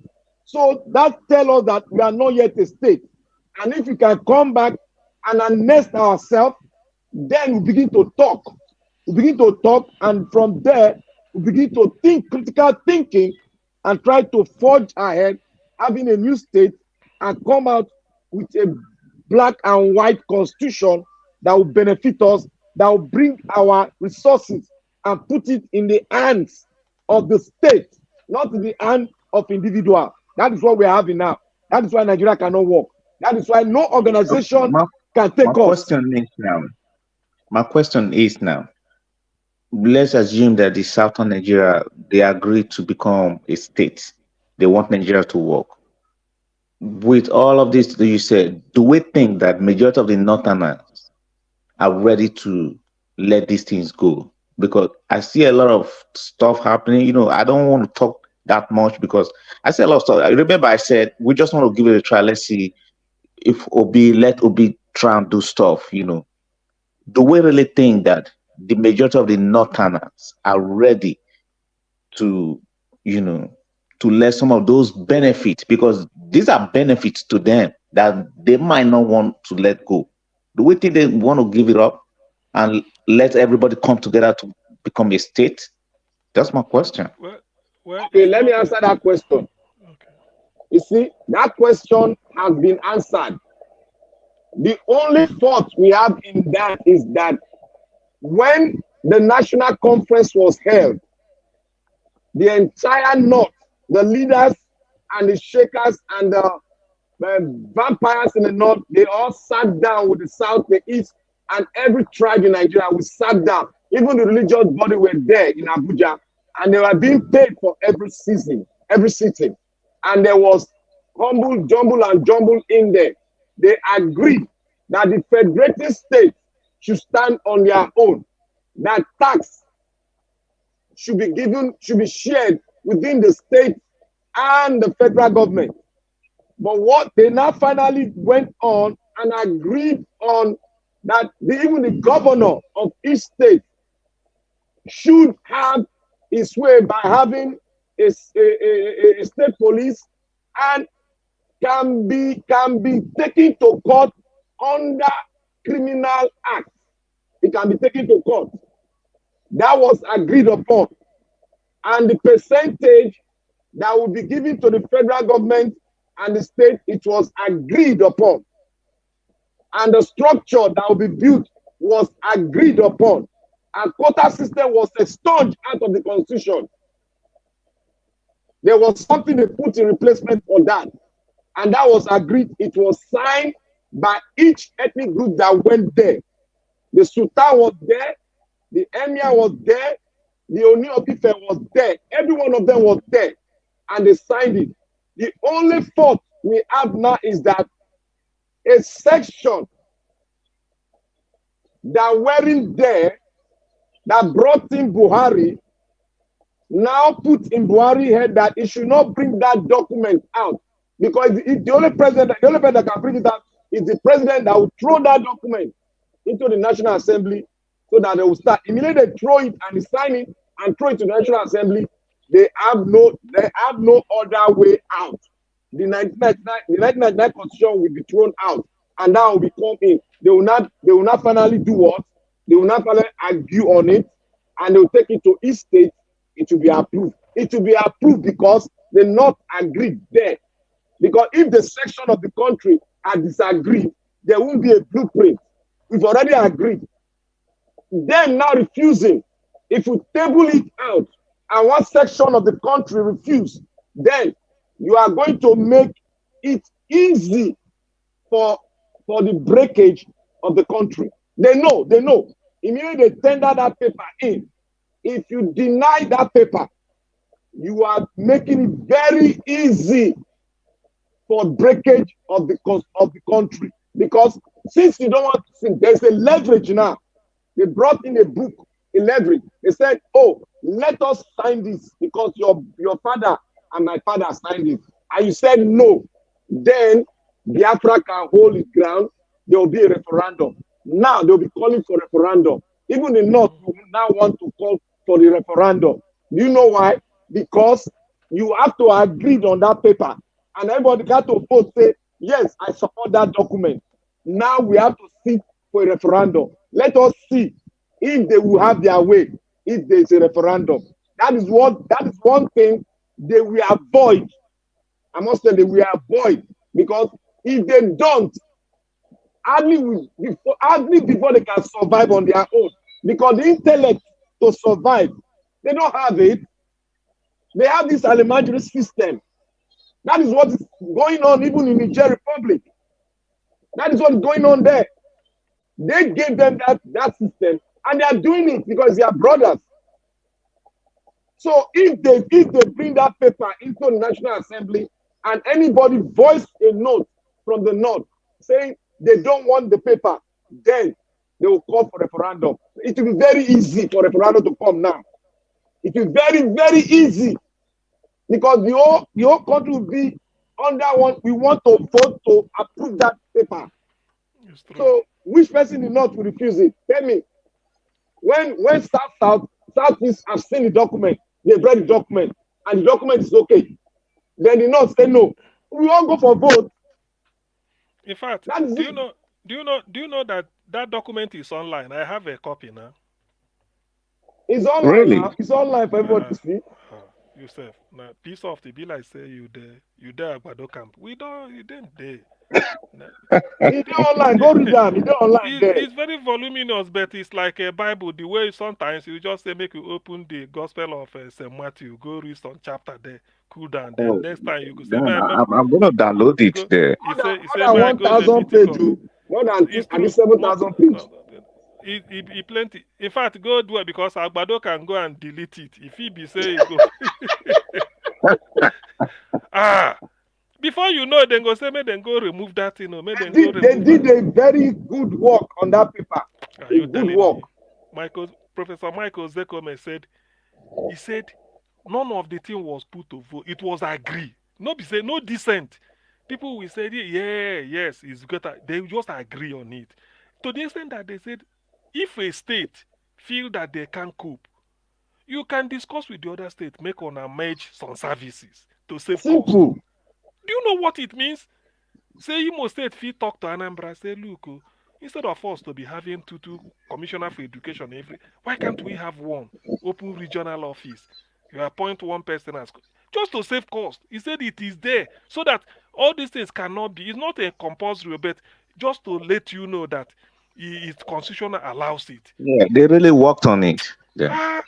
Minerals, everything, control of resources, how they go bring mining rights in every. In fact, if they put it 5 years in Nigeria, you not go know Nigeria again. Because I tell you.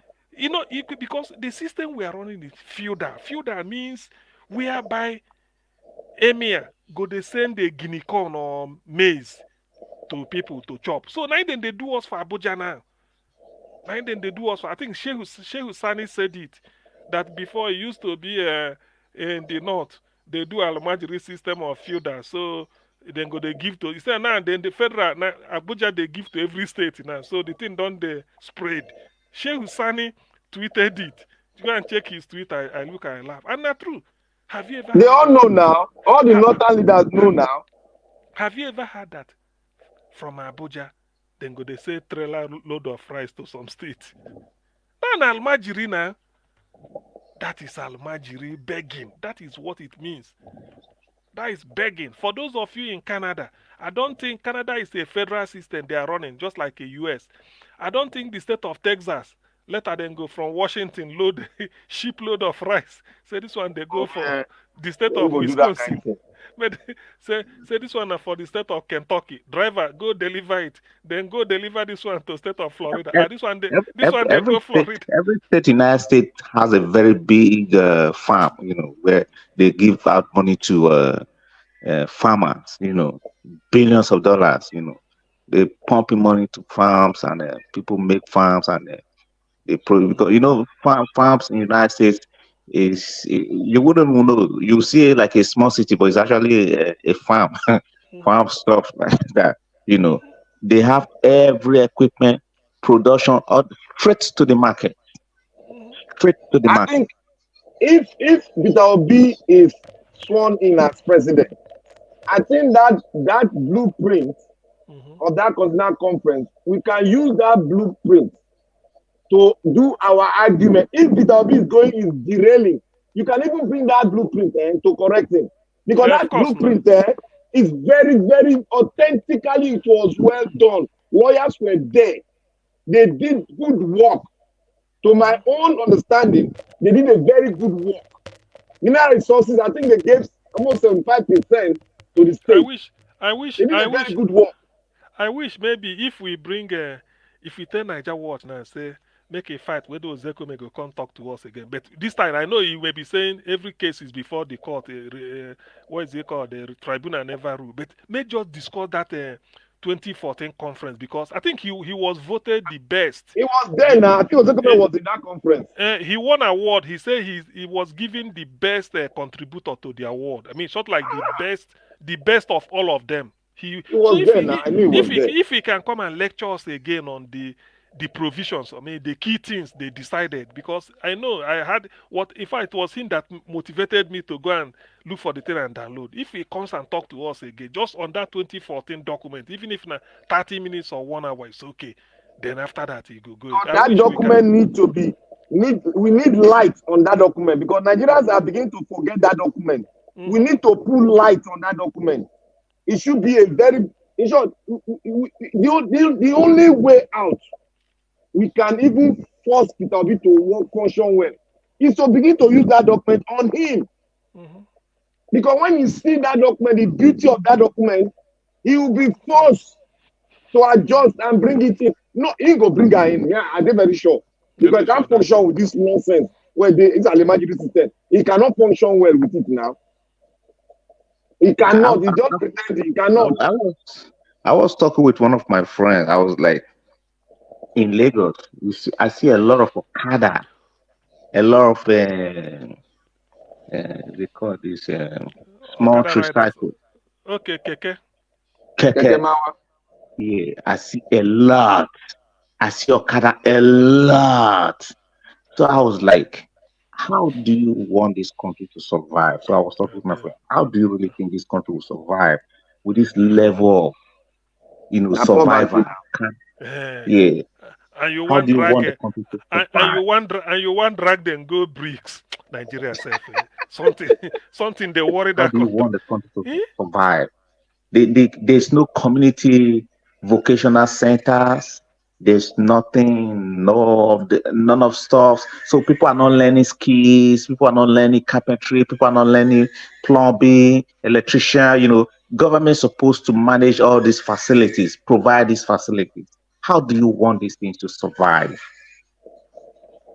How do you want people to survive? Really, it's kind of crazy, because there's no way you're going to get poverty out of the system without people having skills. Without skills, I mean, with me, they are not employable. People are not employable. People don't have skills. They're not employable. It's hurting, man. It's really, really hot. It's up. You know where Peter Obi, why Peter Obi was talking about the Asian tiger? I think every one of us, because I've been studying them. If you go to YouTube, you see where the Asian tigers started, the Chinese, how they started.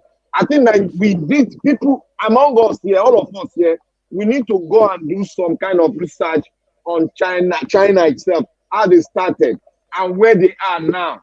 Because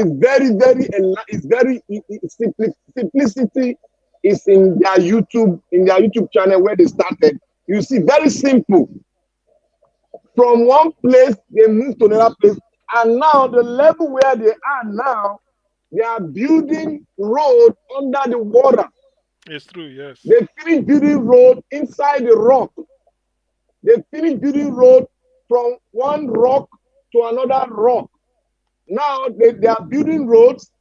They are through a tunnel, through the water, more than 15 kilometers. They are building that road now. As we are talking now, it has got well over $1 trillion. They continue building it. They are trying to do something now, thinking of building a city on top water. So they started from somewhere. That's why Peter Obi was very interested in their project, because their project is what the world should emulate. From grass to grace. That's the story of the Chinese. With 1.5 billion people, they are expanding it. They have the best transport system in the world. They have it.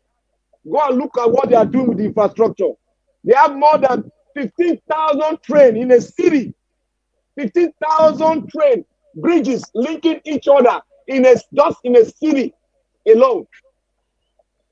They have more than 1.5 million security cameras. We're in a city, guarding a city. So they've gone from one level. We should copy them. Because we are done with Western world. We're done with all of them because they are not influencers of progress. We should look at people that toil the soil to be what they are. They weren't having the best university, but what did they do? They gave some of their students scholarship to various universities to empower them, and now brought them back to direct and supervise the project, and thereby building more people. Government, if you watch one thing the Chinese are doing, government is always involved in any person coming out to study. Very, very involved. And if you finish study, they will take you back to give you a job that will be twice that payment you have in America there. That is what they are doing. There was a time. You don't know what they do at the Chinese people. Economy. You don't know what they've been doing since. If you study mechanical engineer, once you're done, then the Chinese government will ask you to return back home with a $500,000. If you study, if you are a computer science student, once you're done, it's $1 million for you to return back home. That was why he was having issues with President Trump. President Trump said, no, if these guys finish their study, you're not supposed to offer them money and take them off the system. So they start having issues. That's where all the issue actually even started from, because they believe that China is stealing their technology back home. Because after all, the government also gave them support, the student, to go to the school. So when you're done, the government asks you to come back, and they entice you with money. So you're not going to see $1 million and say you're not going back home. That is how to do it. That is how they did it. Go and look at it. China is in short. Chinese, the way they develop is an example of hard work and devotion, love for a nation. A vision was brought to the table, and everybody believed in the vision. And the vision itself, the man that was driving the vision was very tough. You know, Mr. Najaojo usually said, we need a tough leader. The man that was handling China, their leaders were very tough. I cannot blame them, because for you to drive home a vision whereby everybody must believe in that progression, you need to be tough, because there will be saboteur, there will be Judas among us. So that is why we need a strong leader like Peter Obi to drive home that vision. It's not really the person being tough. You just apply the law. Just let the institution take its course. Strong institutions. That's all. Because if you start to do it about a big man, I get muscle. Not one. That is you are being a rascal.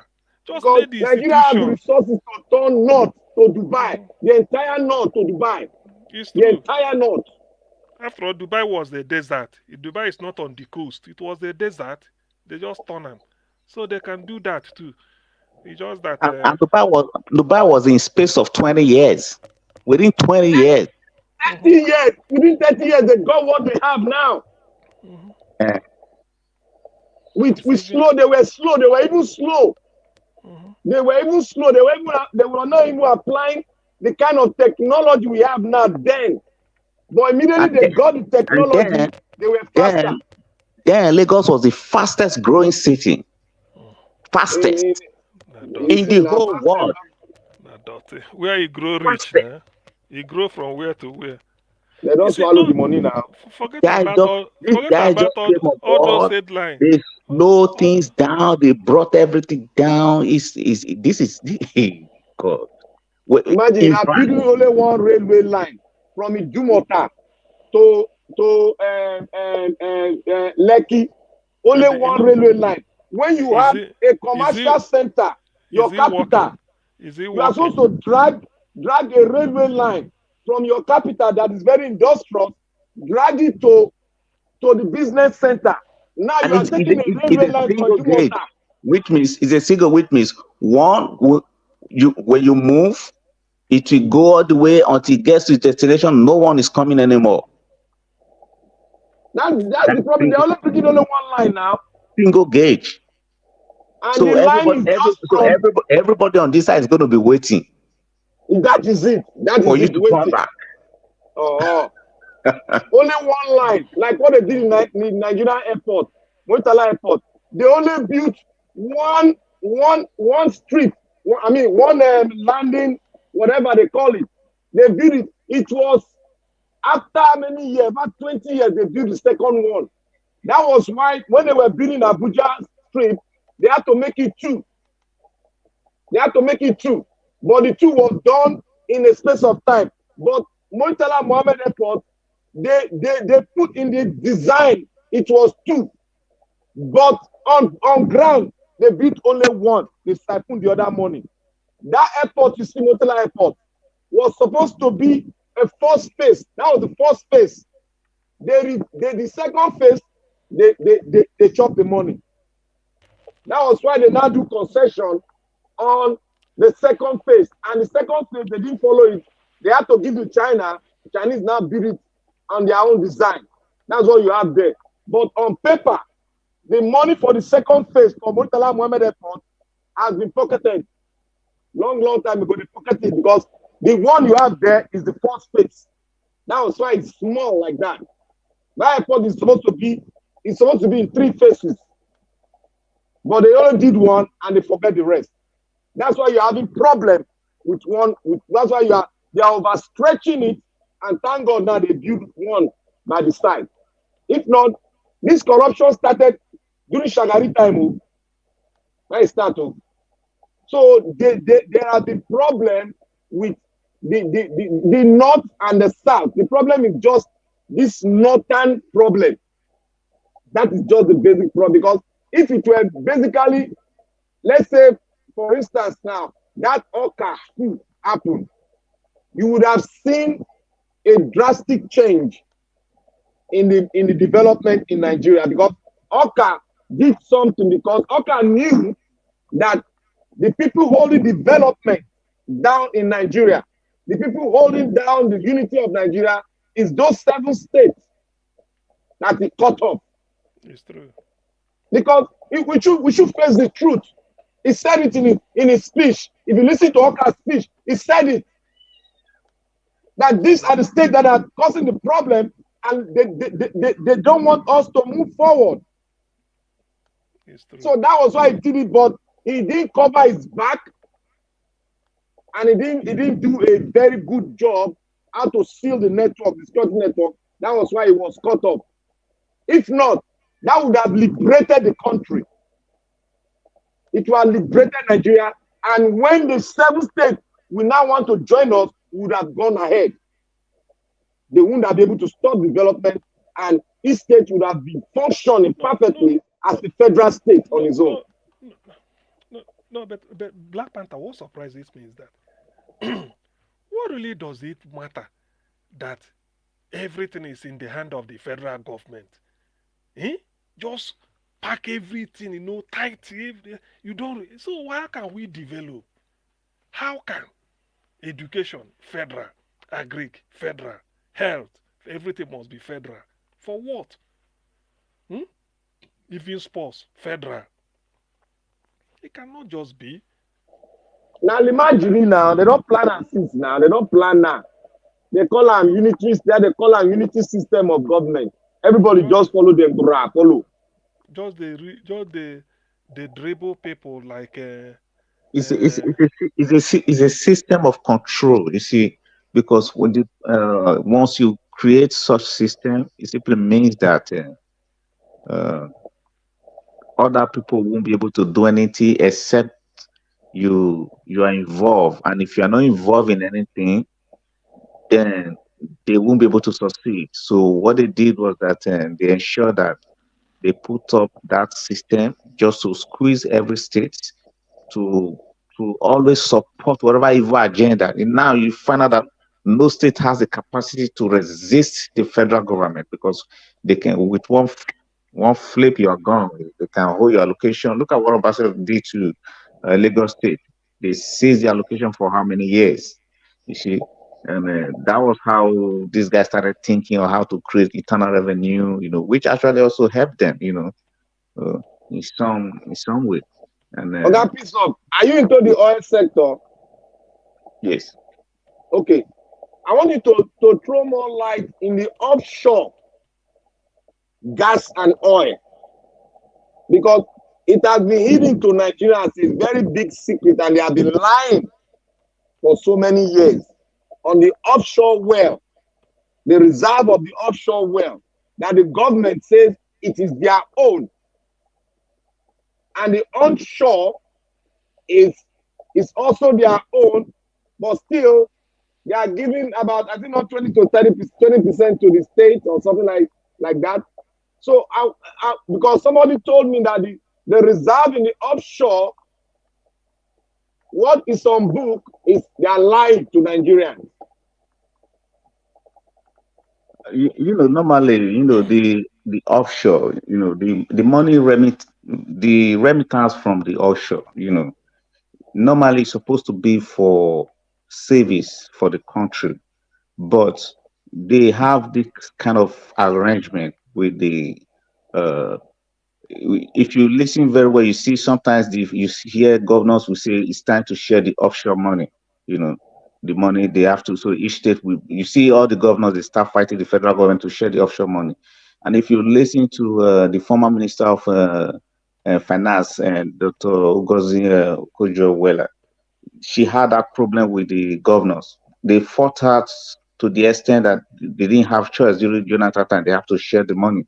And that was how the APC, they got a lot of money to run their election during that time. The APC administration, they were actually who really pushed that money to be shared. And the when this guy came into office, which is Buhari, there was no that much resources on ground, because that was the money that should have been used to pump back into the system, because it's in US dollars. So when you're running dry, that money is supposed to be pumped back into the system to reduce some kind of importation, when they need dollars to buy some. So you wouldn't really need that much to source for a dollar, that actually will help the dollars to kind of like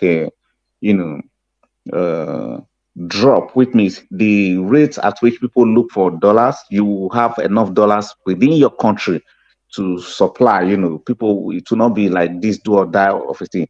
Now, one of the reasons you see our currency is still currently going high, because they have no savings in the offshore accounts.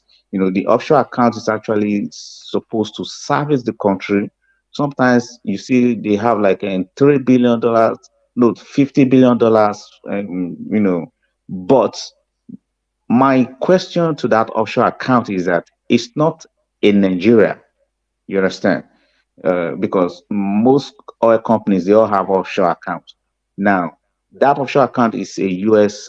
Central account, which means U.S. by proxy is actually traded with almost all oil companies' money, because I do not believe that you just put the money in the account there and the money is right there. You understand? But there's a way they do that. Is kind of like if I want to talk on the company aspect of it, offshore account is good for companies like that. When you have an offshore account, it helps you to. Sorry, sir. Yeah. We are rounding up in 20 minutes. Thank you. Okay. Thanks, sir. Okay, now in offshore account, if I want to talk on the company aspect of it, in offshore account, which means every company that have offshore account does not really have to go hustle to get dollars, because the dollars will always be there. That's why you can easily go into any of your bank, and then because you have an offshore account, you just compare that, and then they give you dollar. That's because you have offshore account. You've opened that offshore account. Sorry to cut you. What about the proceed from the gas? Yeah, there's a percentage that they send to the. I wouldn't really know how much the federal government set aside. There's a it's a require, just like these bricks that you're seeing. So there's a requirement by every country that produces oil. There's a percentage that if for example, I think Nigeria government, currently over 2 million barrels per day, currently close to 3 million barrels per day. So there's a percentage that the federal government automatically, if they are making a payment into federal government's account, the buyers automatically, that money does not get to Nigeria first. Automatically, that money goes straight to the offshore account, which is some percentage that goes to that offshore account for savings. But then, if Nigeria government want to make use of that room, Nigeria government too will have to apply for it. Do you just understand how it works now? You have to apply for that money to be given back to them to spend. Okay. Yes, that's how it works. But the gas upfront from the gas is not separated from that account. That's graduation from the gas. No, Not it's the crude separated. oil now. Now the crude oil, no, it's the Nigerian government itself has its own federation account where the money goes to. Now the offshore account is a complete separate account. It's like, okay, now the offshore account is kind of like, like a service account. You say when you have, like in the United States, you can open a service account and they tell you maybe it's 2-3 times you can withdraw per month in your service account. I don't know if you understand that, or maybe 5 times. Yeah, I got it. Good. So that's how the offshore account works. So if they're paying, then if it's $100 million for a 1 million barrel, then if they're paying $100 million for a 1 million barrel, they may pay maybe $80 million into the federation's account, and that $20 million go to the offshore's account. Do you see how it works now? So it goes to the so on every day. That's what actually accumulates to those billions of dollars that is in the offshore account. That's why if US wants to sanction you, I mean, if you see any country, any oil producing country, when USA want to sanction you, they always care because the US is actually holding their money. You know what I'm saying? So the US is actually holding That's why BRICS, assuming Nigeria was a good country now, BRICS would have been a job breaker. We would have just split it. BRICS would have worked well because you are separating us from the G7 and G20.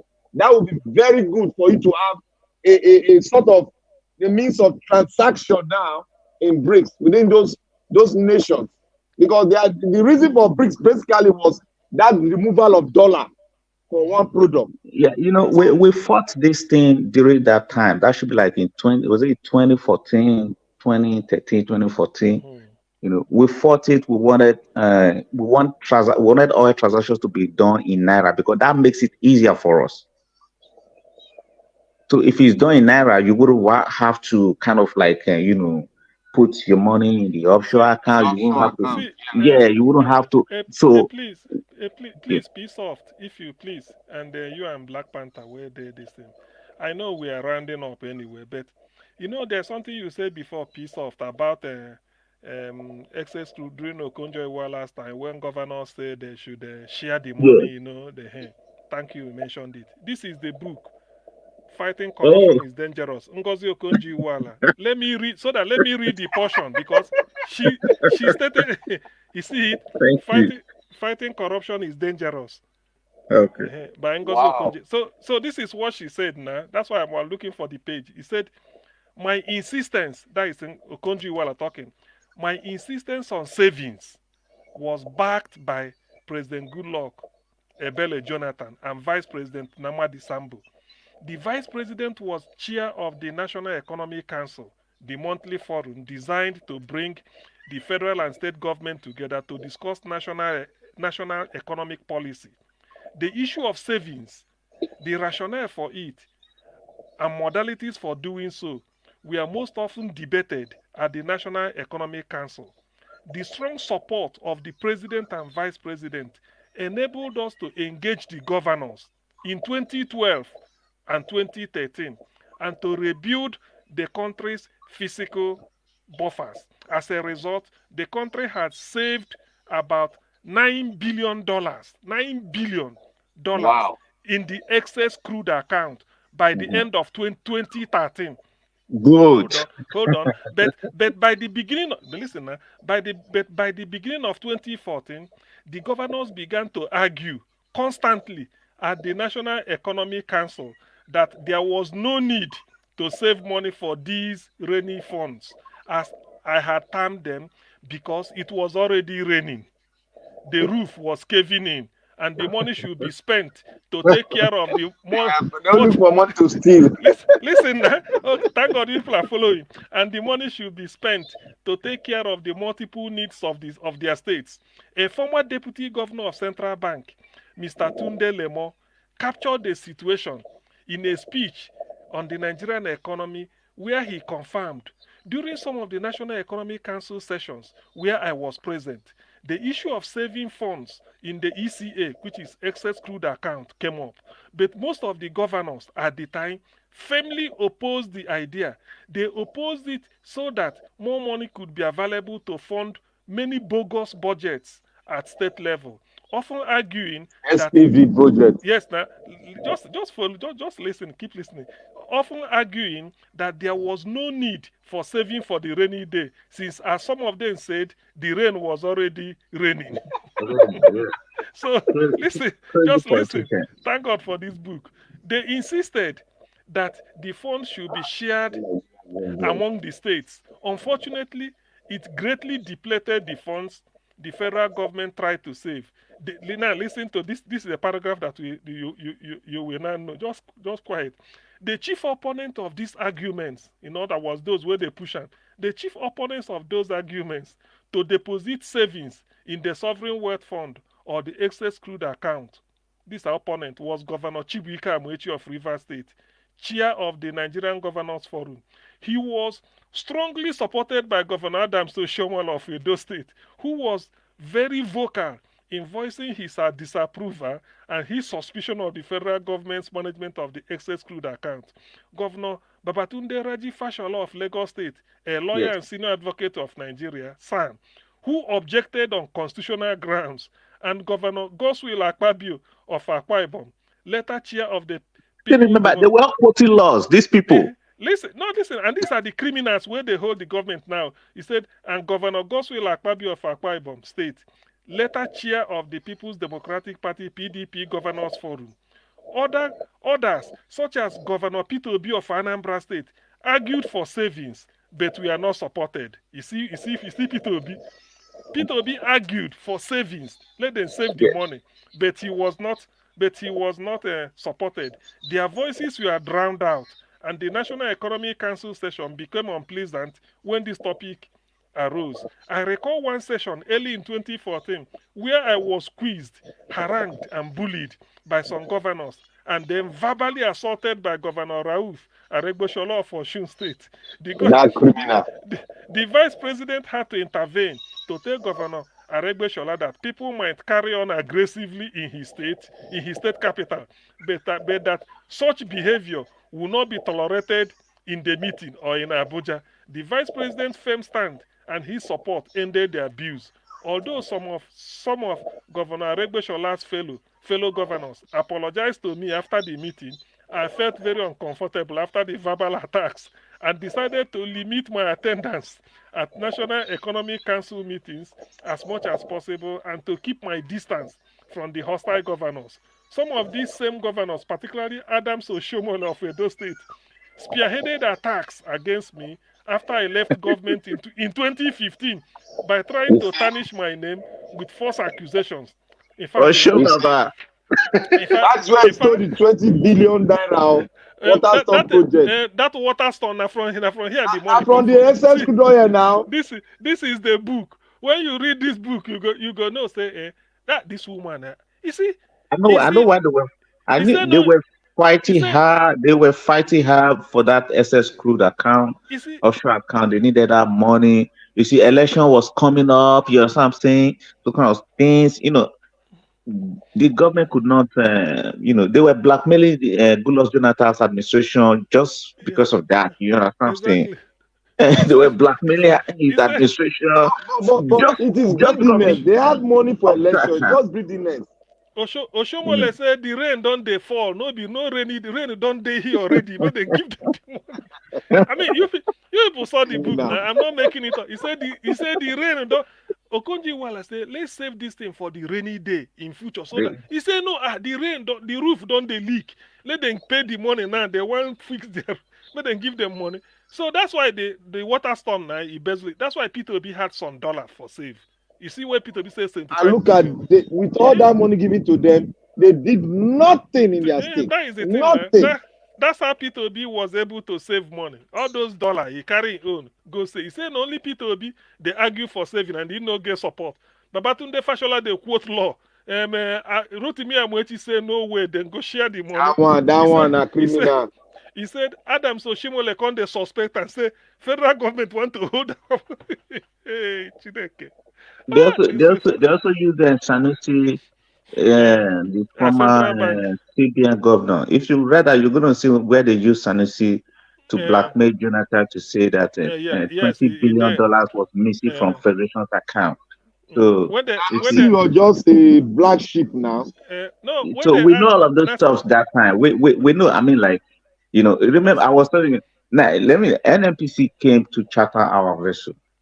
Then NNPC went after delivering their job, you know, because a big vessel will have to back inside the ocean. You understand? You have to use a smaller vessel to run the shuttle, to discharge it to all the tanks, you know, kind of like. NNPC came to charter the vessel for 30 days. NNPC, after delivering the job, NNPC went to use our vessel to load illegal products. A government themselves, government officials, use our own vessel to load illegal products. Do you understand what that means? They were stealing their own product. They were stealing their own products. You understand? So because they were having issue now, they were supposed to settle one of the naval commander at Beefcroft. I don't want to mention his name on air. So they did not settle it. They swindled the guy too. So the guy now sent his boy to go and intercept it. That's sometimes when I see them intercepting vessel, I just be looking. You know, sometimes you find out that they're intercepting themselves. After they don't see themselves. Peter Obi said, what was it I wanted to say? Peter Obi said, NNPC is a criminal organization. I think that name needs to be scrapped. It's a criminal organization. Peter Obi told Nigerians, he said, the crude oil is stolen by those in power. Me and you can't steal crude oil. It's not sweet. Never, you can put in your pocket. Think about it. Think about it. Where will a vessel actually bat? Where will a vessel bat without Nigerian security agencies being involved? How? NMPC, it's not possible. Not be then go and ship no be small, sweet. He go call and he no go just take the oil within 1 hour. He go there like a day or two when then they load them. That's why they pack outside people food there now. Now they get money with that. Go pack and just you see that's director, answer, minister, answer, secretary, answer. So Buhari put his daughter there. People don't know what people don't know what that is P2B coming in. Because it to say P2B they corrupt like them, like Tinubu or Jews or Kalo. They for don't say after all make it dead and our man we go there. They would have exposed him since. No, even if they know exposed and they feel okay, even if he enter after all we. But they know say when P2B enter, Peter will never enter. Can they tell Nigeria how then they steal crude oil? Do you know before? He go lock all their door. You know now, they know.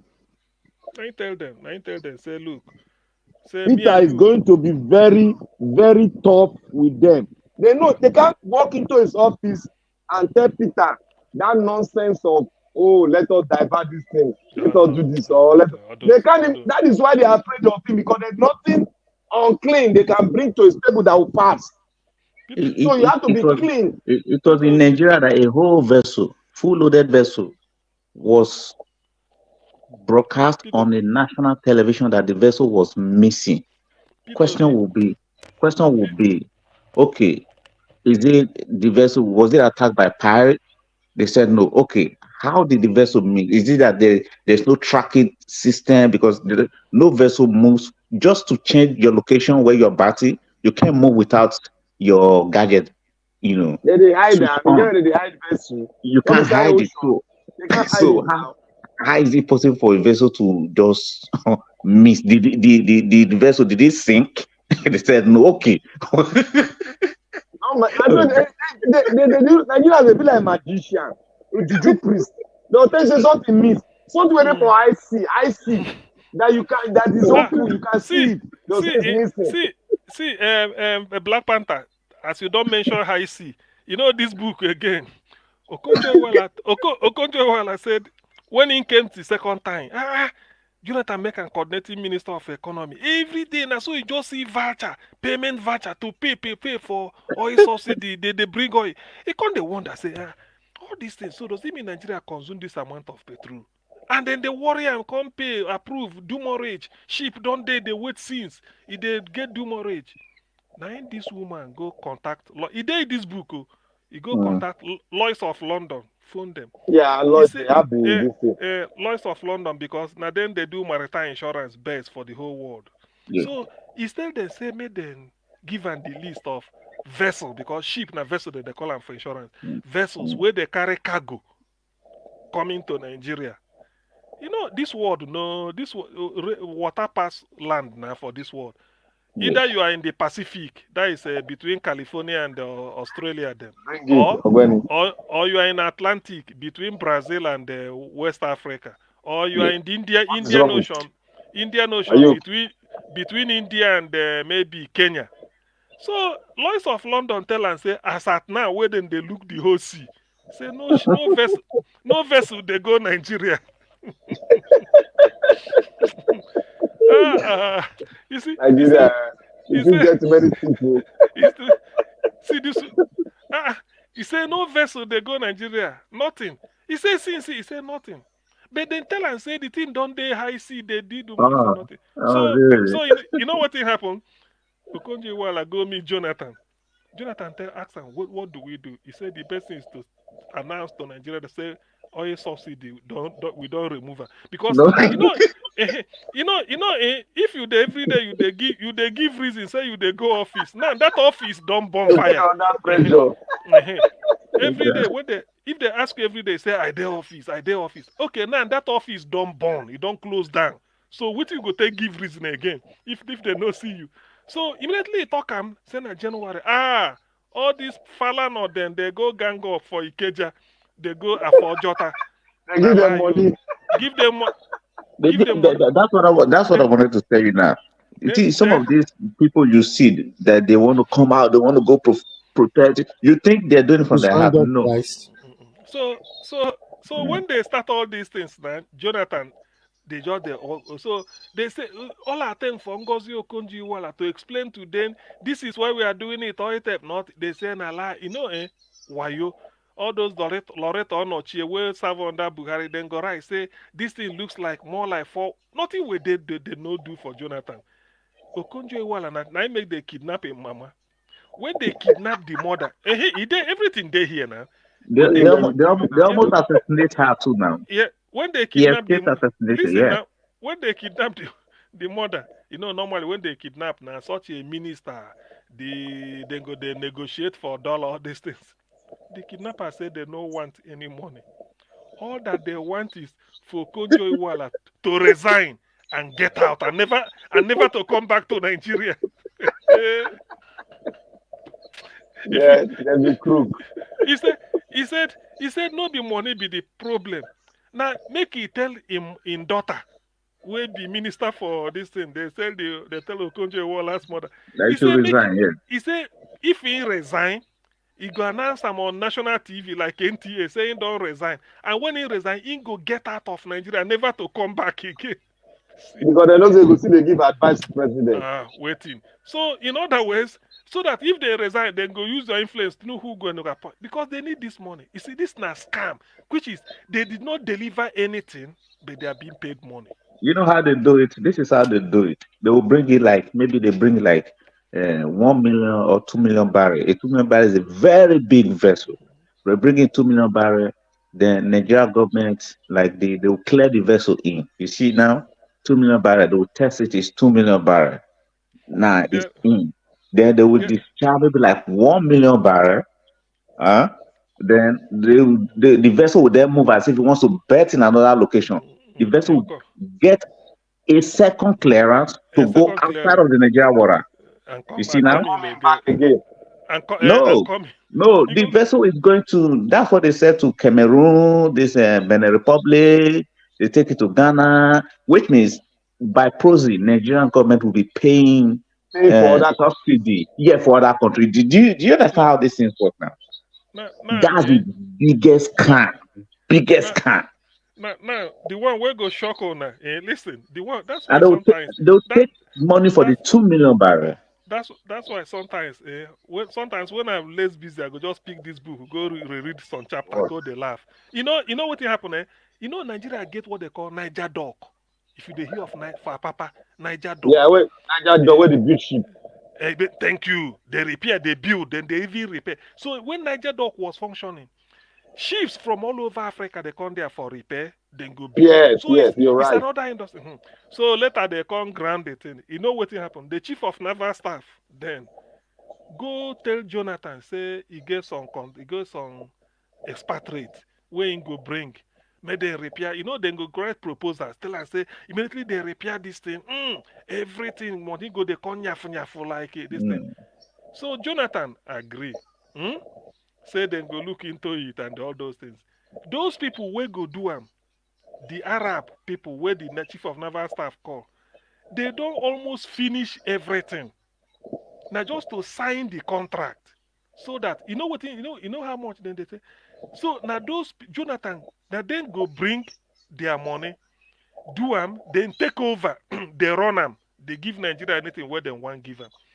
So Jonathan don't agree. They just they do them because now Okay. Jonathan. Sorry. Mr. CM. Thank you.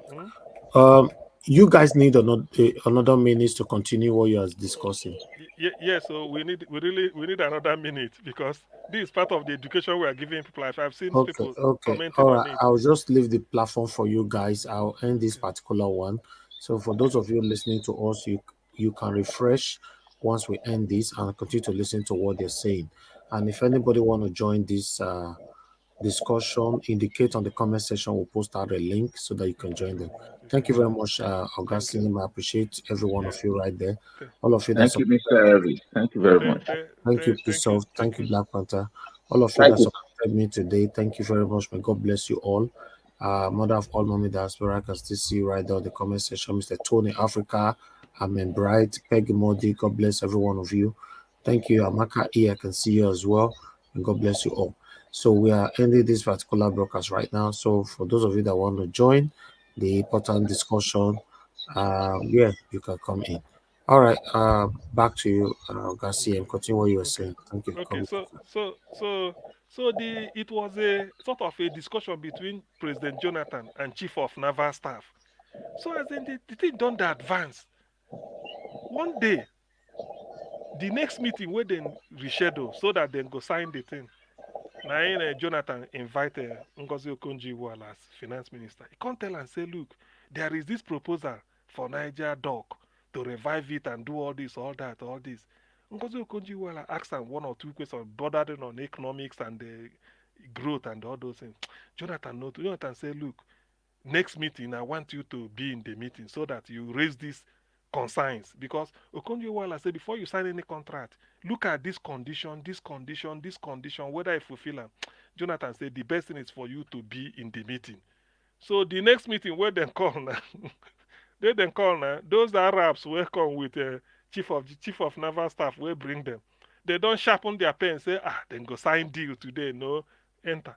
So when they go there, they can't see finance minister. Ngozi Okonjo-Iweala can't pretend, say, this thing where on they do since they do the meeting. He know they are aware. He know much. He tell the guy, say, even if in a short presentation, make him bring her up to speed so that make him know what thing they happen. So the guy wasn't happy. He said, look, after all this is okay, this is just as in talk him, haphazardly. Okonjo-Iweala fire and the first question, answer. Fire him. He said, look, if we have to sign this thing, you must fulfill this condition. He said, now in the Arab chap, verse. He said, Shebi, they don't discuss all these things in the past. Now today, no be to sign contract. Why are they bringing all these questions again? Okonjo-Iweala said, no, that we really need to review it and then just run this thing. You know the guy talk. The guy say, okay, anyway, they no prepare for this, but then go study and then go come back. Till today, they no come back. Till today. That's what Because they it's under corruption that it was agreed upon. The chief of staff, the naval officer get your own share. That's how they destroyed that naval dock now. That thing was yielding income for Nigerian government. But I don't know what happened. They just spoiled the whole thing. Don't is it not somebody that signed the contract? Somebody signed the contract with MTN to be moving out money overseas to how many trillions of naira within 5 years, taking that out of Nigeria's economy. Who signed such contract? Who did that? Who did that? Who did that? No country does such things and succeed. How? That's why the woman call her fighting corruption is dangerous. That is the title alone go make you shake. Fighting is very dangerous to fight corruption. It's not. It's very risky. In fact, when I say I hope that Peter Obi is able to fight all this corruption, because if I look at the corruption in the high sea, in the ocean, if I look at that alone, they can cripple the economy just because you don't do things the way they like it. Of course, man. Just to paint you black. That is why I said the whole country will come against you, and then they wouldn't know what's happening, and they will forge lies. You know they own the media. They will push lies through the media. Exactly. You see, oh God. You know, see what in the woman call. He say the story behind the headlines. The story. So all those headlines where they read during Jonathan, you see, these are the story behind it. No, that is the thing. The story behind the headlines. See, yes. Yeah. So you know, when all these things were happening, to tell you that look, all that you need in government is something like this P2B. That is not okay. Look at P2B. They tell them, may they save this money for future. May they Chimole say rain don't they fall safe. Say the roof don't they leak. May they give them money. Which one be safe? Let me tell you one thing. When like that vessel we're talking about, when they signed that contract with NNPC, they started using our vessel. They've been using our vessel not today for a very long time. They will use it. They can rent for like 1 month, 2 months, kind of stuff like that. Now, when the thing came out on, I was sitting in my house when I saw the news, AIT, and the name of my vessel was mentioned. That's been intercepted. Please, it's Nigeria Watch. It's like you have to send out the link. Somebody is asking for link. It's been intercepted, and these 9 people on board.